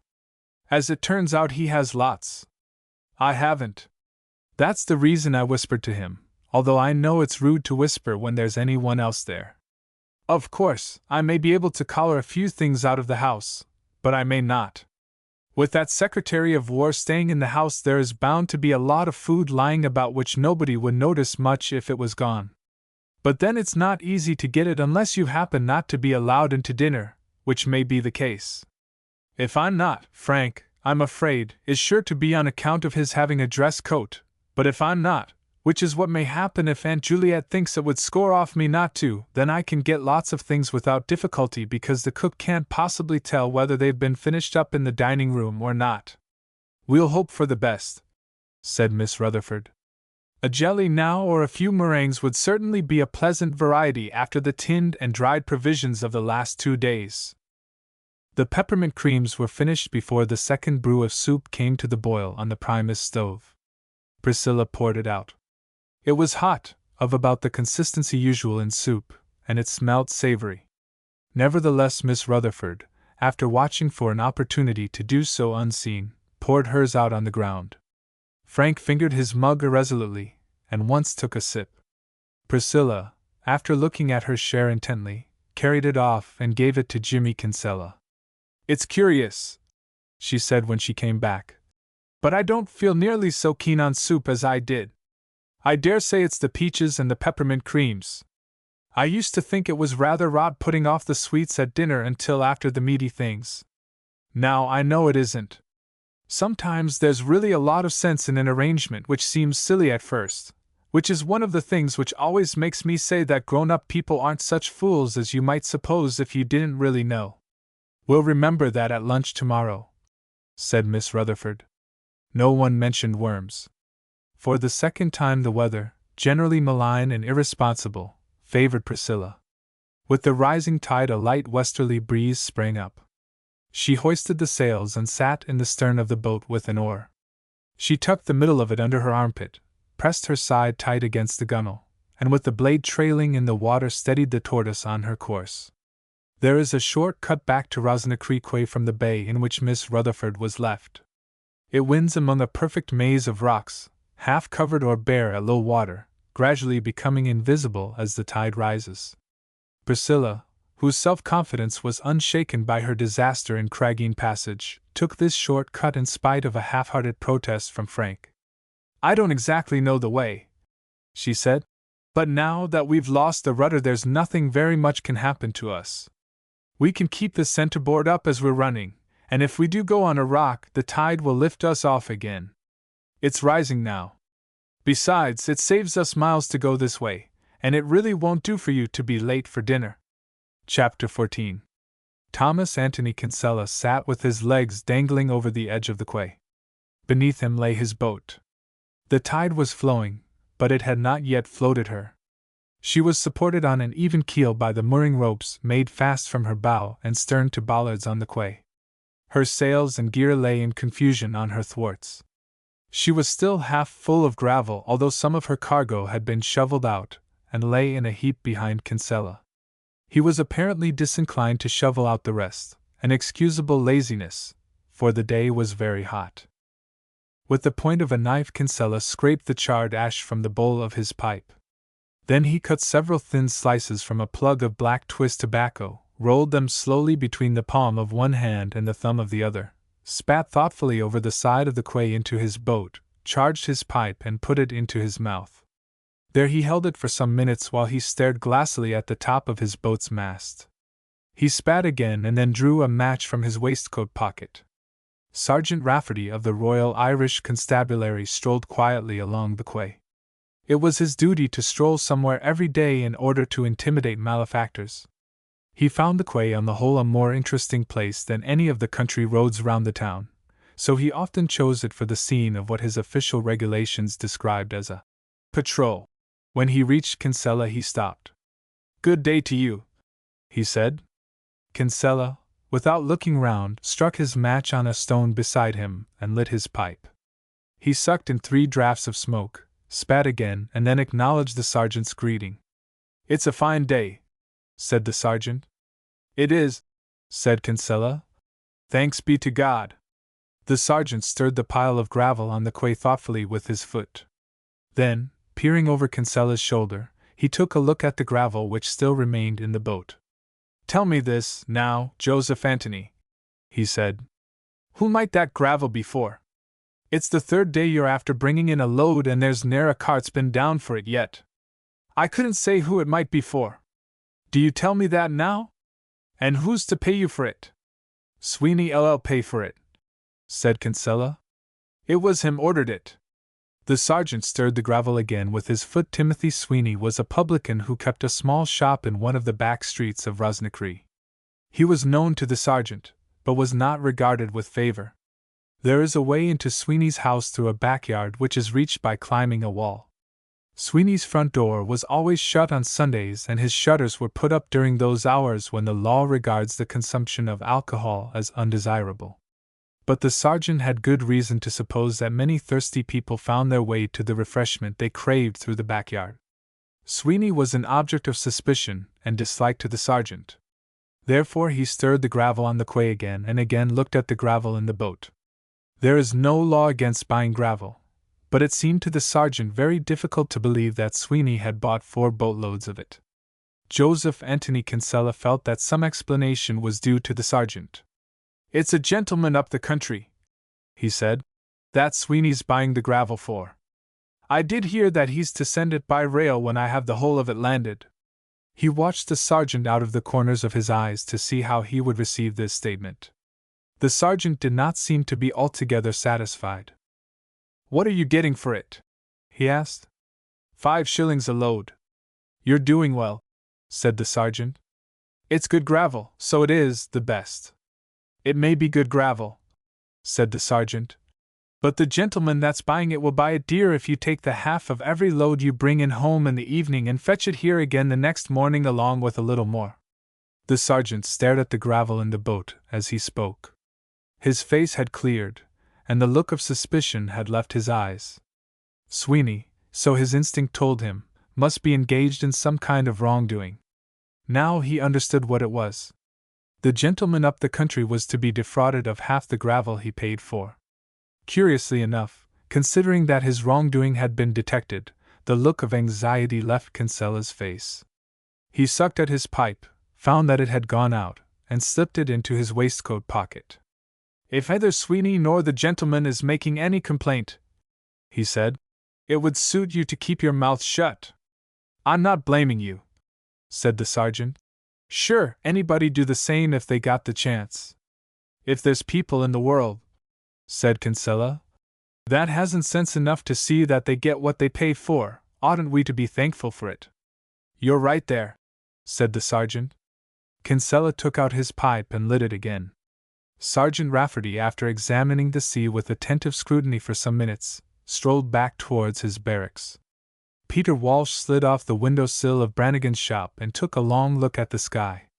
Having satisfied himself that its appearance was very much what he expected, he walked down the quay to the place where Kinsella was sitting.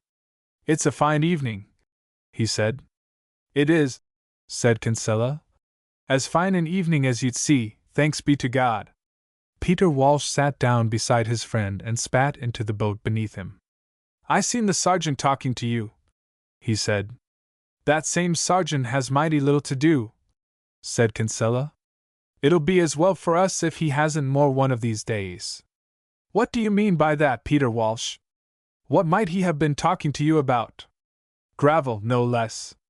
Asking who it might be for or the like? Would you say, now, Joseph Antony, that he was anyways uneasy in his mind?" "He was uneasy," said Kinsella. "But he's easy now. Did you tell him who the gravel was for?" "Is it likely I'd tell him when I didn't know myself?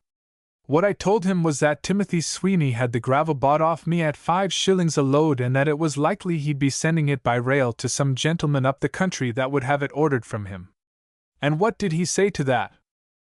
"What he as good as said was that Timothy Sweeney and myself would have the gentleman cheated out of half the gravel he'd paid for by the time he'd got the other half."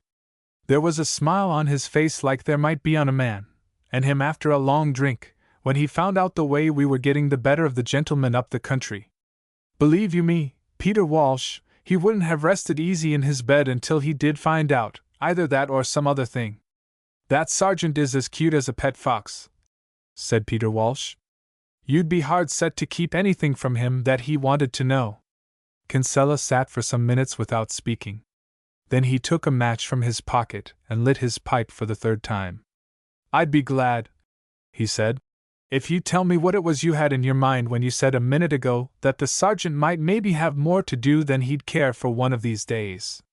Peter Walsh looked carefully round him in every direction and satisfied himself that there was no one within earshot. "Was I telling you," he said, "about the gentleman and the lady along with him that came in on the train today? You were not. Well, he came, and I'm thinking that he's a high-up man." "What about him?" "The sergeant was sent for up to the big house," said Peter Walsh. "Soon after the strange gentleman came. I don't know rightly what they wanted with him. Sweeney was asking Constable Maloney after, but sure the boy knew no more than I did myself."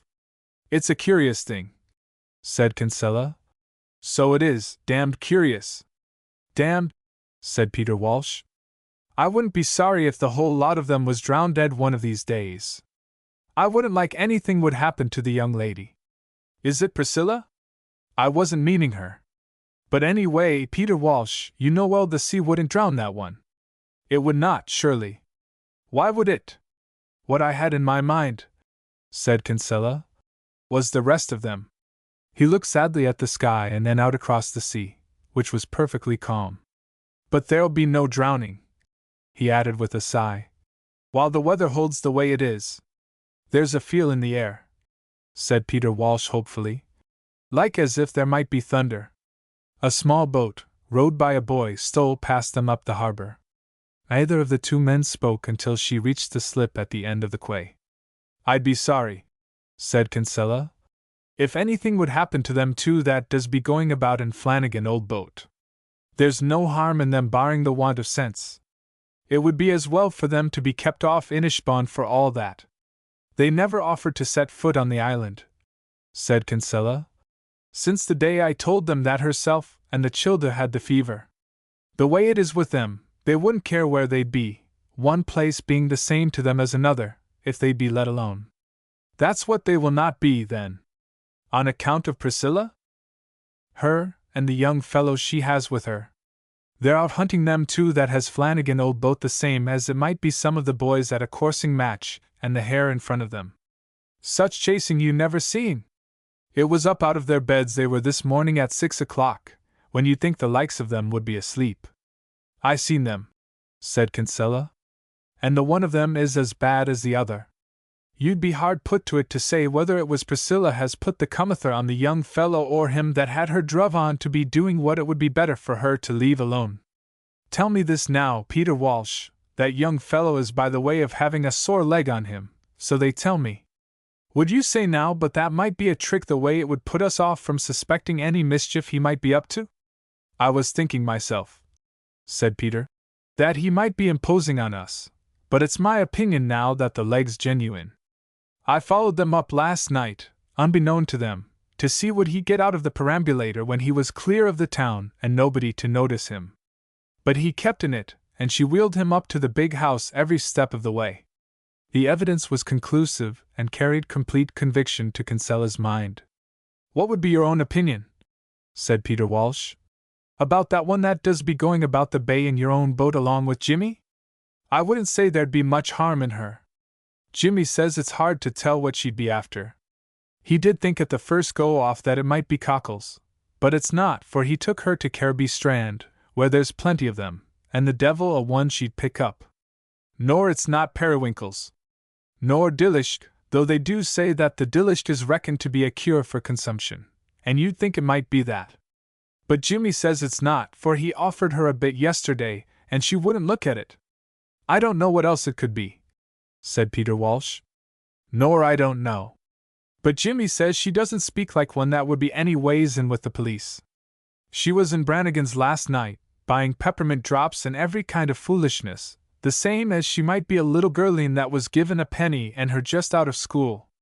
If she hasn't more sense at her time of life, said Kinsella, she never will. Seeing it's that sort she is, I wouldn't say we'd any need to be caring where she goes so long as it isn't to Inishbon. She'll not go there, said Kinsella, for if she does I'll flay the skin of Jimmy's back with the handle of a hay-rake, and well he knows it. If I was easy in my mind about the strange gentleman that's up at the big house. It's a curious thing, so it is, him sending for the sergeant the minute he came. Be damned, said Peter Walsh. But it is. The extreme oddness of the strange gentleman's conduct affected both men profoundly. For fully 5 minutes they sat staring at the sea, motionless, save when one or the other of them thrust his head forward a little in order to spit. Kinsella at last got out his pipe, probed the tobacco a little with the point of his knife so as to loosen it, pressed it together again with his thumb, and then lit it. I wouldn't mind the sergeant, he said. Cute and all as he thinks himself, I wouldn't mind him. It's the strange gentleman I'm thinking of. The tortoise stole round the end of the quay while he spoke. Kinsella eyed her. He noticed at once that Priscilla was steering with an oar. In his acutely suspicious mood every trifle was a matter for investigation. What's wrong with her? He said. That she wouldn't steer with the rudder when she has one? It might be, said Peter Walsh, that she's lost it. You couldn't tell what the likes of her would do. She was in trouble this morning when I seen her, said Kinsella. But she had the rudder then. Priscilla hailed them from the boat. Hello, Peter, she shouted. Go down to the slip and be ready to take the boat. Have you the bath chair ready? I have, miss. It's there standing beside the slip where you left it this morning. Who'd touched the like? What's happened the rudder? Iron's broken, said Priscilla, and it must be mended tonight. I say, Kinsella, Jimmy's leg isn't near as bad as you'd think it would be, after having the horn of a wild bull run through it. It wasn't a bull at all, miss, but a heifer. I don't see that it makes much difference which it was, said Priscilla. Do you hear that now? Said Kinsella to his friend in a whisper. Believe you me, Peter Walsh, it's as good for the whole of us that she's not in the police. What's that you're saying? Said Priscilla. The boat, though the wind had almost left her sails, drifted up on the rising tide and was already past the spot where the two men were sitting. Peter Walsh got up and shouted his answer after her. Joseph Anthony Kinsella, he said, is just after telling me that it's his belief that you'd make a grand sergeant of police. It's a good job for him that I'm not, said Priscilla. For the first thing I'd do if I was would be to go out and see what it is he has going on Inishbofn. Peter Walsh, without unduly hurrying himself, arrived at the slip before the Tortoise. Priscilla stepped ashore and handed him the rudder. Take that to the smith, she said, and tell him to put a new iron on it this evening. We'll want it again tomorrow morning. I'll tell him, miss, but I wouldn't say he'd do it for you. He jolly well better, said Priscilla. That same Patsy the smith, said Peter Walsh, has a terrible strong hate in him for doing anything in a hurry, whether it's little or big. Just you tell him from me, said Priscilla, that if I don't get that rudder properly settled when I want it tomorrow morning, I'll go out to Inishbofn, in spite of your rats and your heifers. Peter Walsh's face remained perfectly impassive. Not even in his eyes was there the smallest expression of surprise or uneasiness. What would be the good of saying the like of that to him? He said. It's laughing at me he'd be, for he wouldn't understand what I'd mean. Don't tell me, said Priscilla. Whatever villainy there is going on between you and Joseph Anthony Kinsella, Patsy the smith will be in it along with you. Peter Walsh helped Frank into the bath chair. Priscilla, her face wearing a most determined expression, wheeled him away. That rudder will be ready all right, she said. But what do you think is going on the island? Asked Frank. I don't know. Could they be smuggling? They might be smuggling, only I don't see where they'd get anything to smuggle. Anyway, it's no business of ours so long as we get the rudder. I don't think it's at all a good plan, Cousin Frank, to be always poking our noses into other people's secrets, when we don't absolutely have to. It occurred to Frank that Priscilla had shown some eagerness in probing the private affairs of the young couple who had hired Flanagan boat. He did not, however, feel it necessary to make this obvious retort. Peter Walsh, the rudder under his arm, went back to Joseph Anthony Kinsella, who was still sitting on the edge of the quay. She says, he said, that without there's a new iron on that rudder tomorrow morning, she'll go out to Inishbofn and the young fellow along with her. Let Patsy the smith put it on for her, then. Sure he can't. And what's to hinder him? He was drunk an hour ago, said Peter Walsh. And he'll be drunker now. Be damned then, but you'd better take him down and dip him in the tide, for I'll not have that young fellow with the sore leg on Inishbofn. If it was only herself I wouldn't care. I'd be afeard to do it, said Peter Walsh. Afeard of what? Afeard of Patsy the smith. Sure it's a madman he is when his temper's riz. Let you come along with me, said Kinsella, and I'll wake him up if it takes the brand of a hot iron to do it. He can be as mad as he likes after, but he'll put an iron on that rudder before ever he gets leave to kill you or any other man. Chapter 15. Priscilla wheeled the bath chair up the hill from the town, chatting cheerfully as she went.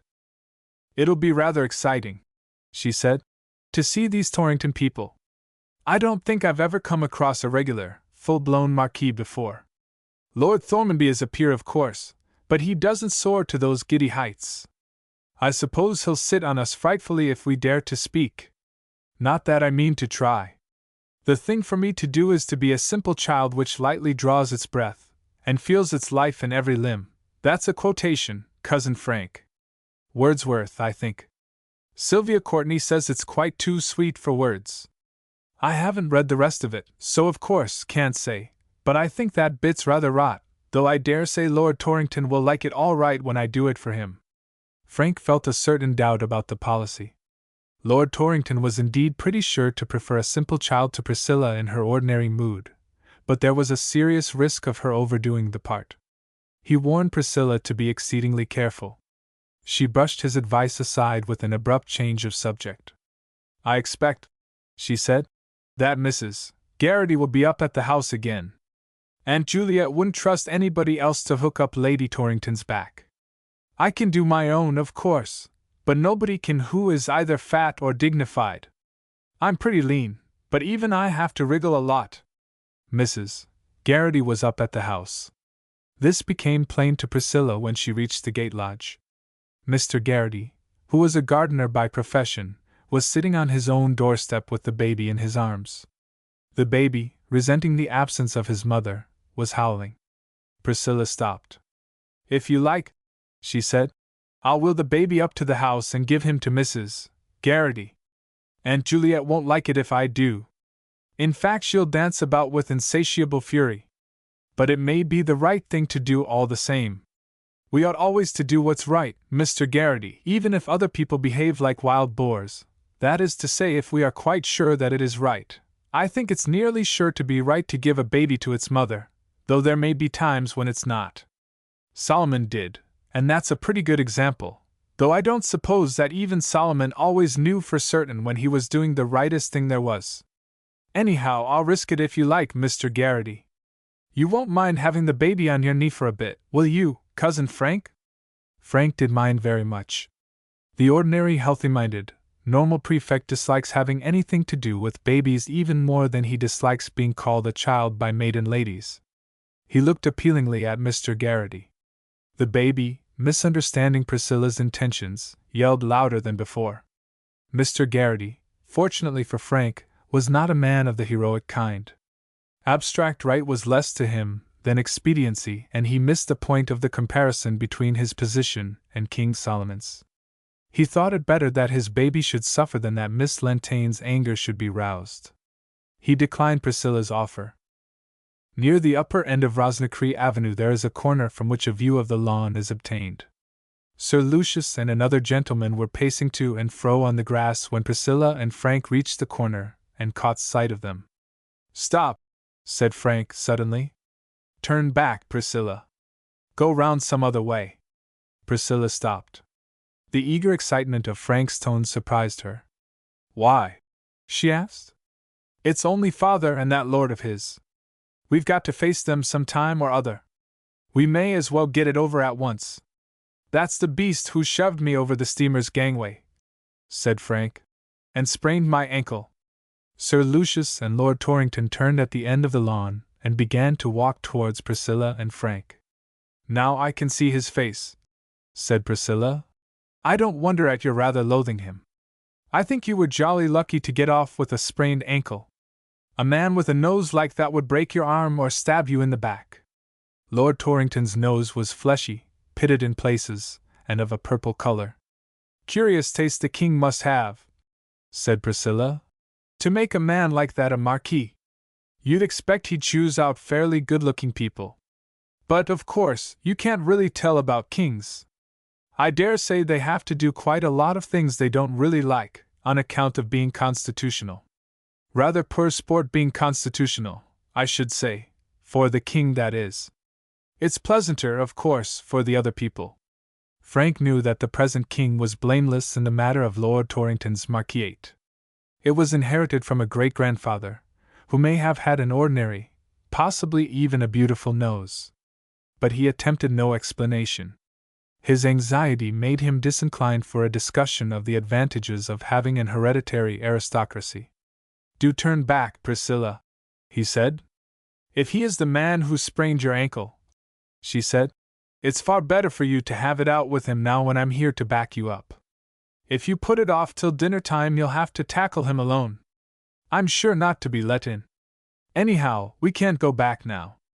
They've seen us." Lord Torrington and Sir Lucius approached them. Frank plucked nervously at his tie, unbuttoned and then rebuttoned his coat. He felt that he had been entirely blameless during the scrimmage on the gangway of the steamer, but Lord Torrington did not look like a man who would readily own himself to be in the wrong. "Your daughter Lentaine?" said Lord Torrington. 15, you said, looks less. Shake hands, little girl." Priscilla put out her right hand demurely. Her eyes were fixed on the ground. Her lips were slightly parted in a deprecating smile, suggestive of timid modesty. "What's your name?" said Lord Torrington. "Priscilla Lentaine." Nothing could have been meeker than the tone in which she spoke. Said Lord Torrington. "And you're Mannix's boy. Not much like your father. At school?" "Yes," said Frank. "At Haylaybury." "What are you doing in that bath chair with the young lady wheeling you? Is that the kind of manners they teach at Haylaybury?" "Please," said Priscilla, speaking very gently. It's not his fault. He has sprained his ankle, said Sir Lucius. He can't walk. Oh, said Lord Torrington. Sprained ankle, is it? He turned and walked back to the lawn. Sir Lucius followed him. Rather a bear, I call him, said Priscilla. But of course, he may be one of those cases of a heart of gold inside a rough skin. You can't be sure. We did As You Like It last Christmas, dramatic club, you know, and Sylvia Courtney had a bit to say about a toad ugly and venomous which yet wears a precious jewel in his head. I'd say he's just the opposite. If there is a precious jewel, and there may be, it's not in his head. Anyhow, one great comfort is that he doesn't remember spraining your ankle. Frank, who recollected Lord Torrington with disagreeable distinctness, did not find any great comfort in being totally forgotten. He would have liked, though he scarcely expected, some expression of regret that the accident had occurred. It'll be all the easier, said Priscilla, to pay him back if he hasn't any suspicion that we have an undying vendetta against him. I rather like vendettas, don't you? There's something rather noble in the idea of pursuing a man with implacable vengeance from generation to generation. I don't quite see, said Frank, what good a vendetta is. We can't do anything while he's in your father's house. It wouldn't be right. All the same, said Priscilla, well, score off him. For the immediate present we've got to wait and watch his every movement with glittering eyes and cynical smiles concealed behind our ingenuous brows. You needn't say ingenuous isn't a real word, because it is. I put it in an English comp last term and got full marks, which shows that it must be a good word. Priscilla was right in supposing that she would not be allowed to dine in the dining room. Frank faced the banquet without her support. It was not a very pleasant meal for him. Lady Torrington shook hands with him and asked him whether he were the boy whom she had heard reciting a prize poem on the last speech day at Winchester. Frank told her that he was at Haileybury. I thought it might have been you, said Lady Torrington, because I seem to remember your face. I must have seen you somewhere, I suppose? She took no further notice of him during dinner. Lord Torrington took no notice of him at all. The dinner was long and, in spite of the fact that he had a good appetite, Frank did not enjoy himself. He was extremely glad when Lady Torrington and Miss Lentaigne left the dining room. He was casting about for a convenient excuse for escape when Sir Lucius spoke to him. You and Priscilla were out on the bay all day, I suppose? Yes, said Frank. We started early and sailed about. I dare say you'll be able to give us some information then, said Sir Lucius. Shall I ask him a few questions, Torrington? The police sergeant said. The police sergeant is a damned fool, said Lord Torrington. She can't be going about in a boat. She doesn't know how to row. Frank, said Sir Lucius, did you and Priscilla happen to see anything of a young lady? You may just as well tell him the story, said Lord Torrington. It'll be in the papers in a day or two if we can't find her. Very well, Torrington. Just as you like. The fact is, Frank, that Lord Torrington is here looking for his daughter, who has, well, a week ago she disappeared. Disappeared, said Lord Torrington. Why not say bolted? Ran away from home, said Sir Lucius. According to your aunt, said Lord Torrington. She's not my aunt, said Frank. Oh, isn't she? Lord Torrington's tone suggested that this was a distinct advantage to Frank. According to Miss Lentaigne, then, the girl has asserted her right to live her own life untrammeled by the fetters of conventionality. That's the way she put it, isn't it, Lentaigne? Lady Isabel, said Sir Lucius, came over to Ireland. We know that. Booked her luggage in advance from Euston, said Lord Torrington, under another name. I had a detective on the job, and he worried that out. Women are all going mad nowadays, though I had no notion Isabel went in for, well, the kind of thing your sister talks, Lentaigne. I thought she was religious. She used to be perpetually going to church, even sung on the vigil of St. Euphrosyne, and that kind of thing, but I am told lots of parsons now have taken up these advanced ideas about women. It may have been in church she heard them. From Dublin, said Sir Lucius. She came on here. The police sergeant. Who's a dunderhead fool? Said Lord Torrington. He says there's a young lady going about the bay for the last 2 days in a boat. That's the wrong tack altogether, said Lord Torrington. Isabel would never think of going in a boat. I tell you she can't row. Now, Frank, said Sir Lucius, did you see or hear anything of her? Frank would have liked very much to deny that he had seen any lady. His dislike of Lord Torrington was strong in him. He had been snubbed in the train, injured while leaving the steamer, and actually insulted that very afternoon. He felt, besides, the strongest sympathy with any daughter who ran away from a home ruled by Lord and Lady Torrington. But he had been asked a straight question, and it was not in him to tell a lie deliberately. We did meet a lady, he said. In fact, we lunched with her today, but her name was Rutherford. Was she rowing about alone in a boat? Said Lord Torrington. She had a boy to row her, said Frank. She'd hired the boat. She said she came from the British Museum and was collecting sponges. Sponges, said Sir Lucius.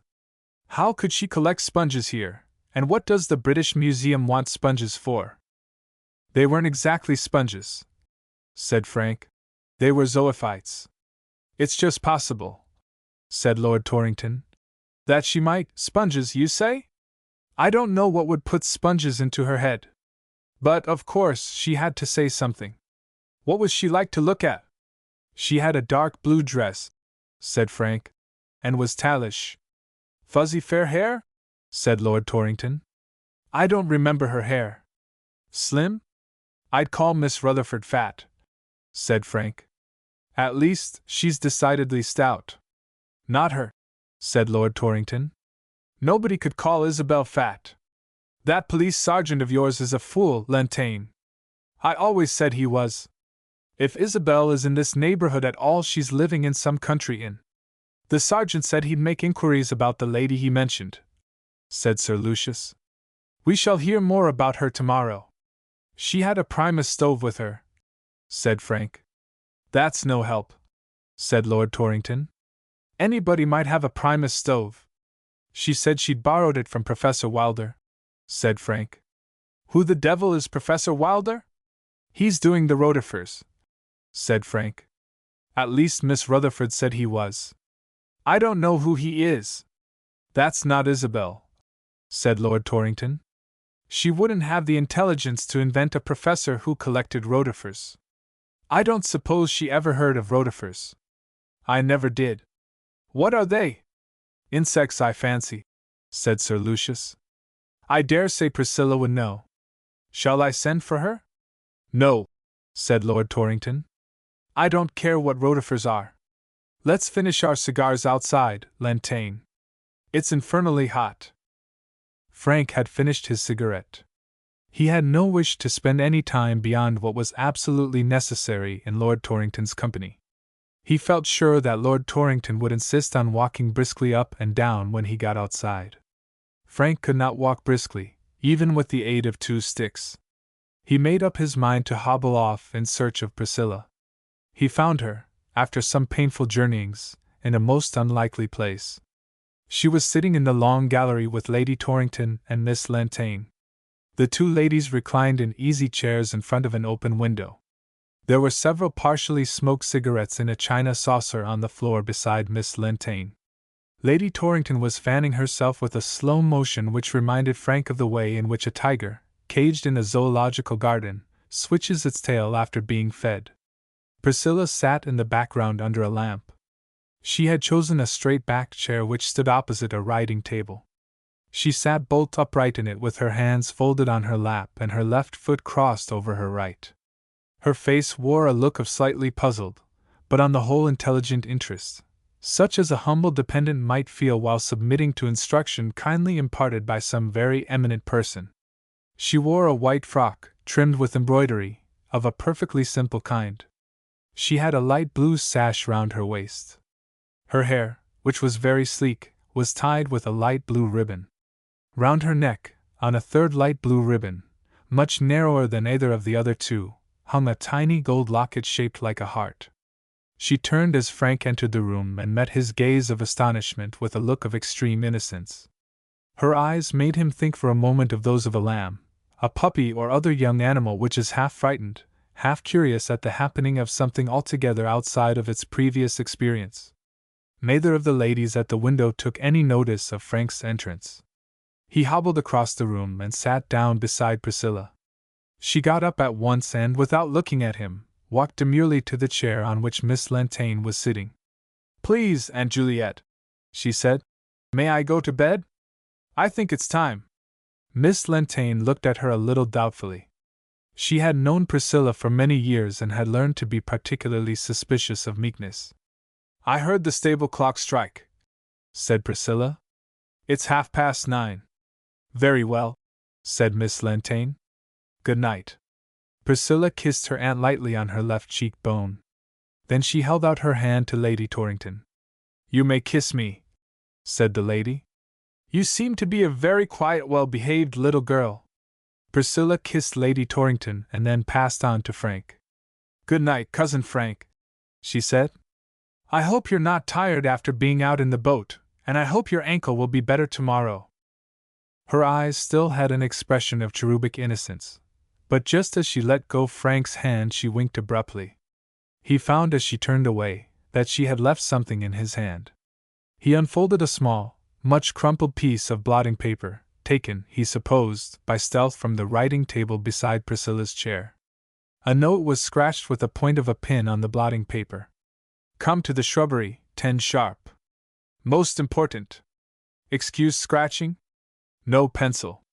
"Priscilla," said Lady Torrington, "is a sweet child, very subdued and modest." Frank's attention was arrested by the silvery sweetness of the tone in which she spoke.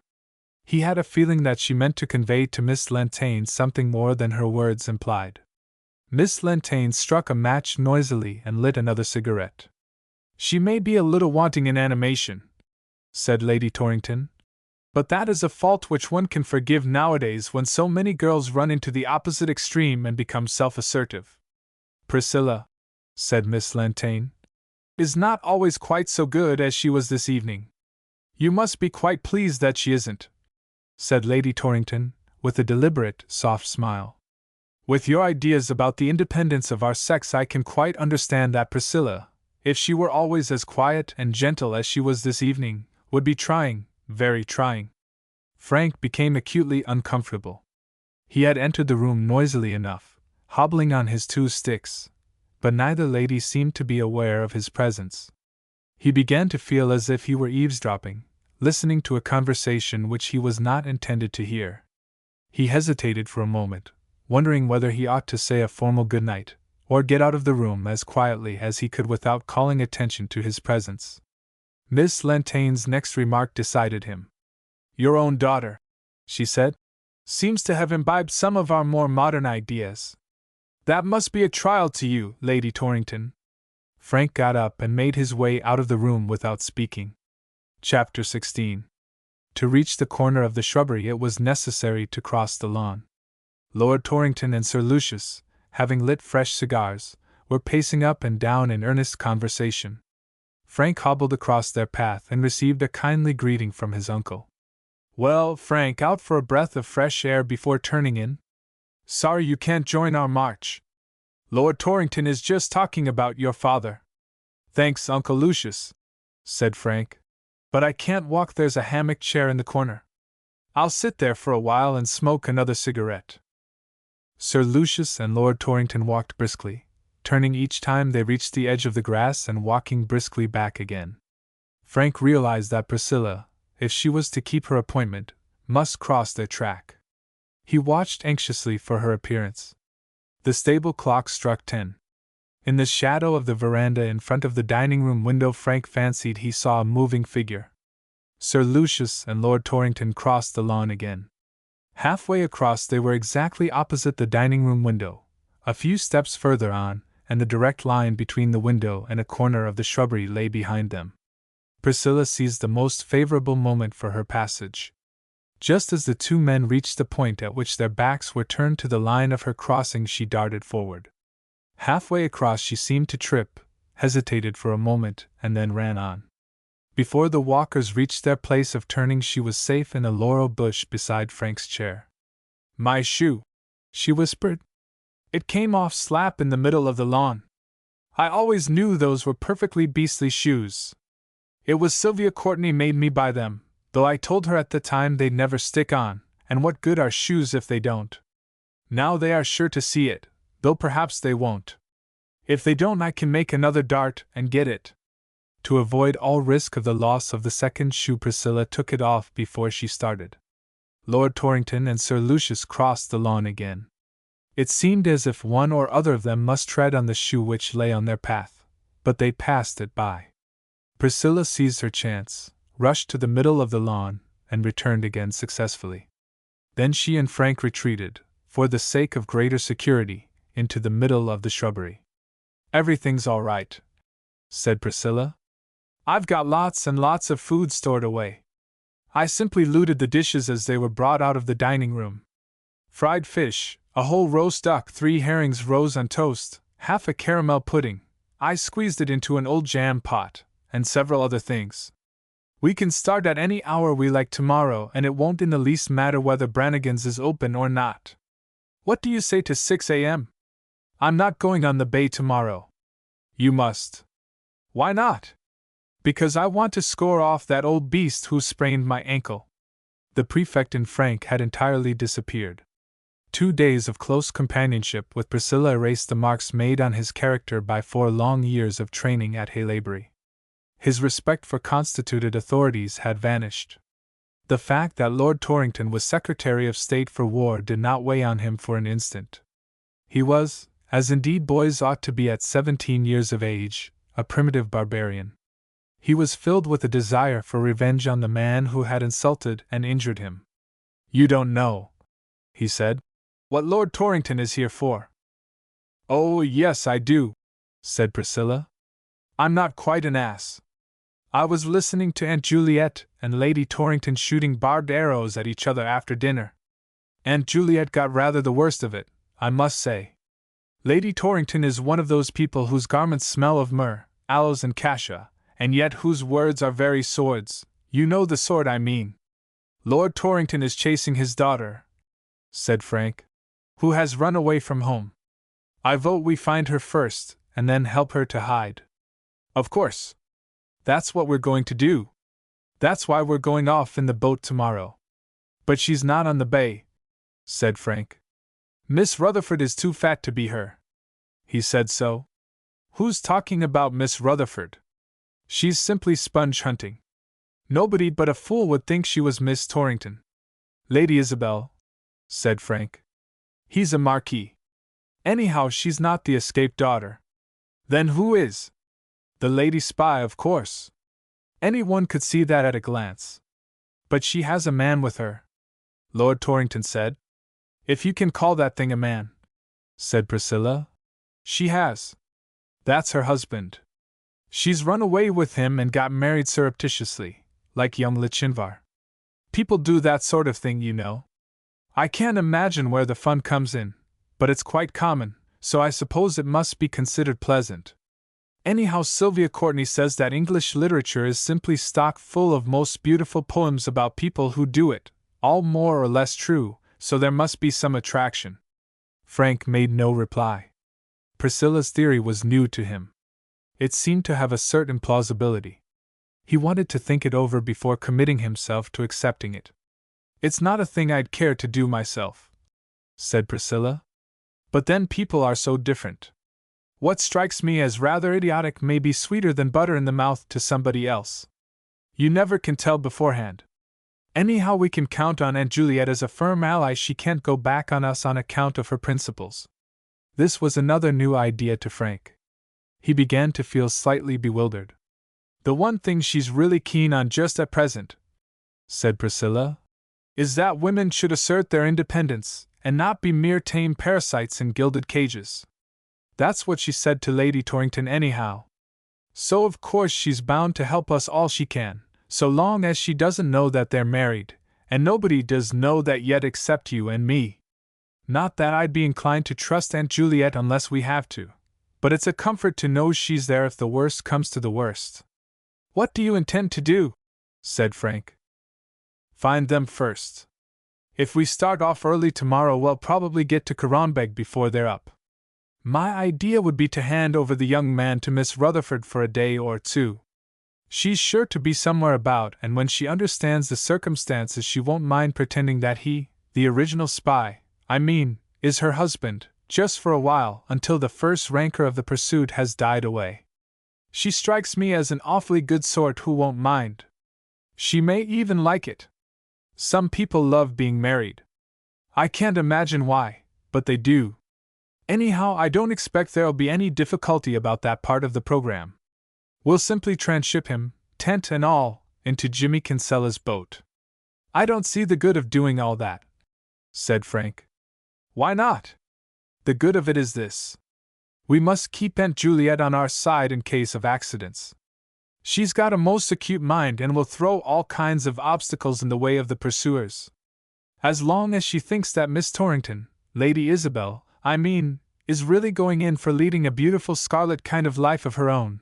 But if she once finds out that she's gone and got married to a man, any man, even one who can't manage a boat, she'll be keener than anyone else to have her dragged back. What do you mean to do with her? Said Frank. We'll plant her down on Inishbofin. That's the safest place in the whole bay for her to be.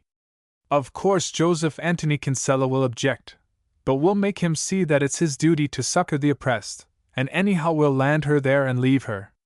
I don't exactly know what it is that they're doing on that island, though I can guess. But whatever it is, you may bet your hat they won't let Lord Torrington or the police or any one of that kind within a mile of it. If once we get her there, she's safe from her enemies. Every man, woman, and child in the neighborhood will combine to keep that sanctuary. Bother! There's a word which exactly expresses what a sanctuary is kept, but I've forgotten what it is. I came across it once in a book and looked it out in the dict to see what it meant. It's used about sanctuaries and secrets. Do you remember what it is? Frank did not give his mind to the question. He was thinking, with some pleasure, of the baffled rage of Lord Torrington when he was not allowed to land on Inishbofin. Lady Isabel would be plainly visible sitting at the door of her tent on the green slope of the island. Lord Torrington, with violent language bursting from him, would approach the island in a boat, anticipating a triumphant capture. But Joseph Anthony Kinsella would sally like a rover from his anchorage and tow Lord Torrington's boat off to some distant place. With invincible determination the warlord would return again. From every inhabited island in the bay would issue boats, Flanagan old one among them. They would surround Lord Torrington, hustle and push him away. Children from cottage doors would jeer at him. Peter Walsh and Patsy, the drunken smith, would add their taunts to the chorus when at last, baffled and despairing, he landed at the quay. The vision was singularly attractive. Frank ran his hand over his bandaged ankle and smiled with joy. I know it's used of secrets as well as sanctuaries, said Priscilla, because Aunt Juliet used to say it about the confessional when she was thinking of being a Roman Catholic. I told you about that, didn't I? No, said Frank. But will they be able to stop him landing, really? Of course they will. That was one of the worst times we ever had with Aunt Juliet. Father simply hated it, expecting the blow to fall every day, especially after she took to fasting frightfully hard with Finnan haddocks. That was just after the time she was tremendously down on all religion and wouldn't let him have prayers in the morning, which he didn't mind as much, though, of course, he pretended. Fortunately, she found out about uric acid just before she actually did the deed, so that was all right. It always is in the end, you know. That's one of the really good points about Aunt Juliet. All the same, I wish I could remember that word. I don't quite see, said Frank, how they'll stop him landing on Inishbofin if he wants to. Nor do I, but they will. If Peter Walsh and Joseph Anthony Kinsella and Flanagan and Patsy the Smith, they're all in the game, whatever it is, if they determine not to let him land on Inishbofin, he won't land there. But even if they keep him off for a day or two, they can't forever. Well, said Priscilla, he can't stay here forever either. There's sure to be a war soon, and then he'll jolly well have to go back to London and see after it. You told me it was his business to look after wars, so of course he must. Now that we've got everything settled, I'll sneak off again and get to bed. If I recollect that word during the night, I'll write it down." Priscilla, leaving Frank to make his own way back to the house as best he could, crept through the laurel bushes to the edge of the lawn. Lord Torrington and Sir Lucius had gone indoors. She could see them through the open window of the long gallery. She stole carefully across the lawn and entered the house by way of the dining-room window. She went very quietly to her bedroom. Before undressing, she opened her wardrobe, lifted out 2 dresses which lay folded on a shelf, and took out the store of provisions which she had secured at dinner time. She wrapped up the duck and the fish in paper, nice white paper taken from the bottoms of the drawers in her dressing table. The herrings rose on toast, originally a savory, she put in the bottom of the soap dish and tied a piece of paper over the top of it. The caramel pudding rather overflowed the jam pot. It was impossible to press it down below the level of the rim. Priscilla sliced off the bulging excess of it with the handle of her toothbrush and dropped it into her mouth. Then she tied some paper over the top of the jam pot and wrote "pudding" across it with a blue pencil. The remainder of her spoil, some rolls, 2 artichokes, and a sweetbread, she wrapped up together. Then she undressed and got into bed. Half an hour later she woke suddenly. Without a moment's hesitation she got out of bed and lit a candle. The blue pencil was still lying on top of the jam pot which stood on the dressing table. Priscilla took it, and to avoid all possibility of mistake in the morning, wrote word, inviolable, on every one of her parcels. Chapter 17. It was 10 o'clock in the forenoon. Peter Walsh, having breakfasted, strolled down the street towards the quay. When he reached it, he surveyed the boats which lay there with a long, deliberate stare. The Blue Wanderer was at her moorings. The Tortoise, with a new iron on her rudder, had gone out at 7 o'clock. There were 3 boats from the islands and 1 large hooker lying at the quay. Peter Walsh made quite sure that there was nothing which called for comment or investigation in the appearance of any of these. Then he lit his pipe and took his seat on one of the windows of Brannigan's shop. 4 out of the 6 habitués of this meeting place were already seated. Peter Walsh made the 5th. The 6th man had not yet arrived. At 10:30 Timothy Sweeney left his shop and walked down to the quay. Timothy Sweeney, though not the richest, was the most important man in Rosnacree. His public house was in a back street, and the amount of business which he did was insignificant compared to that done by Brannigan. But he was a politician of great influence, and had been made a justice of the peace by a government anxious to popularize the administration of the law in Ireland.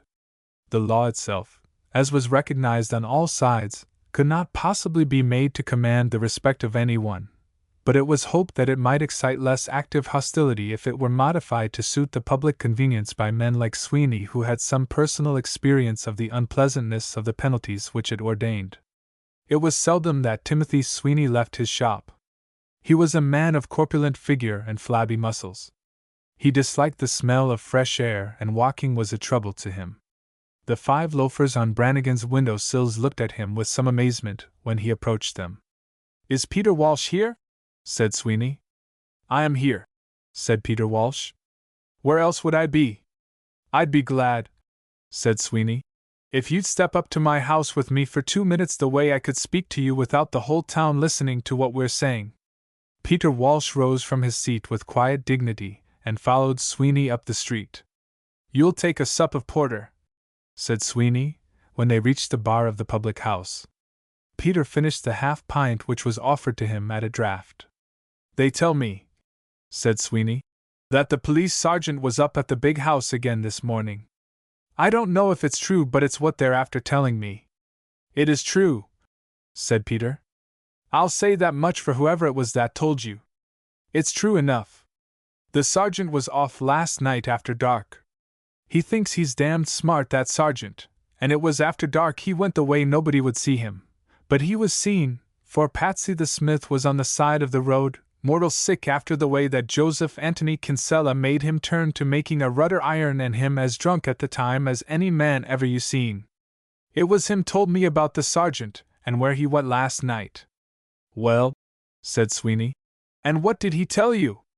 He told me that the sergeant went along the road till he met with the gentleman that does be going about the country and has the two ladies with him, the one of them that might be his wife, and the other has Jimmy Kinsella engaged to row her round the bay while she'd be bathing. There's too many going round the country and the bay, and that's a fact. We could do with less. We could, surely. But there's no harm in them ones. What the sergeant said to the gentleman Patsy the Smith couldn't hear, but it was maybe half an hour after when the sergeant went home again, and he had a look on him like a man that was middling well satisfied. Patsy the Smith saw him, for he was in the ditch when he passed, terrible sick, retching the way he thought the whole of his liver would be out on the road before he'd done. Well, there was no more happened last night, but it wasn't more than 9 o'clock this morning before that same sergeant was off up to the big house, and I wouldn't wonder but it was to tell the strange gentleman that's there whatever it was he heard him last night. He had that kind of a look about him anyway. I don't like the way things is going on, said Sweeney. What is it that's up at the big house at all? They tell me, said Walsh, that he's a mighty high-up gentleman whoever he is. He may be, but I'd be glad if I knew what he's doing here, for I don't like the looks of him. Patsy the Smith, pallid after the experience of the night before, walked into the shop. If Peter Walsh is there, he said, the sergeant is down about the quay looking for him. You better go to him, said Sweeney, and mind now what you say to him. You'll not say much, said Patsy the Smith, for he'll have you whipped off into one of the cells in the barrack before you've time to speak. He's terrible determined. Patsy's face was yellow, a witness to the fact that his liver was still in him, and he was inclined to take a pessimistic view of life. Peter Walsh paid no attention to his prophecy. Sweeney looked anxious. The sergeant was standing outside the door of Brannigan's shop. He accosted Peter Walsh as soon as he caught sight of him. Sir Lucius bid me tell you, he said, that you're to have the tortoise ready for him at 12 o'clock, and that his lordship will be going with him, so he won't be needing you in the boat. It would fail me to do that, said Peter, for she's out, Miss Priscilla, and the young gentleman with the sore leg has her. Sir Lucius was partly in doubt, said the sergeant, but it might be the way you say, for I told him myself that the boat was gone. But his lordship wouldn't be put off, and you're to hire another boat. What boat? It was Joseph Anthony Kinsella's he mentioned, said the sergeant, when I told him it was likely he'd be in with another load of gravel. But sure, one boat's as good as another so long as it is a boat. His lordship wouldn't be turned aside from going. Them ones, said Peter Walsh, must have their own way whatever happens. It's pleasure sailing therefore, I'm thinking, among the islands? It might be, said the sergeant. I didn't ask. You could guess though. And if I could, do you think I'd tell you? It's too fond of asking questions you are, Peter Walsh, about what doesn't concern you. The sergeant turned his back and walked away. Peter Walsh watched him enter the barrack. Then he himself went back to Sweeney's shop. They're wanting a boat, he said. Joseph Anthony Kinsella's or another. And what for? Unless it's to go out to Inishbon, said Peter. I don't know what for. Be damned then, said Sweeney. There's no boat for them. I was thinking that myself. I wouldn't wonder, said Sweeney. But something might stop Joseph Anthony Kinsella from coming in today after all. Thought he's due with another load of gravel. He mightn't come, said Patsy the Smith. There's many a thing could happen to prevent him. What time were they thinking of starting? Said Sweeney. 12 o'clock, said Peter Walsh. Patsy, said Sweeney, let you take Brannigan's old punt and go down as far as the stone perch to try can you see Joseph Anthony Kinsella coming in.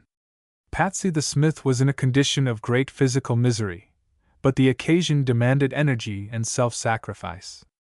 He staggered down to the slip, loosed the mooring rope of Brannigan's dilapidated punt, and drove her slowly down the harbor, waggling one oar over her stern. Let you go round the town, said Sweeney to Peter Walsh, and find out where the fellows is that came in with the boats that's at the quay this minute. It's time they were off out of this. Peter Walsh left the shop. In a minute or two he came back again. There's Miss Priscilla's boat, he said. The Blue Wanderer. You're forgetting her. They'd never venture as far as Inishbon in her, said Sweeney. They might then. The wind's east and she'd run out easy enough under the little lug. They'd have to row back. The likes of them ones, said Peter Walsh, wouldn't think about how they'd get back till the time came. I'm uneasy about that boat, so I am. Tell me this now, said Sweeney, after a moment's consideration. Did the young lady say e'er a word to you about giving the boat a fresh lick of paint? She did not. Why would she? I meant just after painting the boat? Are you sure now she didn't say she'd be the better of another coat? She might then, sometime that I wouldn't be paying much attention to what she said. I'm a terrible one to disremember things anyway. You'd better do it then, said Sweeney. There's plenty of the same paint you had before in Brannigan's, and it will do the boat no harm to get a lick with it.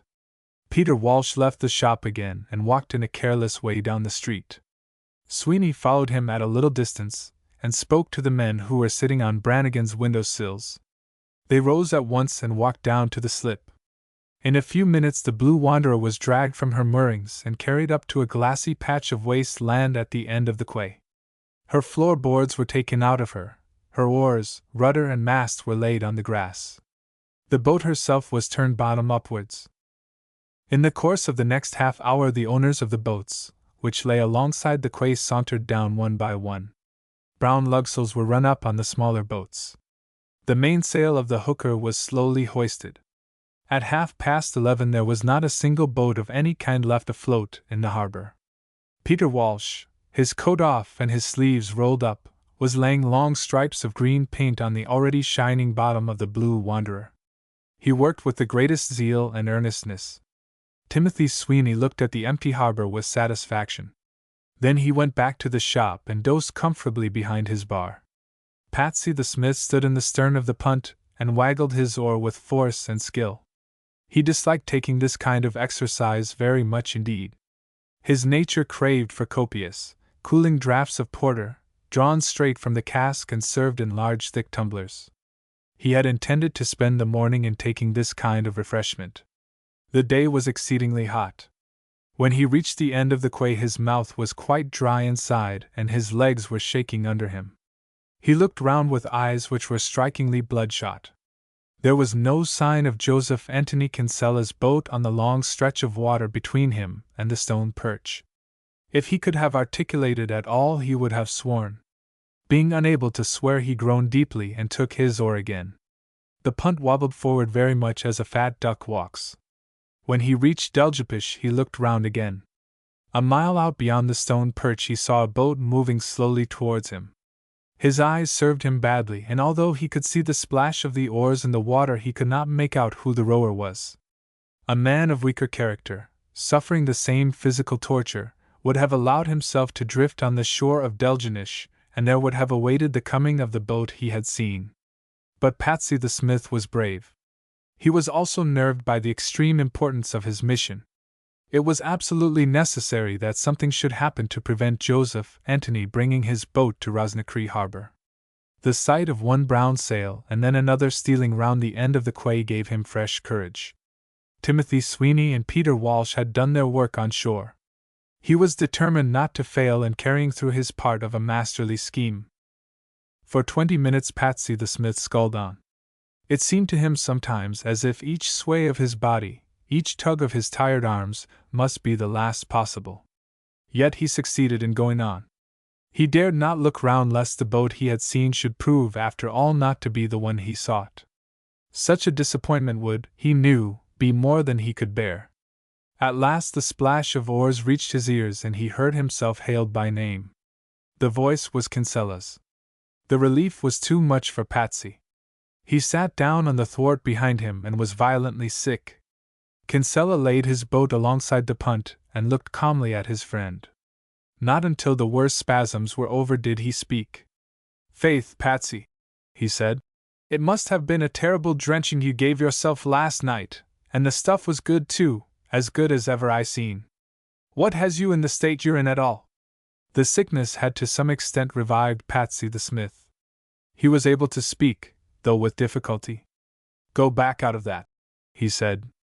"And why would I go back?" Timothy Sweeney says you're to go back, for if you come into the quay today there'll be the devil and all, if not worse. If that's the way of it I will go back, but I'd be glad, so I would, if I knew what Sweeney means by it. It's a poor thing to be breaking my back rowing a boatload of gravel all the way from Inishbon and then to be told to turn round and go back, and just now too, when the wind has dropped and it's beginning to look mighty black over to the eastward. You're to go back, said Patsy, because the strange gentleman that's up at the big house is wanting your boat. Let him want. He'll get it, if so be that you go into the quay, and when he has it the first thing he'll do is to go out to Inishbon. It's there he wants to be, and it's yourself knows best what he'd find if he got there. Go back, I tell you. If you'll take my advice, said Kinsella, you will go back yourself. There's thunder beyond there coming up, and there'll be a breeze setting towards it from the west before another 10 minutes is over our heads. I don't know will you care for that in the state you're in this minute, with that old punt and only one oar. The tide'll be running strong against the breeze and there'll be a kick up at the stone perch. Patsy the smith saw the wisdom of this advice. Tired as he was, he seized his one oar and began sculling home. Kinsella watched him go, and then did a peculiar thing. He took the shovel which lay amidships in his boat and began to heave his cargo of gravel into the sea. As he worked, a faint breeze from the west rose, fanned him and died away. Another succeeded it, and then another. Kinsella looked round him. The 4 boats which had drifted out from the quay before the easterly breeze of the morning had hauled in their sheets. They were awaiting a wind from the west. The heavy purple thunder cloud was rapidly climbing the sky. Kinsella shoveled hard at his gravel. His boat, lightened of her load, rose in the water, showing inch by inch more free board. A steady breeze from the west succeeded the light occasional puffs. It increased in strength. The 4 boats inside him stooped to it. They sped across and across the channel towards the stone perch in short tacks. Kinsella hoisted his sail and took the tiller. The boat swung up into the wind and coursed away to the southwest, close hauled to a stiff west wind. The thunder cloud burst over Rosnicree. Sir Lucius and Lord Torrington drove into the town and pulled up in front of Brannigan's shop at 11:45. They looked round the empty harbor in some surprise. Sir Lucius went at once into the shop.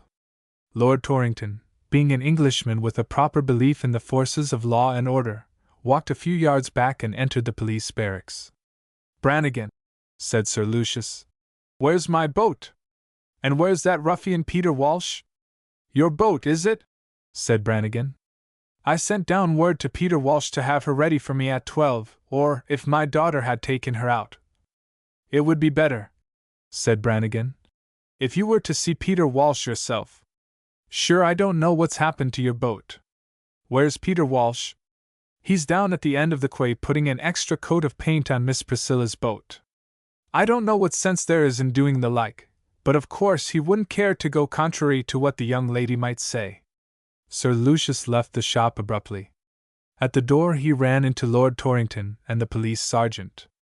Damn it all, Lentane, said Lord Torrington. How are we going to get out?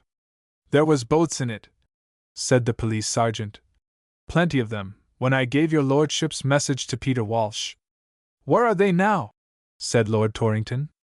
What's the good of telling me they were here when they're not? The police sergeant looked cautiously round. I wouldn't say, he said at last. But they're gone out of it, every one of the whole lot of them. Peter Walsh, his paintbrush in his hand, and an expression of respectful regret on his face, came up to Sir Lucius and touched his hat. What's the meaning of this? Said Sir Lucius. Didn't I send you word to have a boat, either my own or some other, ready for me at 12? The message the sergeant gave me, said Peter Walsh, was to engage Joseph Anthony Kinsella's boat for your honor if so be that Miss Priscilla had your own took out. And why the devil didn't you? Said Lord Torrington. Because she's not in it, your honor, nor hasn't been this day. I was waiting for her, and the minute she came to the quay I'd have been in her, helping Joseph Anthony to shovel out the gravel the way she'd be fit for 2 gentlemen like yourselves to go in her. Is there no other boat to be got? Said Lord Torrington. Launch Miss Priscilla's at once, said Sir Lucius. Sure the paint's wet on the bottom of her. Launch her, said Sir Lucius. Paint or not paint. I'll launch her if your honor bids me, said Peter Walsh. But what use will she be to you when she's in the water? She'll not work to windward for you under the little lug that's in her, and it's from the west the wind's coming now. He looked round the sky as he spoke. Glory be to God, he said.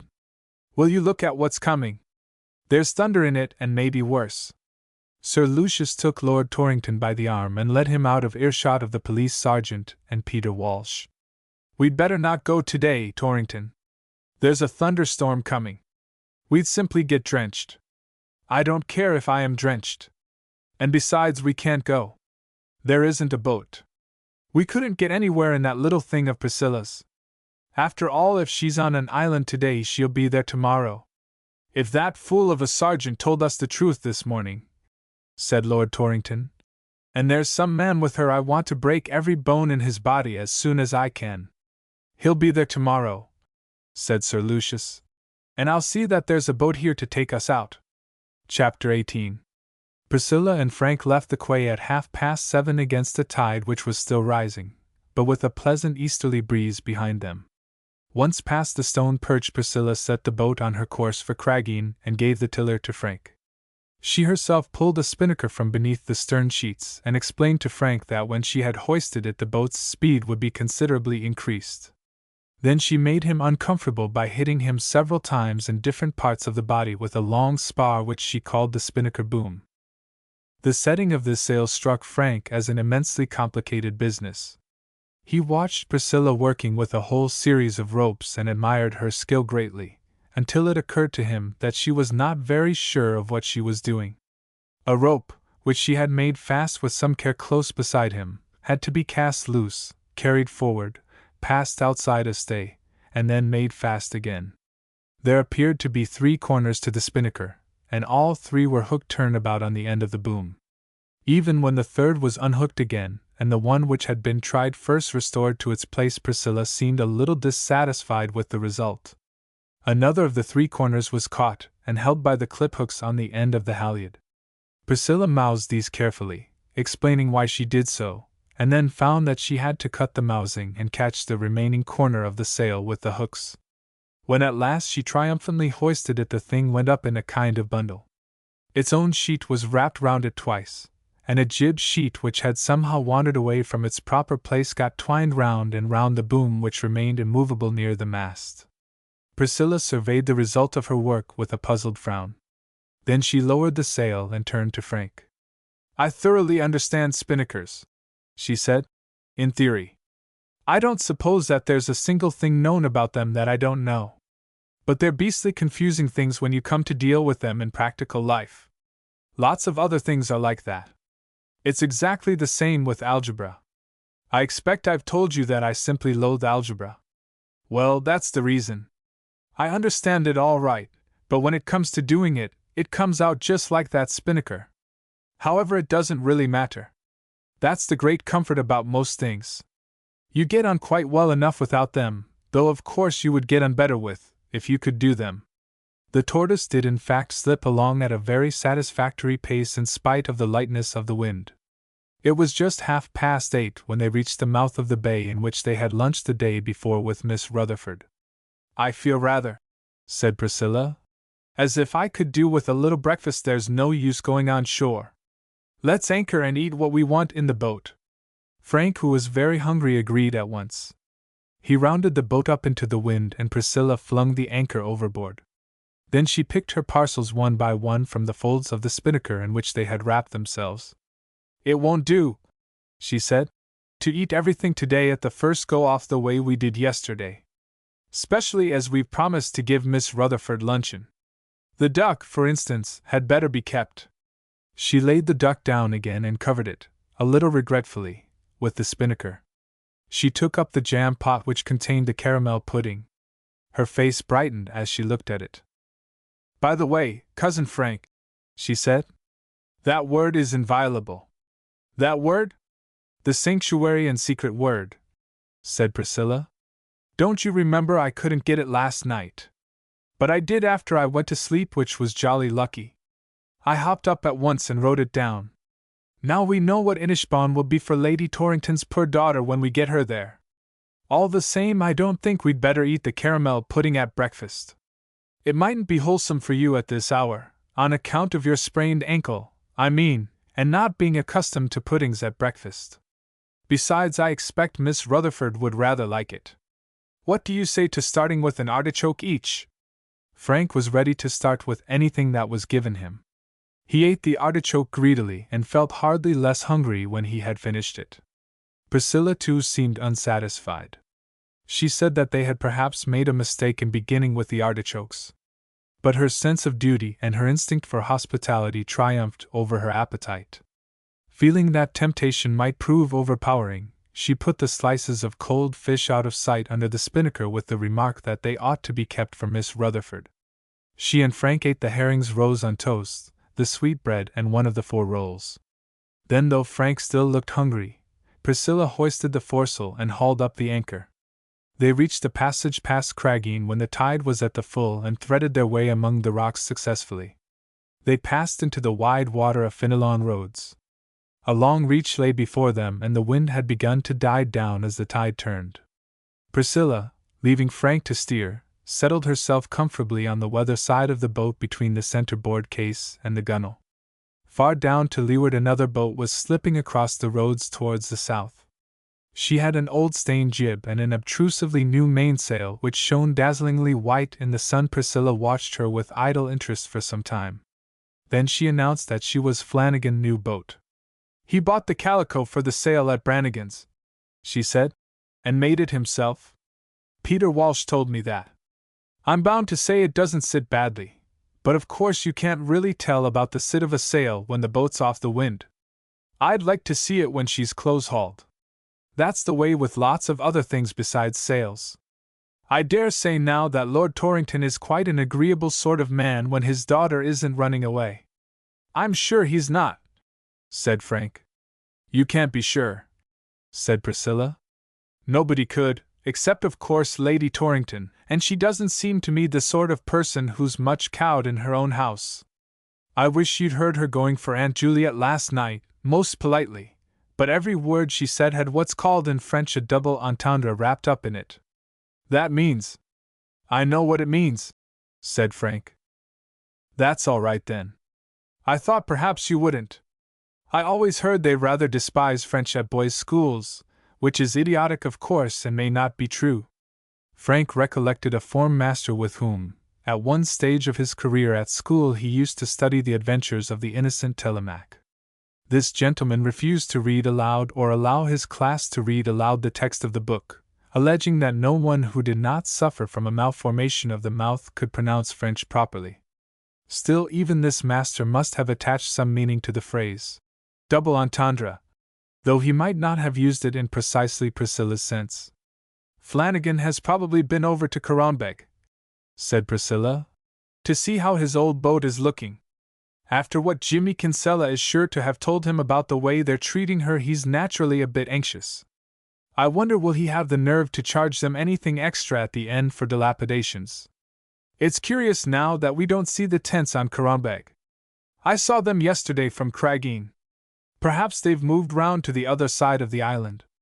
There's a boat coming out from behind the point now, said Frank. Perhaps they're moving again. Priscilla leaned over the gunwale and stared long at the boat which Frank pointed out. There's a man and a woman in her, he said. It's not Flanagan's old boat though, said Priscilla. I rather think it's Jimmy Kinsella. I hope Miss Rutherford hasn't been hunting them on her own, under the impression that they're German spies. We oughtn't to have told her that. She's so frightfully impulsive you can't tell what she'd do. Jimmy Kinsella had recognized the tortoise shortly after he rounded the point of Caronbeg. He dropped his lug sail and began to row up to windward, evidently meaning to get within speaking distance of Priscilla. The boats approached each other at an angle. Miss Rutherford stood up in the stern of hers, waved a pocket handkerchief and shouted. Priscilla shouted in reply. Frank threw the tortoise up into the wind and Jimmy Kinsella pulled alongside. They've gone, said Miss Rutherford. They've escaped you again. You've frightened them away, said Priscilla. I wish you wouldn't. No, said Miss Rutherford. I didn't honor Bright. They'd gone before I got there. The people on the island said they packed up early this morning, and when they saw Flanagan passing in his new boat, they hailed him and got him to take them off. Wasn't that the boat we saw just now? Said Frank. Yes, said Priscilla. Frightfully annoying, isn't it? Never mind, said Miss Rutherford. I know where they're gone. The people on the island told me. To Inishmina. Wasn't Inishmina the name, Jimmy? It was, miss. Climb on board, said Priscilla. That is to say, if you want to come. We must be after them at once. We'll follow Flanagan. Jimmy can row through Craggeen Passage and pick you up afterwards. Miss Rutherford tumbled from her own boat into the Tortoise. Thanks awfully, she said. I want to see you arrest those spies more than anything. They're not spies, said Priscilla. We never really thought they were, said Frank. The truth is, said Priscilla. She stopped abruptly and looked round. Jimmy Kinsella was some distance astern, heading for Craggeen. He appeared to be quite out of earshot. Nevertheless, Priscilla lowered her voice to a whisper. We're on an errand of mercy, she said. Oh, said Miss Rutherford. Not vengeance. I'm disappointed. Mercy is a much nicer thing, said Priscilla, besides being more Christian. All the same, said Miss Rutherford, I'm disappointed. Vengeance is far more exciting. To a certain extent, said Priscilla. We're taking vengeance too. At least Frank is, on account of his ankle, you know. So you needn't be disappointed. That cheers me up a little, said Miss Rutherford. But do explain. It's quite simple, really, said Priscilla, though it may seem a little complicated. You explain, Cousin Frank, and be sure to begin at the beginning or she won't understand. Lord Torrington, said Frank, is Secretary of State for War, and his daughter, Lady Isabel, but perhaps I'd better tell you first that as I was coming over to Ireland I met. Now who be you would cross Lochile? Said Priscilla, waving her hands towards the sea. This dark and stormy water? Oh, I'm the chief of Ulva's Isle, and this Lord Ullyn's daughter. You know that poem, I suppose? I've known it for years, said Miss Rutherford. Well, that's it, said Priscilla. You have the whole thing now. I see, said Miss Rutherford. I see it all now, or almost all. This is far better than Spies. How did you ever think of it? It's true, said Priscilla. Lord Torrington, said Frank, is over here stopping with my uncle, and he came specially to find his daughter who's run away. One lovely hand stretched out for aid, said Priscilla, and one was round her lover. That's what we want to avoid if we can. I call that an errand of mercy. Don't you? It's far and away the most merciful errand I ever heard of, said Miss Rutherford. But why don't you hurry? At any moment now her father's men may reach the shore. We can't, said Priscilla, hurry any more than we are. The wind's dropping every minute. Luff her a little bit, Frank, or she won't clear the point. The tide's taking us down, and that point runs out a terrific distance. The only thing I don't quite see yet, said Miss Rutherford, is where the vengeance comes in. That's to be taken on her father, said Priscilla. Quite right, said Miss Rutherford, as a matter of abstract justice, but I rather gathered from the way you spoke, Priscilla, that Frank had some kind of private feud with the old gentleman. He shoved me off the end of the steamer's gangway, said Frank, and sprained my ankle. He has never so much as said he was sorry. Good, said Miss Rutherford. Now our consciences are absolutely clear. What we are going to do is to carry off the blushing bride to some distant island. Inishbon, said Priscilla. The Tortoise had slipped through the passage at the south end of Finislawn. She was moving very slowly across another stretch of open water. On her lee bow lay Inishbon. The island differs from most others in the bay in being twin.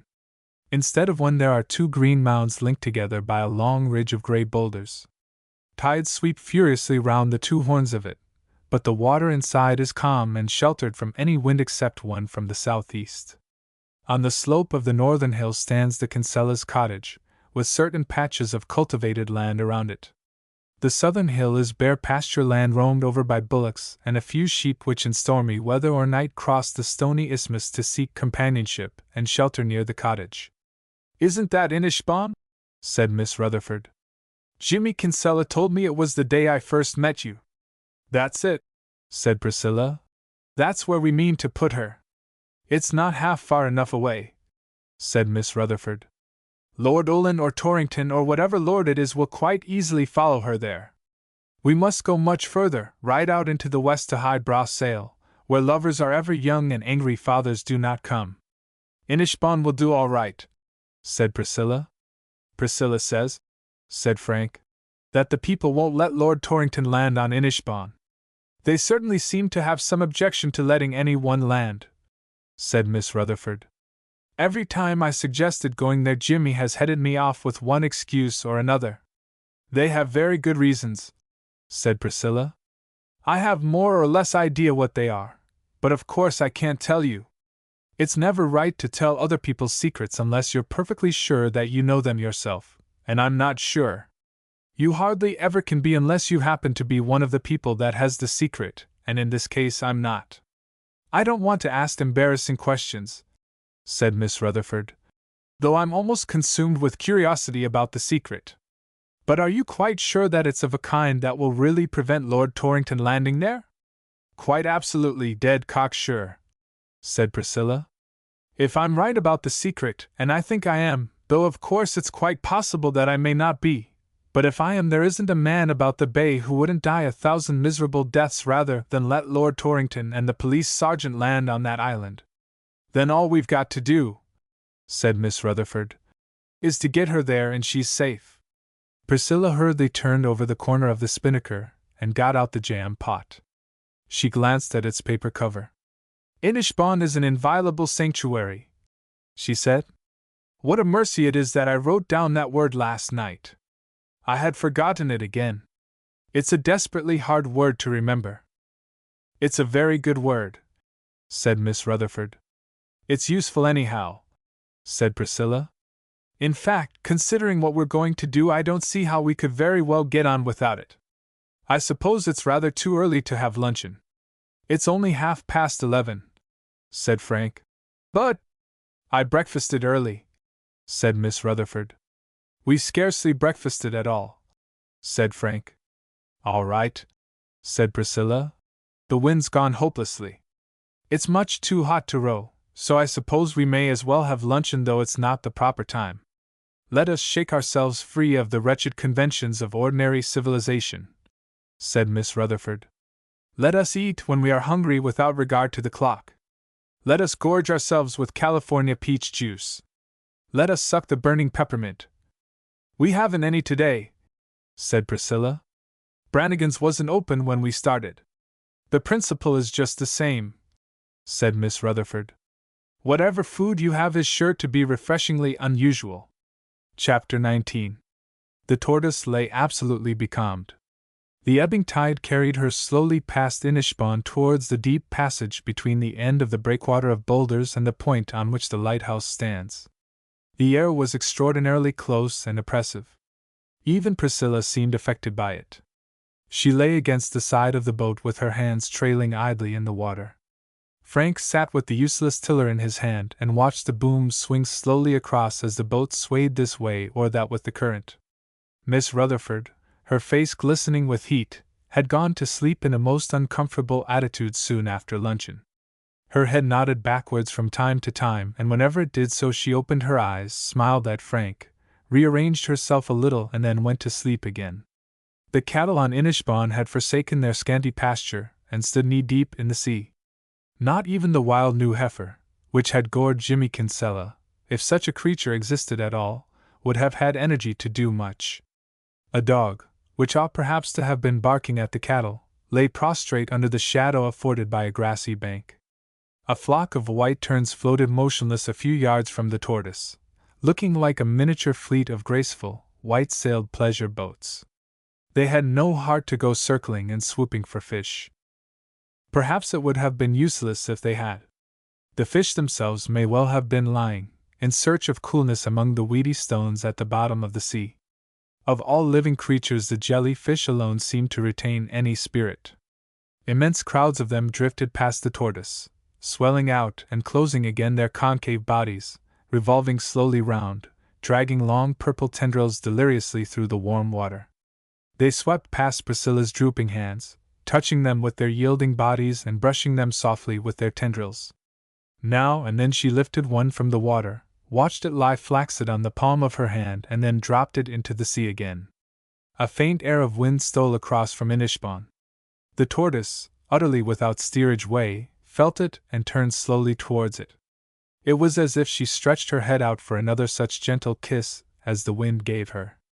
Priscilla felt it, and with returning animation made a plunge for an unusually large jellyfish, captured it, and held it up triumphantly. "It's a pity you're not out after jellyfish, Miss Rutherford," she said, "instead of sponges. There are thousands and thousands of them. We could fill the boat with them in half an hour." Miss Rutherford made no reply. She had succeeded in wriggling herself into such a position that her head rested on the thwart of the boat. Her face was extremely red, and owing perhaps to the twisted position of her neck, she was snoring. Priscilla looked at Frank and smiled. "I wonder," she said, "if we ought to wake her up. She won't like it, of course, but it may be the kindest thing to do. It wouldn't be at all nice for her if she smothered in her sleep."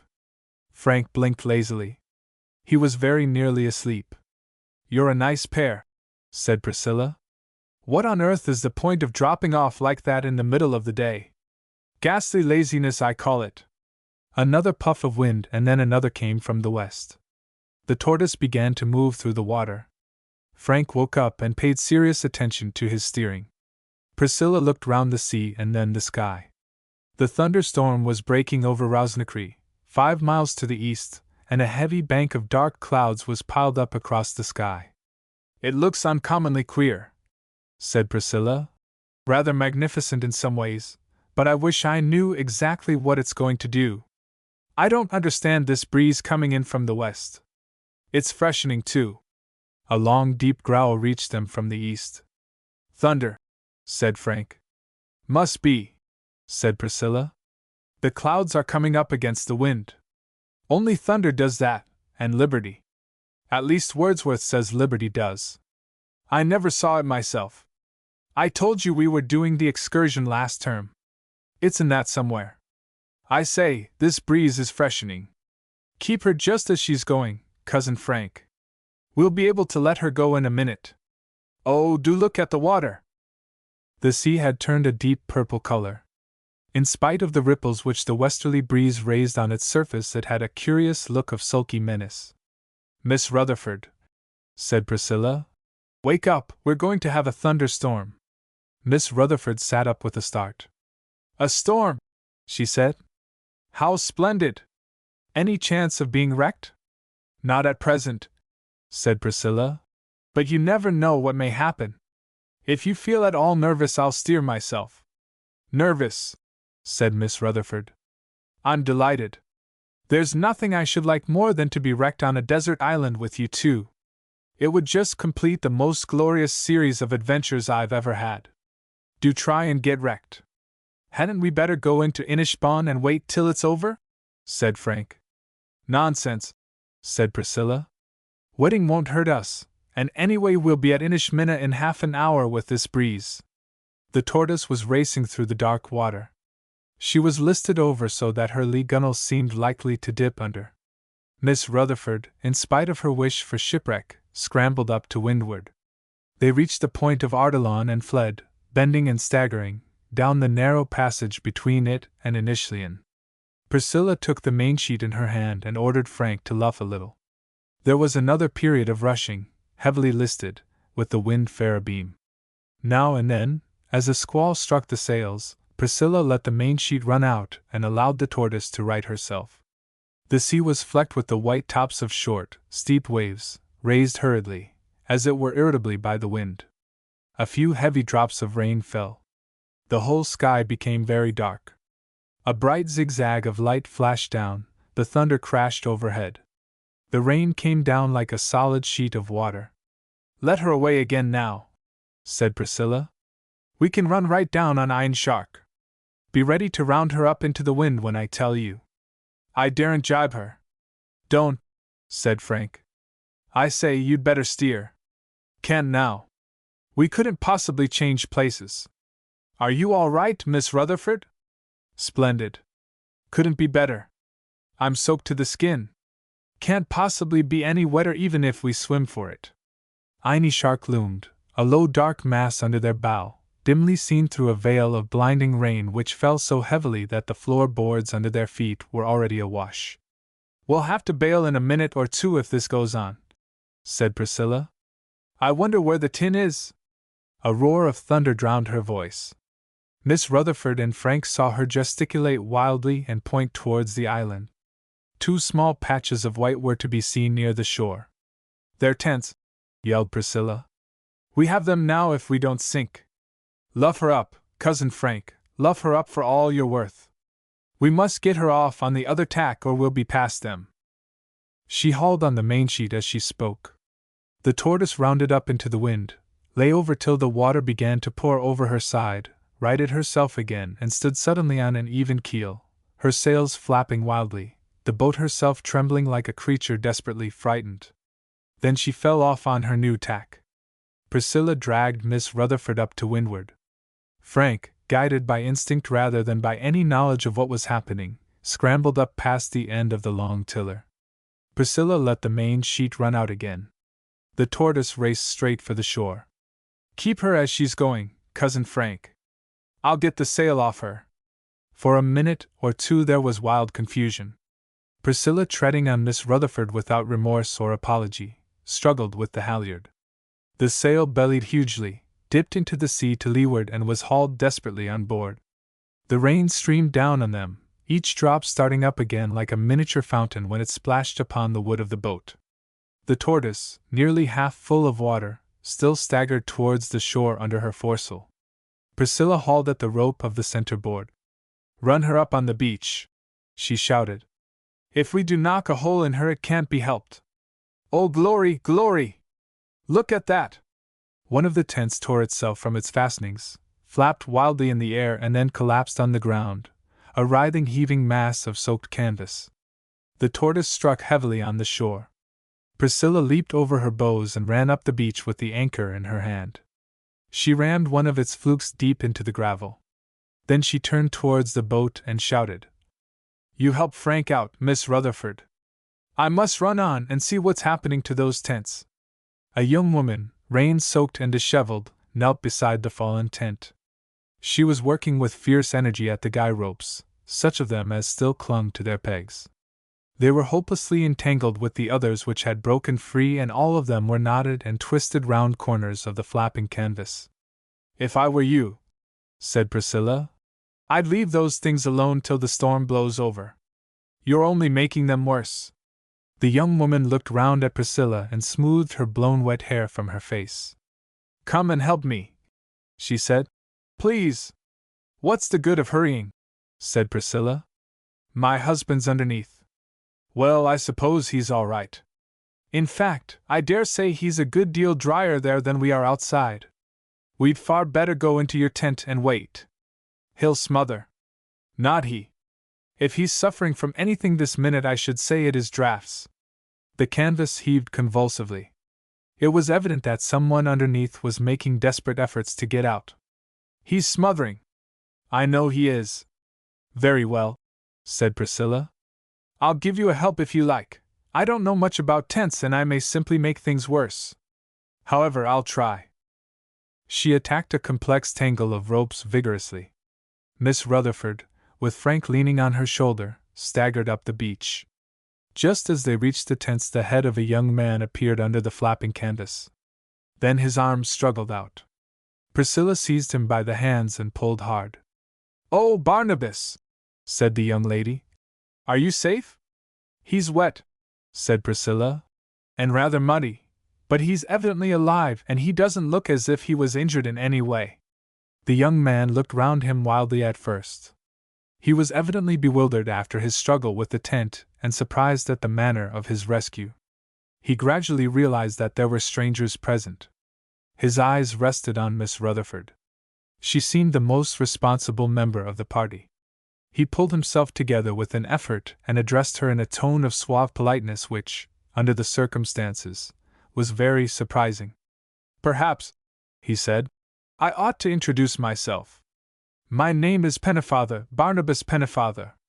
The Rev. Barnabas Pennefather. This is my wife, Lady Isabel Pennefather. I have a card somewhere."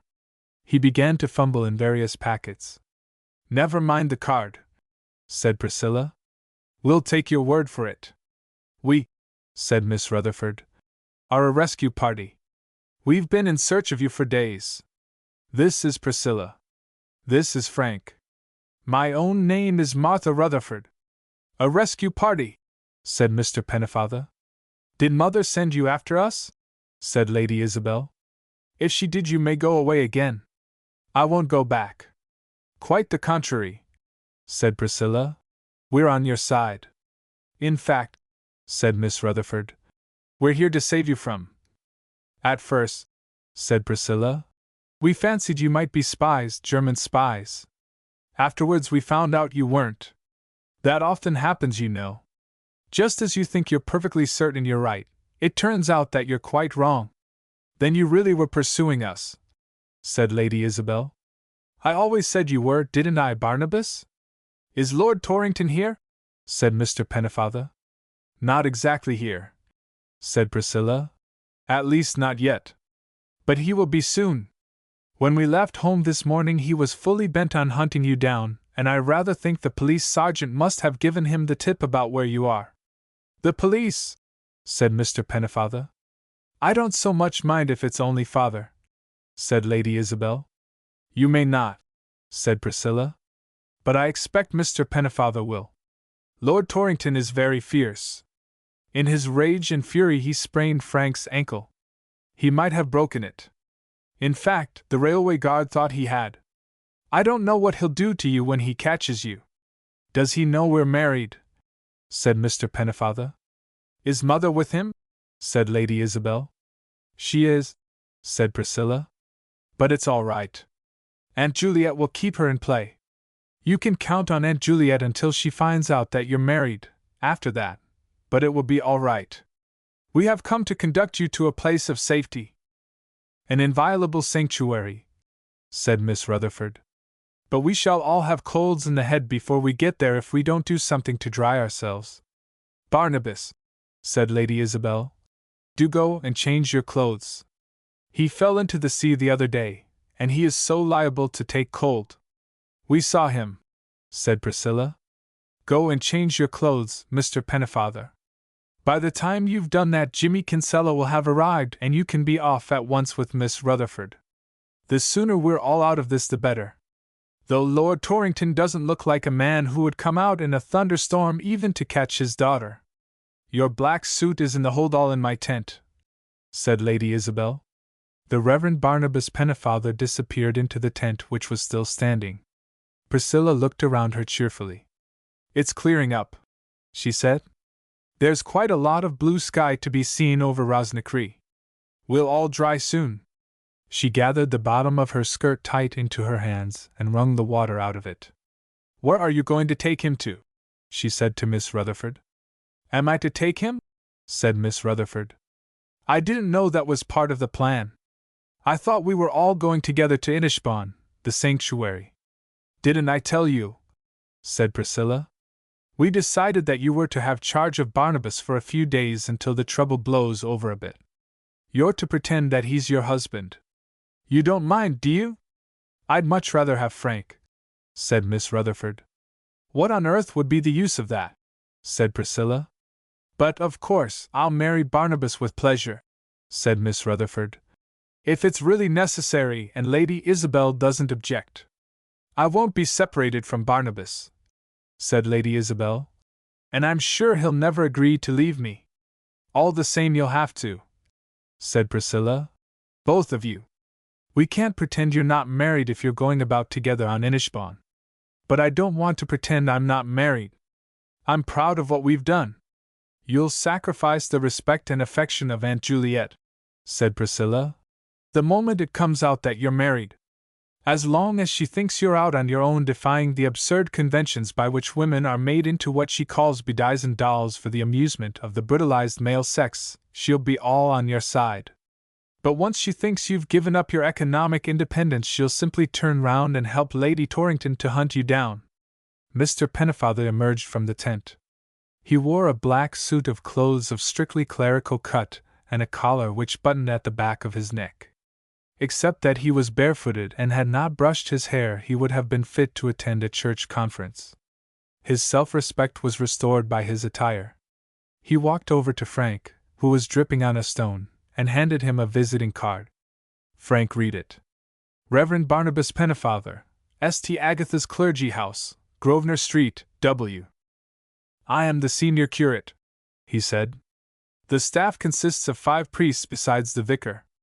They want to take you away from me, said Lady Isabel. But you won't go, say you won't, Barnabas. Mr. Pennefather took his place at his wife's side. He held her hand in his. Nothing on earth, he said, can separate us now. Very well, said Priscilla. You're rather ungrateful, both of you, considering all we're doing for you, and I don't think you're exactly polite to Miss Rutherford, however. Don't mind about me, said Miss Rutherford. I feel snubbed, of course, but I wasn't really keen on having him for a husband, even temporarily. Mr. Pennefather looked at her with shocked surprise. A deep flush spread slowly over his face. His eyes blazed with righteous indignation. Woman, he began. If you don't mind, said Priscilla, I think we'll call you Barnabas. It's rather long, of course, and solemn. The natural thing would be to shorten it down to Barney, but that wouldn't suit you a bit. The rain's over now. I think I'll go down and bail out the tortoise. Then we'll all start. You people can be taking down the tent that's standing, and folding up the other one. Where are we going to? Said Mr. Pennefather. To a sanctuary, said Miss Rutherford. An inviolable sanctuary. Priscilla has that written down on the cover of a jam pot, so there's no use arguing about it. She says we'll be safe, said Lady Isabel. I refuse to move, said Mr. Pennefather, until I know where I'm going and why. You talk to him, Cousin Frank, said Priscilla. I see Jimmy Kinsella coming round the corner in his boat, and I really must bail out the tortoise. If you don't move out of this pretty quick, said Frank to Mr. Pennefather, Lord Torrington will have you to a dead cert. And fast before her father's men, said Miss Rutherford. 3 days we fled together. And should they find us in this glen? Oh, Barnabas, said Lady Isabel, who knew Campbell's poem and anticipated the end of the quotation. Oh, Barnabas, let's go, anywhere, anywhere. I never saw any man, said Frank, in such a wax as Lord Torrington. I haven't met him myself, said Miss Rutherford, but I expect that when he begins to speak he'll shock you even worse than I did. We don't mind father, said Lady Isabel. It's mother. They're both on your track, said Frank. Mr. Pennefather looked from one to another of the group around him. Then he turned slowly on his heel and began to roll up his tent. Lady Isabel and Miss Rutherford set to work to pack the camp equipage. Frank took off his coat and wrung the water out of it. Then he spread it on the ground and looked at it. It was the coat worn by members of the first 11. He had won his right to it when he caught out the Uppingham captain in the long field. Now such triumphs and glories seemed incredibly remote. The voices of Priscilla and Jimmy Kinsella reached him from the shore. They were arguing hotly. Frank looked at them and saw that they were both on their knees in the tortoise scooping up water in tin dishes. The bailing was finished at last. The packing was nearly done. Priscilla walked up to the camp dragging Jimmy Kinsella with her by the collar of the coat. Barnabas, she said, have you got a revolver? Mr. Pennefather looked up from a roll of blankets which he was strapping together. No, he said. I don't carry revolvers. I think you ought to, said Priscilla. I mean whenever you happen to be running away with the daughter of the First Lord of the War Office or any one like that. But of course, being a clergyman may make a difference. It's awfully hard to know exactly what a clergyman ought to do when he's eloping. At the same time, it's jolly awkward you're not having a revolver, for Jimmy Kinsella says he won't go to Inishbon, and we can't all fit in the tortoise. Leave him to me, said Frank. Just bring him over here, Priscilla, and I'll deal with him. I'll not take you to Inishbon, said Jimmy. Priscilla handed him over to Frank. It was a long time, more than 2 years, since Frank had acquired some reputation as a master of men in the form room of Remove A, but he retained a clear recollection of the methods he had employed.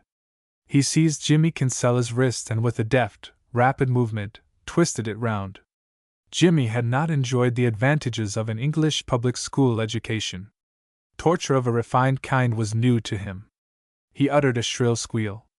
"Will you go where you're told?" said Frank. "Or do you want more?" "I dursn't take yes to Inishbon," said Jimmy, whimpering. "Maida would beat me if I did." Frank twisted his arm again. "Maida will cut the liver out of me," said Jimmy. "Stop that," said Mr. Pennefather. "I cannot allow bullying." "It's for your sake entirely that it's being done," said Priscilla. "You're the most ungrateful beast I ever met. It would serve you jolly well right if we left you here to have your own arm twisted by Lord Torrington." Miss Rutherford was kneeling in front of a beautiful canteen, fitting aluminium plates and various articles of cutlery into the places prepared for them. She stood up and brandished a large carving fork. "This," she said, "will be just as effective as a revolver. You take it, Frank, and sit close to him in the boat. The moment he stops rowing or tries to go in any direction except Inishbon, you—" She made a vicious stab in the air, and then handed the fork to Frank. A quarter of an hour later the party started. Mr. Pennefather and Lady Isabel refused to be separated. Priscilla took them in the tortoise. They sat side by side near the mast and held each other's hands. Priscilla, after one glance in their direction, looked resolutely past them for the rest of the voyage. Miss Rutherford sat in the bow of Jimmy Kinsella's boat. Jimmy sat amidships and rowed. Frank, with the carving fork poised for a thrust, sat in the stern. The wind, following the departed thunderstorm, blew from the east. Priscilla set sail on the tortoise. Jimmy hoisted his lug, but was obliged to row as well as sail in order to keep in touch with his consort. The boats grounded almost together on the shingly beach of Inishbon. Joseph Anthony, who had made his way home through the thunderstorm, put his hand on the bow of the tortoise. "It'll be better for you not to land," he said. "I know all about that," said Priscilla. "You needn't bother to invent anything fresh." "You can't land here," said Joseph Anthony. "Aren't there islands enough in the bay? Jimmy, will you push that boat off from the shore and take the lady and gentleman that's in her away out of this?" The carving fork descended an inch towards Jimmy's leg. His father menaced him with a threatening scowl. Jimmy sat quite still. Like the leader of the House of Lords during the last stage of a recent political crisis, he had ceased to be a free agent. "I don't want to land on your beastly island," said Priscilla. "If there wasn't as much as a half-tide rock in the whole bay that I could put my foot on, I wouldn't land here. And you can tell your wife from me that if that baby of hers was to die for the want of a bit of flannel, I won't steal another scrap from Aunt Juliet's box to give it to her." "Sure you know well enough, miss," said Joseph Anthony, "that there's ne'er a one would be more welcome to the island than yourself. But the way things is at present—" "I've a pretty good guess at the way things are," said Priscilla. "And the minute I get back tonight I'm going to tell Sergeant Rafferty." Joseph Anthony smiled uneasily. "You wouldn't do the like of that," he said. "I will," said Priscilla, "unless you allow me to land these two at once." Joseph Anthony looked long and carefully at Mr. Pennefather. "What about the other young gentleman?" he said. "The one that has the sore leg?" "He doesn't want to set foot on Inishbon," said Priscilla. "And the young lady?" said Joseph Anthony. "That does be taking the water in the little boat along with Jimmy?" "She'll let Jimmy row her off to any corner of the bay you like," said Priscilla, "if you'll allow the other two to land." Joseph Anthony looked at Mr. Pennefather again. "I wouldn't say there was much harm in him," he said. There's none, said Priscilla. Absolutely none. Isn't he paying £4 a week for that old boat of Flanagan? Doesn't that show you the kind of man he is? Unless, said Joseph Anthony, it could be that he's signed the pledge for life. Have you signed the pledge for life, Barnabas? Said Priscilla. Let go of her hand for 1 minute and answer the question that's asked you. Does he mean a temperance pledge?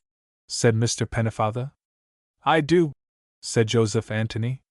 Are you a member of the Total Abstinence Sodality? I take a little whiskey after my work on Sunday evenings, said Mr. Pennefather. And, of course, when I'm dining out That'll do, said Joseph Anthony. A man that takes it one time will take it another. I suppose now you're not any ways connected with the police? He is not, said Priscilla. Can't you see he's a clergyman? It's beyond me, said Joseph Anthony. What brings you to Inishbon at all? The way things are with you at present, said Priscilla. It wouldn't be a bad thing to have a clergyman staying with you on the island. It would look respectable. It would, of course, said Joseph Anthony. If any question ever came to be asked, said Priscilla, about what's going on here, it would be a grand thing for you to be able to say that you had the Rev. Barnabas Pennefather stopping along with you. It would surely, said Joseph Anthony. Priscilla jumped out of the boat and drew Kinsella a little way up the beach. If anything was to come out, she whispered, you could say that it was the strange clergyman and that you didn't know what was going on. I might, said Joseph Anthony. Priscilla turned to the boat joyfully. Hop out, Barnabas, she shouted, and take the tents and things with you. It's all settled. Joseph Anthony will give you the run of his island and you'll be perfectly safe. Mr. Pennefather climbed over the bows of the Tortoise. Lady Isabel tugged at the hold-all, which was tucked away under a thwart, and heaved it with a great effort into her husband's arms. He staggered under the weight of it. Joseph Anthony Kinsella's instinctive politeness asserted itself. Will you let me take that from you? He said. The like of them parcels isn't fit for your reverence to carry. Lady Isabel got the rest of her luggage out of the Tortoise. Then she and Mr. Pennefather went to Jimmy Kinsella's boat and unloaded it. They had a good deal of luggage altogether. When everything was stacked on the beach, Mrs. Kinsella, with her baby in her arms, came down and looked at the pile with amazement. 3 small, bare-legged Kinsellas, young brothers of Jimmy's, followed her. She turned to Priscilla.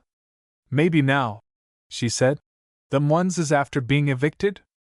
Tell me this, was it out of shops or off the land that they did be getting their living before the trouble came on them? Ara, whist, woman, said Joseph Anthony. Have you no eyes in your head? Can't you see that the gentleman's a clergyman? Glory be to God, said Mrs. Kinsella. And to think now that they'd evict the like of him. Lady Isabel held out her hand to Priscilla. Goodbye, she said, and thank you so much for all you've done. If you see my mother, we'll see her tonight, said Priscilla. I shan't be let in to dinner, but I'll see her afterwards when Aunt Juliet is smoking in the hope of shocking your father. Don't tell her we're here, said Lady Isabel. Come along, Frank, said Priscilla. I'll help you out of that boat and into the Tortoise. We must be getting home. Goodbye, Miss Rutherford. It really is goodbye this time, said Miss Rutherford. I'm off tomorrow morning. Back to London? Said Frank. Hard luck. To that frozy old museum, said Priscilla. Full of skeletons of whales and stuffed antelopes and things. I feel it all acutely, said Miss Rutherford. Don't make it worse for me by enumerating my miseries. And I don't believe you've caught a single sponge, said Priscilla. Will they be frightfully angry with you? I've got a few, said Miss Rutherford. Fresh water ones that I caught before I met you. I'll make the most of them. Anyhow, said Priscilla, it'll be a great comfort to you to feel that you've taken part in a noble deed of mercy before you left. That's something, of course, said Miss Rutherford. But you can't think how annoying it is to have to go away just at this crisis of the adventure. I shall be longing day and night to hear how it ends. I'll write and tell you if you like, said Priscilla. Do, said Miss Rutherford. Just let me know whether the sanctuary remains inviolable and I shall be satisfied. Right, said Priscilla. Goodbye. We needn't actually kiss each other, need we? Of course, if you want to frightfully you can, but I think kissing's rather piffle. Miss Rutherford contented herself with wringing Priscilla's hand. Then she and Priscilla helped Frank out of Jimmy Kinsella's boat and into the Tortoise. The wind was due east and was blowing a good deal harder than it was when they ran down to Inishbourne. The Tortoise had a long beat before her, the kind of beat which means that a small boat will take in a good deal of water. Priscilla passed an oilskin coat to Frank. Having been wet through by the thunderstorm and having got dry, Frank had no wish to get wet again.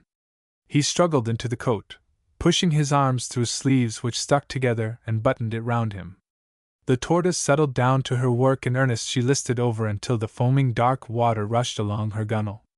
She pounded into the short seas, lifted her bow clear of them, pounded down again, breasted them, took them fair on the curve of her bow, deluged herself, Frank's oilskin and even the greater part of her sails with showers of spray. The breeze freshened, and at the end of each tack the boat swung round so fast that Frank, with his maimed ankle, had hard work to scramble over the centerboard case to the weather side. He slipped and slithered on the wet floorboards.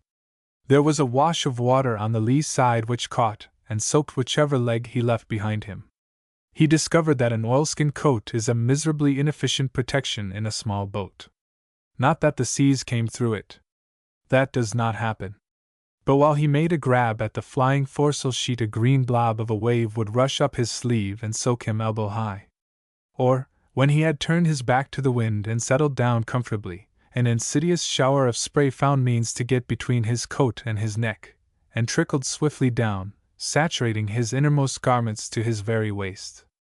Also, it is necessary sometimes to squat with knees bent shoreward, and then there are bulging spaces between the buttons of the coat. Seas, leaping joyfully clear of the weather bow, came plump into his lap. It became a subject of interesting speculation whether there was a square inch of his body left dry anywhere. Priscilla, who had no oilskin, got wet quicker but was no wetter in the end. Her cotton frock clung to her. Water oozed out of the tops of her shoes as she pressed her feet against the lee side of the boat to maintain her position on the slippery floorboards. She had crammed her hat under the stern thwart. Her hair, glistening with salt water, blew in tangles round her head. Her face glowed with excitement. She was enjoying herself to the utmost. Tack after tack brought them further up the bay. The wind was still freshening, but the sea, as they got nearer the eastern shore, became calmer. The Tortoise raced through it. Sharp squalls struck her occasionally. She dipped her lee gunwale and took a lump of solid water on board. Priscilla loved her and let the main sheet run through her fingers. The Tortoise bounced up on even keel and shook her sails in an ill-tempered way. Priscilla, with a pull at the tiller, set her on her course again. A few minutes later the sea whitened and frothed to windward, and the same process was gone through again. The stone perch was passed. The tacks became shorter, and the squalls, as the wind descended from the hills, were more frequent. But the sail ended triumphantly. Never before had Priscilla rounded up the Tortoise to her mooring buoy with such absolute precision. Never before had she so large an audience to witness her skill. Peter Walsh was waiting for her at the buoy in Brannigan's punt. Patsy the smith, quite sober but still yellow in the face, was standing on the slip. On the edge of the quay, having torn themselves from their favorite seat, were all the loafers who usually occupied Brannigan's window sills. Timothy Sweeney had come down from his shop and stood in the background, a paunchy, flabby figure of a man, with keen beady eyes. "The weather's broke, miss," said Peter Walsh, as he rowed them ashore. "The wind will work round to the southeast, and your sailing's done for this turn." "It may not," said Priscilla, stepping from the punt to the slip. "You can't be sure about the wind." "But it will, miss," said one of the loafers, leaning over to speak to her. Another and then another of them took up the words. With absolute unanimity they assured her that sailing next day would be totally impossible. "Unless you're wanting to drown yourselves," said Patsy the smith sullenly. "The glass has gone down," said Timothy Sweeney, coming forward. "Help the gentleman ashore," said Priscilla, And don't croak about the weather. The master was saying today, said Peter Walsh, that he'd take the tortoise out tomorrow, and the gentleman that's up at the house along with him. I'd be glad now, miss, if you tell him it'll be no use him wasting his time coming down to the quay on account of the weather being broke and the wind going round to the southeast. And the glass going down, said Sweeney. It'll be better for him to amuse himself some other way tomorrow, said Patsy the smith. I'll tell him, said Priscilla. And if the young gentleman that's with you, said Peter Walsh, would say the same, I'd be glad. We wouldn't like anything would happen to the master, for he's well liked. It would be a disgrace to the whole of us, said Patsy the smith, if the strange gentleman was to be drowned dead. They'd have it on the papers if anything happened him, said Sweeney, and the place would be getting a bad name, which is what I wouldn't like on account of being a magistrate. Priscilla began to wheel the bath chair away from the quay. Having gone a few steps, she turned and winked impressively at Peter Walsh. Then she went on. The party on the quay watched her out of sight. Now what? Said Sweeney. Might she mean by that kind of behavior? It's as much as to say, said Peter Walsh, that she knows damn well where it is the master and the other gentlemen will be wanting to go. She's mighty cute, said Sweeney. And what's more, said Peter Walsh, she'll stop him if she's able. For she doesn't want them out on Inishbon, no more than we do. Are you sure now that she meant that? Said Sweeney. I'm as sure as if she said it, and surer. She's a fine girl, so she is, said Patsy the smith. Devil the finer you'd see, said one of the loafers, if you was to search from this to America. This, though a spacious, was a thin compliment. There are never, even at the height of the transatlantic tourist season, very many girls between Rosnicree and America. Anyway, said Sweeney hopefully, it could be that the wind will go round to the southeast before morning. The glass didn't rise any since the thunder. It might, said Peter Walsh. A southeast wind is dreaded, with good reason, in Rosnicree Bay. It descends from the mountains in vicious squalls. It catches rushing tides at baffling angles and lashes them into white-lipped fury. Sturdy island boats of the larger size, boats with bluff bows and bulging sides, brave it under their smallest lugs. But lesser boats, and especially light pleasure crafts like the Tortoise, do well to lie snug at their moorings till the southeasterly wind has spent its strength. Chapter 20. Timothy Sweeney, J.P., as suited a man of portly figure and civic dignity, was accustomed to lie long in his bed of a morning. On weekdays he rose, in a bad temper, at 9 o'clock. On Sundays, when he washed and shaved, he was half an hour later and his temper was worse. An apprentice took down the shutters of the shop on weekdays at 9:30. By that time Sweeney, having breakfasted, sworn at his wife and abused his children, was ready to enter upon the duties of his calling. On the morning after the thunderstorm he was wakened at the outrageous hour of 7:30 by the rattle of a shower of pebbles against his window. The room he slept in looked out on the backyard through which his Sunday customers were accustomed to make their way to the bar. Sweeney turned over in his bed and cursed. The window panes rattled again under another shower of gravel. Sweeney shook his wife into consciousness. He bade her get up and see who was in the backyard. Mrs. Sweeney, a lean, harassed woman with gray hair, fastened a dingy pink nightdress round her throat with a pin and obeyed her master. "It's Peter Walsh," she said, after peering out of the window. "Tell him to go to hell out of that," said Sweeney. Mrs. Sweeney wrapped a shawl round her shoulders, opened the bottom of the window, and translated her husband's message. "Himself's asleep in his bed," she said. "But if you'll step into the shop at 10 o'clock he'll be glad to see you." "I'll be obliged to you, ma'am," said Peter Walsh. "If you'll wake him, for what I'm wanting to say to him is particular, and he'll be sorry after if there's any delay about hearing it." "Will you shut that window and have done talking?" said Sweeney from the bed. "There's a draught coming in this minute that would lift the feathers from a goose." Mrs. Sweeney, though an oppressed woman, was not wanting in spirit. She gave Peter Walsh's message in a way calculated to rouse and irritate her husband. He says that if you don't get up out of that mighty quick, there'll be them here that will make you. Hell to your soul, said Sweeney. What way's that of talking? Ask him now, is the wind in the southeast or is it not? I can tell you that myself, said Mrs. Sweeney. It is not, for if it was it would be in on this window and my hair would be blew off my head. Ask him, said Sweeney, what boats is in the harbor, and then shut down the window. Mrs. Sweeney put her head and shoulders out of the window. Himself wants to know, she said, what boats is at the quay. You needn't be looking at me like that, Peter Walsh. He's sober enough. Hard for him to be anything else, for he's been in his bed the whole of the night.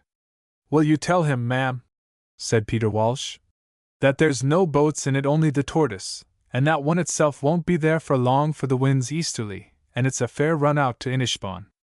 Mrs. Sweeney repeated this message. Sweeney, roused to activity at last, flung off the bedclothes. Get out of the room with you, he said to his wife, and shut the door. It's down to the kitchen you'll go, and let me hear you doing it. Mrs. Sweeney was too wise to disobey or argue. She snatched a petticoat from a chair near the door and left the room hurriedly. Sweeney went to the window. What the hell works this, Peter Walsh? He said. Can't you let me sleep quiet in my bed without raising the devil's own delight in my backyard? If I did right, I'd set the police at you. I'll not be the only one the police will be at, said Peter, if that's the way of it.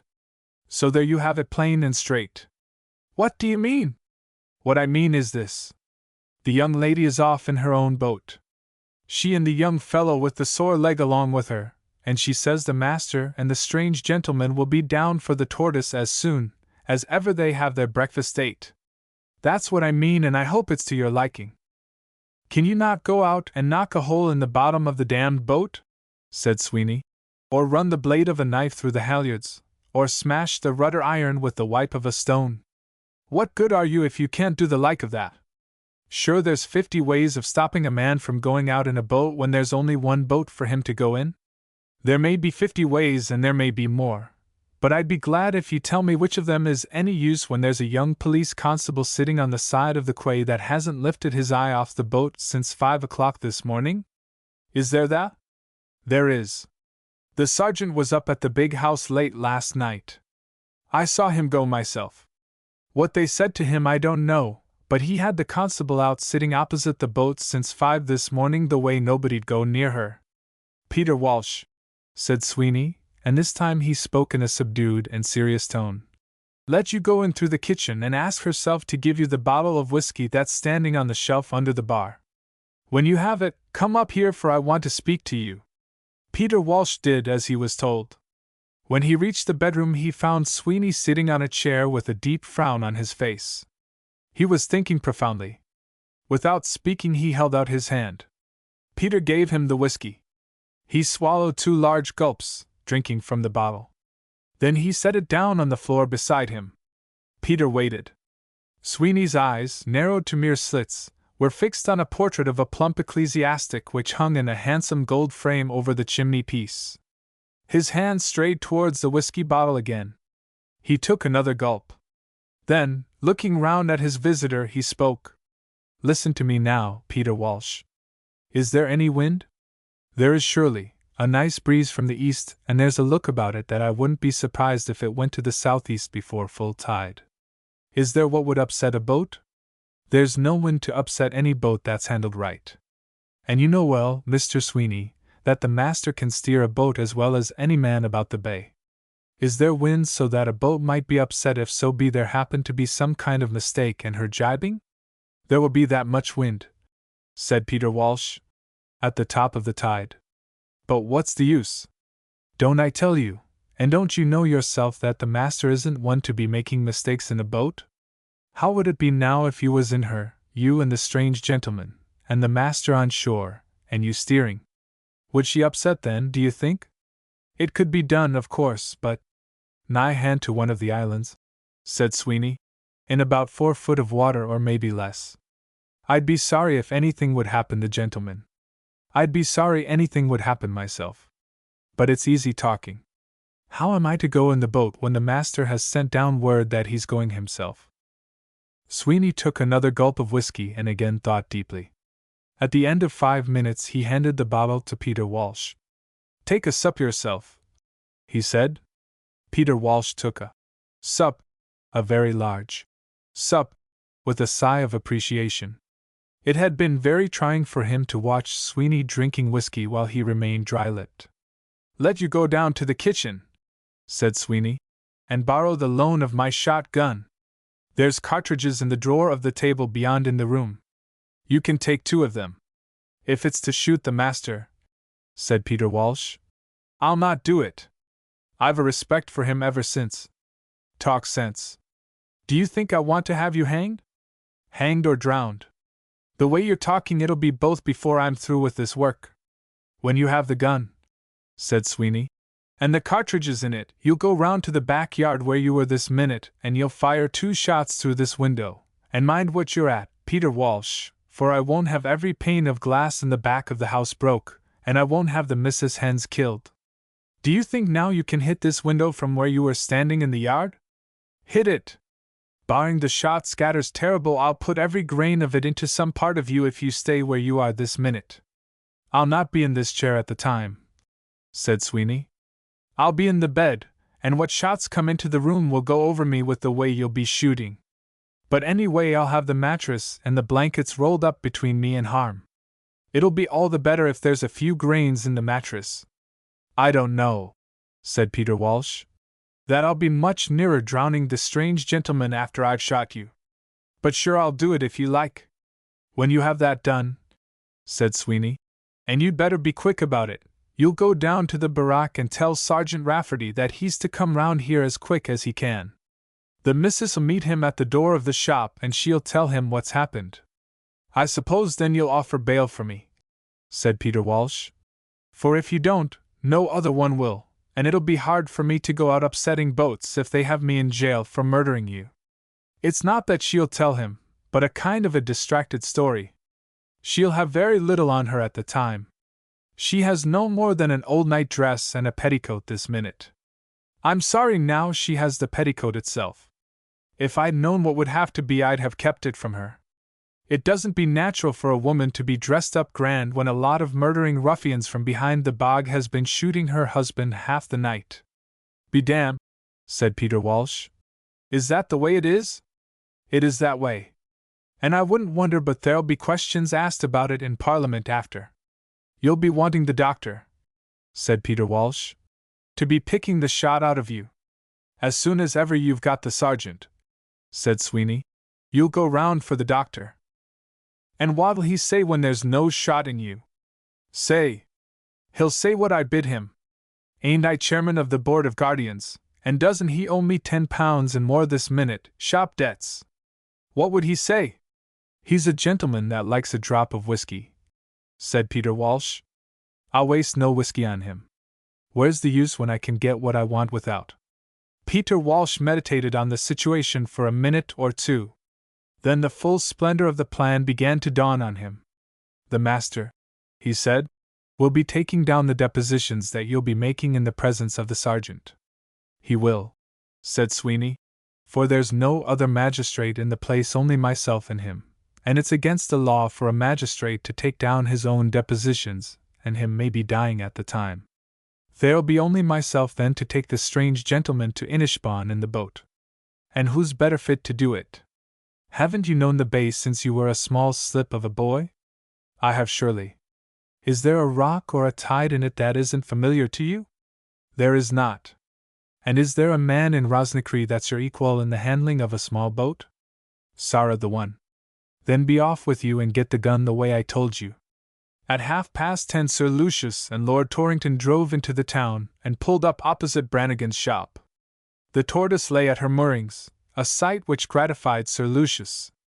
After his experience the day before, he was afraid that Peter Walsh might have beached the boat in order to execute some absolutely necessary repairs.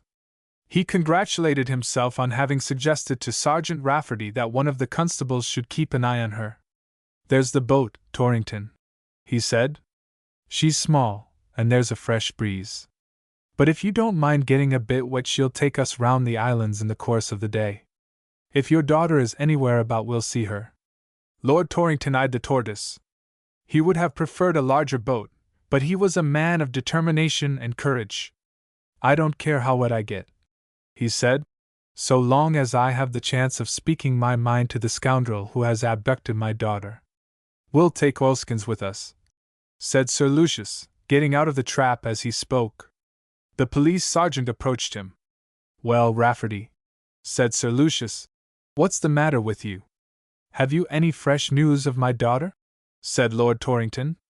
"I have not, my lord. Barring what Professor Wilder told me, I know no more. There was a lady belonging to his party out on the bay looking out for sponges, and she came across." "You told us all that yesterday," said Sir Lucius. "What's the matter with you now?" "What they say," said the sergeant cautiously, "is that it's murder." "Murder? Good heavens! Who's dead?" "Timothy Sweeney," said the sergeant. "It might be worse," said Sir Lucius. "If the people of this district have had the sense to kill Sweeney, I'll have a higher opinion of them in the future than I used to have." "Who did it?" "It's not known yet who did it," said the sergeant. "But there was 2 shots fired into the house last night. There's 11 panes of glass broken, and the wall at the far side of the room is peppered with shot, and I picked 10 grains of it out of the mattress myself and 4 out of the pillow, without counting what might be in Timothy Sweeney, which the doctor is attending to. Number 5 shot it was, and Sweeney is moaning terrible. You'd hear him now if you was to step up a bit in the direction of the house." It would, of course, have been highly gratifying to Sir Lucius to hear Timothy Sweeney groan, but, remembering that Lord Torrington was anxious about his daughter, he denied himself the pleasure. "If he's groaning as loud as you say," he said, "he can't be quite dead. I don't believe half a charge of number 5 shot would kill a man like Sweeney anyway." "If he's not dead," said the sergeant, "he's mighty near it, according to what the doctor is just after telling me. It's likely enough that shot would prey on a man that's as stout as Sweeney more than it might on a spare man like you, Honor, or me. The way the shot must have been fired to get Sweeney after the fashion they did is from the top of the wall in the backyard opposite the bedroom window. By the grace of God there's footmarks on the far side of it, and a stone loosened like as if someone had climbed up it." "Well," said Sir Lucius, "I'm sorry for Sweeney, but I don't see that I can do anything to help you now. If you make out a case against anyone, come up to me in the evening and I'll sign a warrant for his arrest." "I was thinking," said the sergeant, "that if it was pleasing to your honor, you might take Sweeney's depositions before you go out in the boat, just for fear he might take it into his head to die on us before evening, which would be a pity." "Is he able to make a deposition?" said Sir Lucius. "He's willing to try," said the sergeant, "but it's badly able to talk he is this minute." Sir Lucius turned to Lord Torrington. "This is a confounded nuisance, Torrington," he said. "I'm afraid I'll have to ask you to wait till I've taken down whatever lies this fellow Sweeney chooses to swear to. I won't be long." But Lord Torrington had a proper respect for the forms of law. "You can't hurry over a job of that sort," he said. "If the man's been shot at, can I go by myself? I know something about boats. You'll be here for hours." "You may know boats," said Sir Lucius, "but you don't know this bay. Couldn't I work it with a chart? You have a chart, I suppose?" "No man living could work it with a chart. The rocks in the bay are as thick as currants in a pudding, and half of them aren't charted. Besides, the tides are." "Isn't there some man about the place I could take with me?" said Lord Torrington. Peter Walsh was hovering in the background with his eyes fixed anxiously on Sir Lucius and the police sergeant. Sir Lucius, looking around, caught sight of him.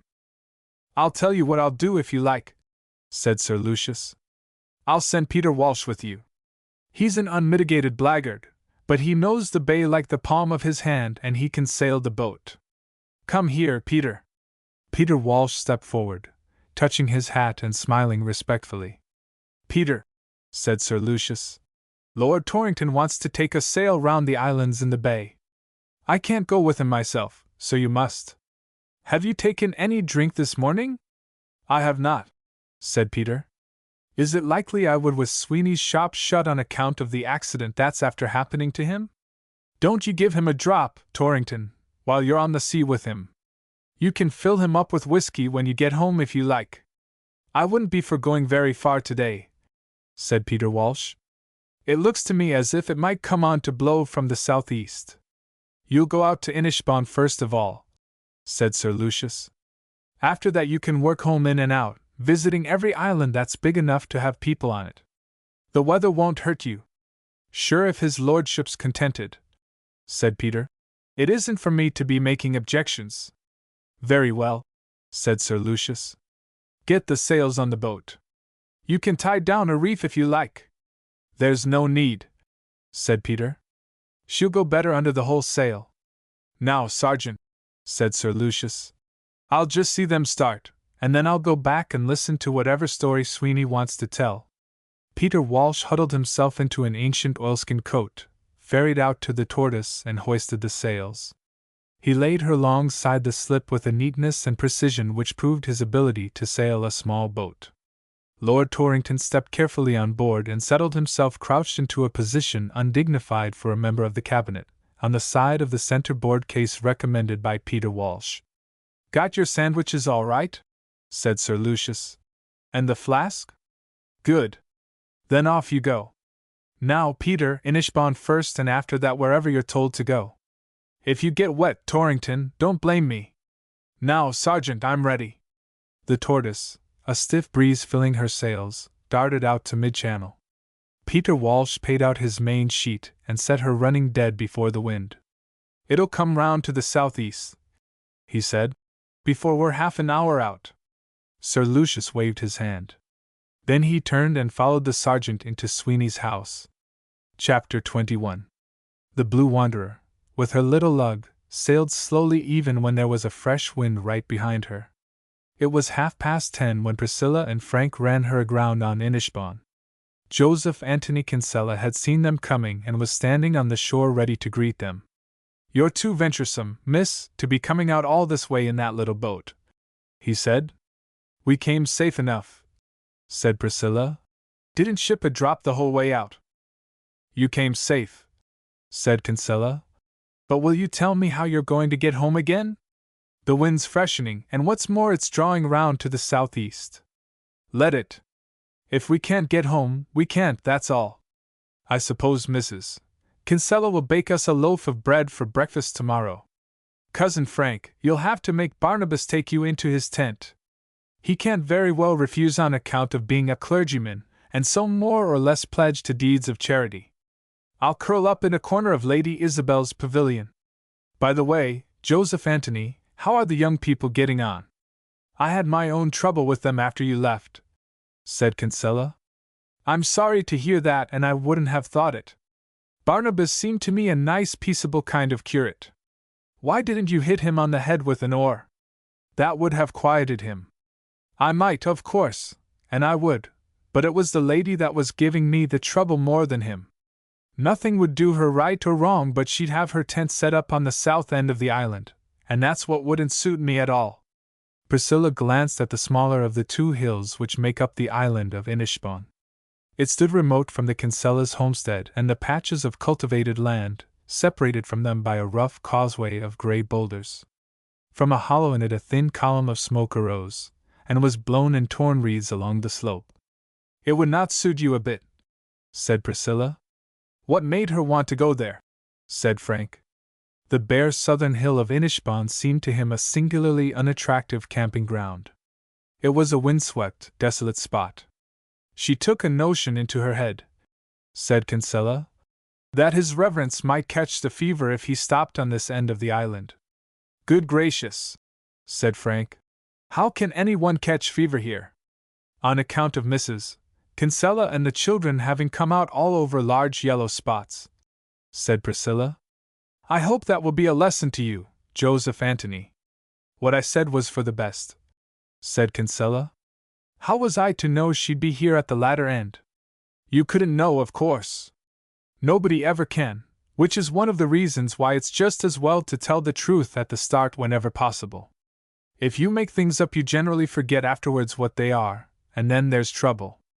Besides, the things you make up very often turn against you in ways you'd never expect. It was just the same with a mouse trap that Sylvia Courtney once bought, when she thought there was a mouse in our room, though there wasn't really, and it wouldn't have done her any harm if there had been. No matter how careful she was about tying the string down, it used to bound up again and nip her fingers. But Sylvia Courtney never was any good at things like mouse traps. What she likes is English literature. How did you stop her going to the far end of the island? Said Frank. If she thought there was an infectious fever for Mr. Pennefather to catch. I dare say you mentioned the wild heifer, said Priscilla. I did not then. What I said was rats. Rather mean of you that, said Priscilla. The rats were Peter Walsh's originally. You shouldn't have taken them. That's what is it called, Cousin Frank? Something to do with plagues, I know. Is there such a word as plagueism? Anyhow, it's what poets do when they lift other poets' rhymes, and it's considered mean. It was me told Peter Walsh about the rats, said Kinsella, repelling an unjust accusation. The way they came swimming in on the tide would surprise you, and the gulls picking the eyes out of the biggest of them as they came swimming along. But that wouldn't stop them. I'll just run up and have a word with Barnabas, said Priscilla. It'll be as well for him to know that Father and Lord Torrington are out after him today in the Tortoise. Do you tell me that? Said Kinsella. It'll be all right, said Priscilla. They'll never get here. But of course Barnabas may want to make his will in case of accidents. Just you help the young gentleman ashore, Kinsella. He can't get along very well by himself on account of the way Lord Torrington treated him. Then you'd better haul the boat up a bit. It's rather beginning to blow, and I see the wind really has got round to the southeast. I hardly thought it would, but it has. Winds so seldom do what everybody says they're going to. I'm sure you've noticed that. She walked up the rough stony beach. A fierce gust, spray-laden and eloquent with promise of rain, swept past her. If I'd known, said Kinsella sulkily, that half the country would be out after them ones, I'd have drowned them in the sea and their tents along with them before I let them set foot on Inishbon. Lord Torrington won't do you any harm, said Frank. He's only trying to get back his daughter. I don't know, said Kinsella, still in a very bad temper, what anybody'd want with the likes of that girl. You'd think a man would be glad to get rid of her and thankful to anybody that was fool enough to take her off his hands. She's no sense. Miss Priscilla has little enough, but she's young and it'll maybe come to her later. But that other one, the Lord saves us. He helped Frank on shore as he talked. Then he called Jimmy from the cottage. Between them they hauled the Blue Wanderer above high tide mark. There she'll stay, said Kinsella vindicatively. For the next 24 hours anyway. Do you feel that now? Frank felt a sudden gust of wind and a heavy splash of rain. The sky looked singularly dark and heavy over the southeastern shore of the bay. Ragged scuds of clouds, low flying, were tearing across overhead. The sea was almost black and very angry. Short waves were getting up, curling rapidly over and breaking in yellow foam. With the aid of Jimmy Kinsella's arm, Frank climbed the beach, passed the Kinsella's cottage, and made his way to the place where the two tents were pitched. Priscilla was sitting on a camp stool at the entrance of Lady Isabel's tent. The Reverend Barnabas Pennefather, looking cold and miserable, was crouching at her feet in a waterproof coat. Lady Isabel was going round the tents with a hammer in her hand, driving the pegs deeper into the ground. I'm just explaining to Barnabas, said Priscilla, that he's pretty safe here so far as Lord Torrington is concerned. He doesn't seem as pleased as I should have expected. It's blowing very hard, said Mr. Pennefather, and it's beginning to rain. I'm sure our tents will come down and we shall get very wet. Won't you sit down, Mr. Mannix, said Priscilla. I thought you were introduced yesterday. Hello? What's that? She was gazing across the sea when she spoke. She rose from her camp stool and pointed eastwards with her finger. A small triangular patch of white was visible far off between Inishrua and Knockalon. Frank and Mr. Pennefather stared at it eagerly. It looks to me, said Priscilla, very like the Tortoise. There isn't another boat in the bay with a sail that peaks up like that. If I'm right, Barnabas. But I can't believe that Peter Walsh and Patsy the Smith and all the rest of them would have been such fools as to let them start. A rain squall blotted the sail from view. Perhaps they couldn't help it, said Frank. Perhaps Uncle Lucius. Lady Isabel, shouted Priscilla. Come here at once. She won't come, she said to Frank. If she can possibly help it, because she's furiously angry with me for asking her why on earth she married Barnabas. Rather a natural question, I thought. Barnabas, go and get her. Mr. Pennefather, who seemed cowed into a state of profound submissiveness, huddled his waterproof round him and went to Lady Isabel. She was hammering an extra peg through the loop of one of the guy lines of the further tent. Why do you suppose she did it? Said Priscilla. I couldn't find that out. It's very hard to imagine why anybody marries anybody else. I often sit and wonder for hours. But it's totally impossible in this case. Perhaps he preaches very well, said Frank. That might have attracted her. Couldn't possibly, said Priscilla. No girl. At the same time, of course, she has, which shows there must have been some reason. I say, Cousin Frank, she must be absolutely mad with me. She's dragged Barnabas into the other tent. Rather a poor lookout for me, considering that I shall have to sleep with her. There's the tortoise again. It is the tortoise. There's no mistake about it this time. The rain squall had blown over. The tortoise, now plainly visible, was tearing across the foam-flecked stretch of water between Inishrua and Knockalon. Priscilla ran to the other tent. Lady Isabel, she said, if you want to see your father drowned, you'd better come out. Lady Isabel scrambled to the door of her tent and stood, her hair and clothes blown violently, gazing wildly round her. Mr. Pennefather, looking abjectly miserable, crawled after her and remained on his hands and knees at her side. Where's father? She said. In that boat, said Priscilla. But he won't be drowned. I only said he would so as to get you out of your tent. The tortoise stooped forwards and swept along, the water foaming at her bow and leaping angrily at her weather quarter. A fiercer squall than usual rushed at her from the western corner of Inishrua as she cleared the island. She swerved to windward, her booms stretched far out to the starboard side dipped suddenly and dragged through the water. She paid off again before the wind in obedience to a strong pull on the tiller. Priscilla grew excited in watching the progress of the boat. Barnabas, she said, give me your glasses, quick. I know you have a pair, for I saw you watching us through them that day on Inishark. Mr. Pennefather had the glasses slung across his shoulder in the leather case. He handed them to Priscilla. The squall increased in violence. The whole sea grew white with foam.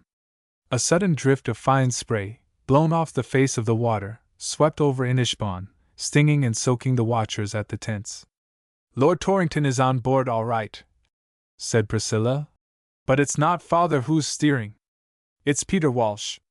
The tortoise flew forward, dipping her bow so that once or twice the water lipped over it.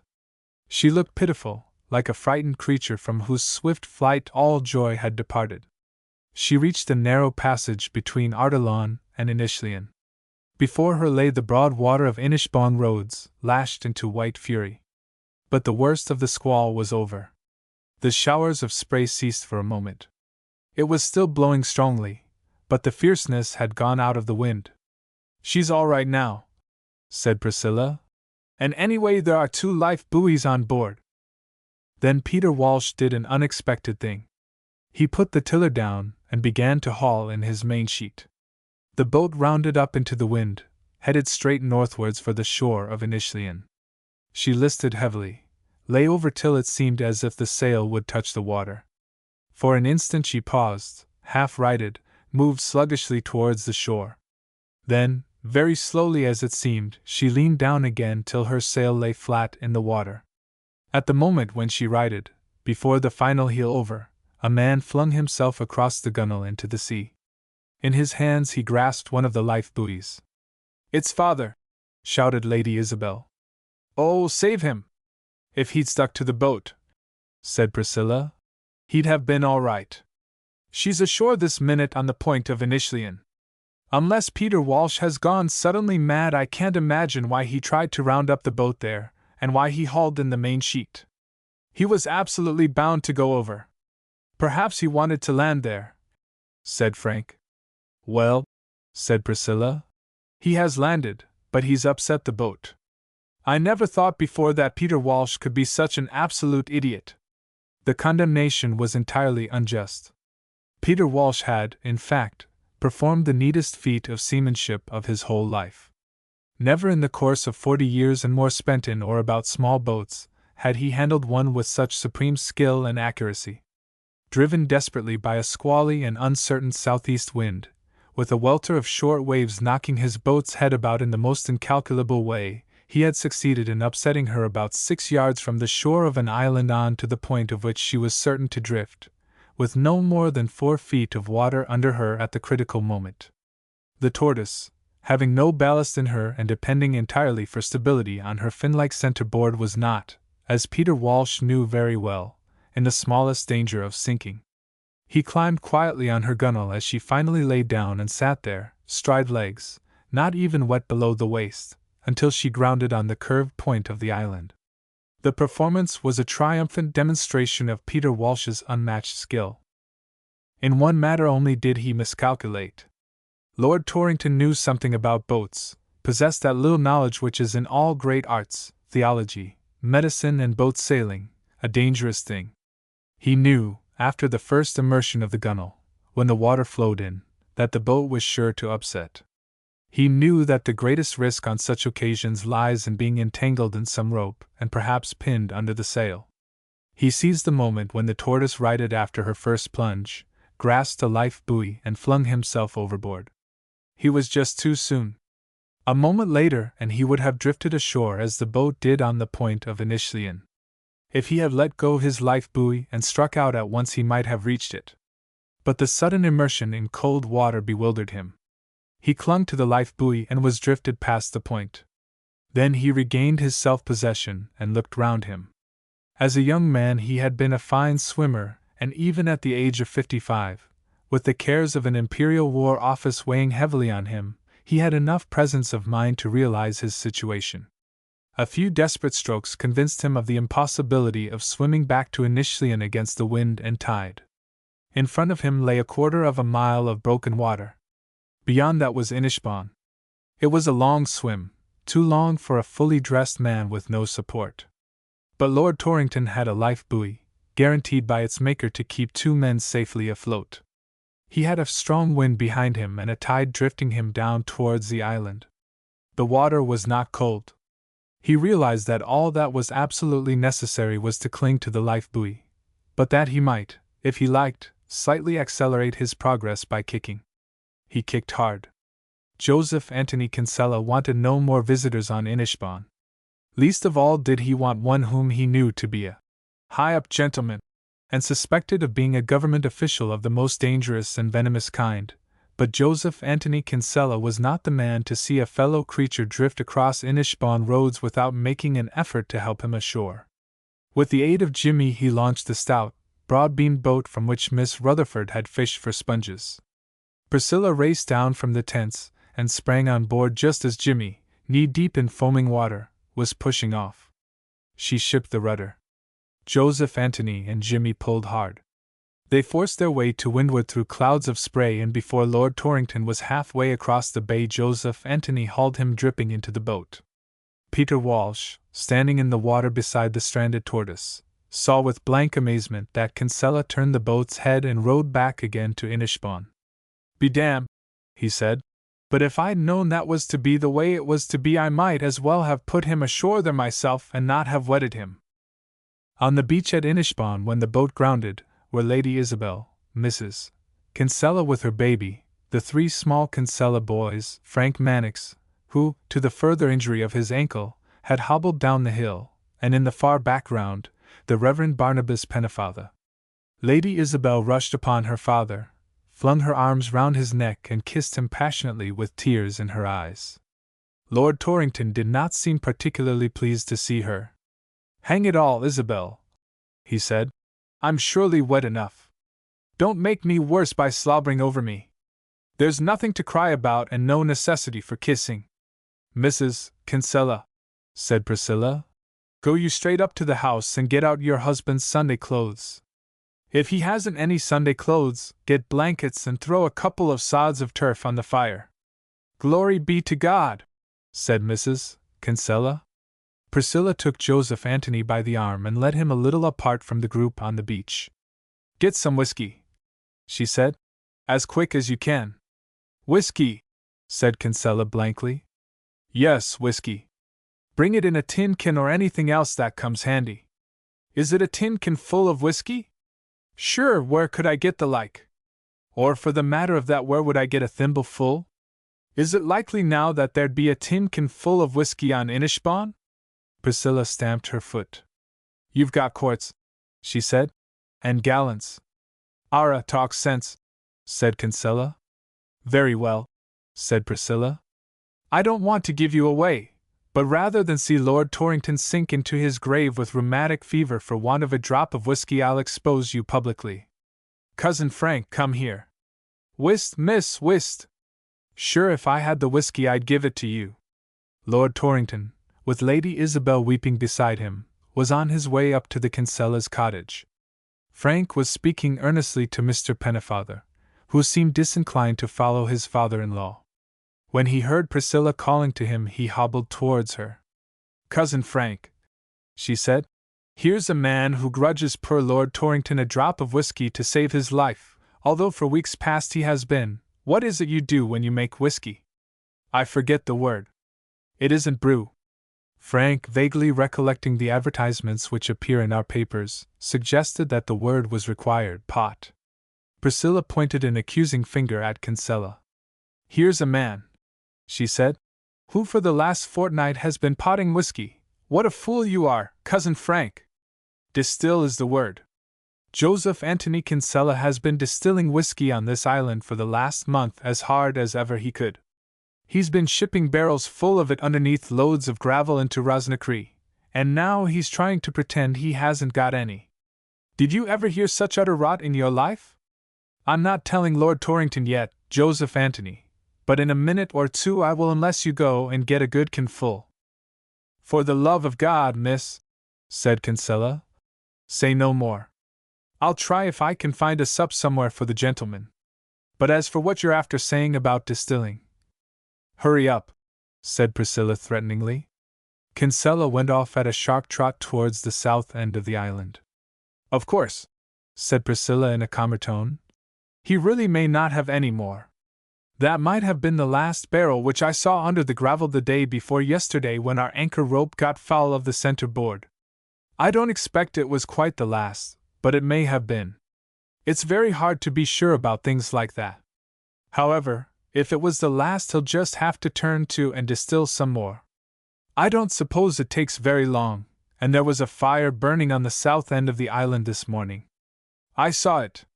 Half an hour later, Lord Torrington, wrapped in 2 blankets and a patchwork quilt, clothing which he had chosen in preference to Joseph Anthony's Sunday suit, was sitting in front of a blazing fire in the Kinsella's kitchen. He held in his hand a mug full of raw spirit and hot water, mixed in equal proportions. Each time he sipped at it he coughed. Priscilla sat beside him with a bottle from which she offered to replenish the mug after each sip. Lady Isabel, looking frightened but obstinate, stood opposite him, holding the Reverend Barnabas Pennefather by the hand. Chapter 22.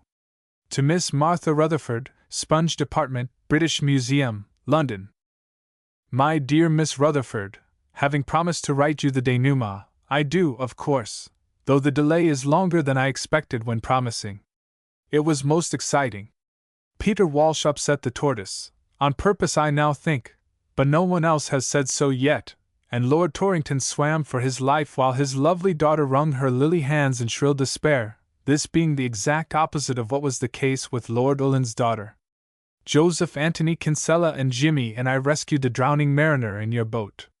Frank would have done so too, for he says he never rescued anyone from a watery grave, though he won a prize for life-saving in his swimming bath at school, and I think he wanted to get a medal, but none of us have as yet, nor won't.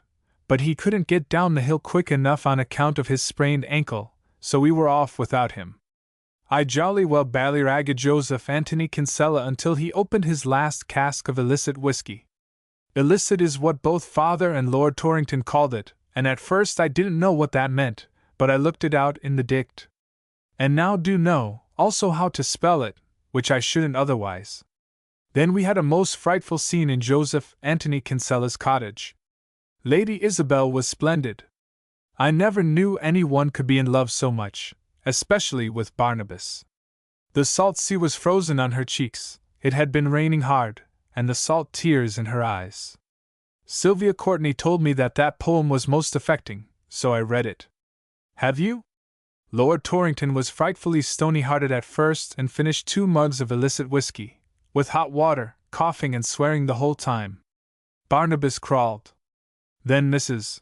Kinsella made tea and hot pancakes in spite of the baby, which screamed, and all was gay, though there was no butter.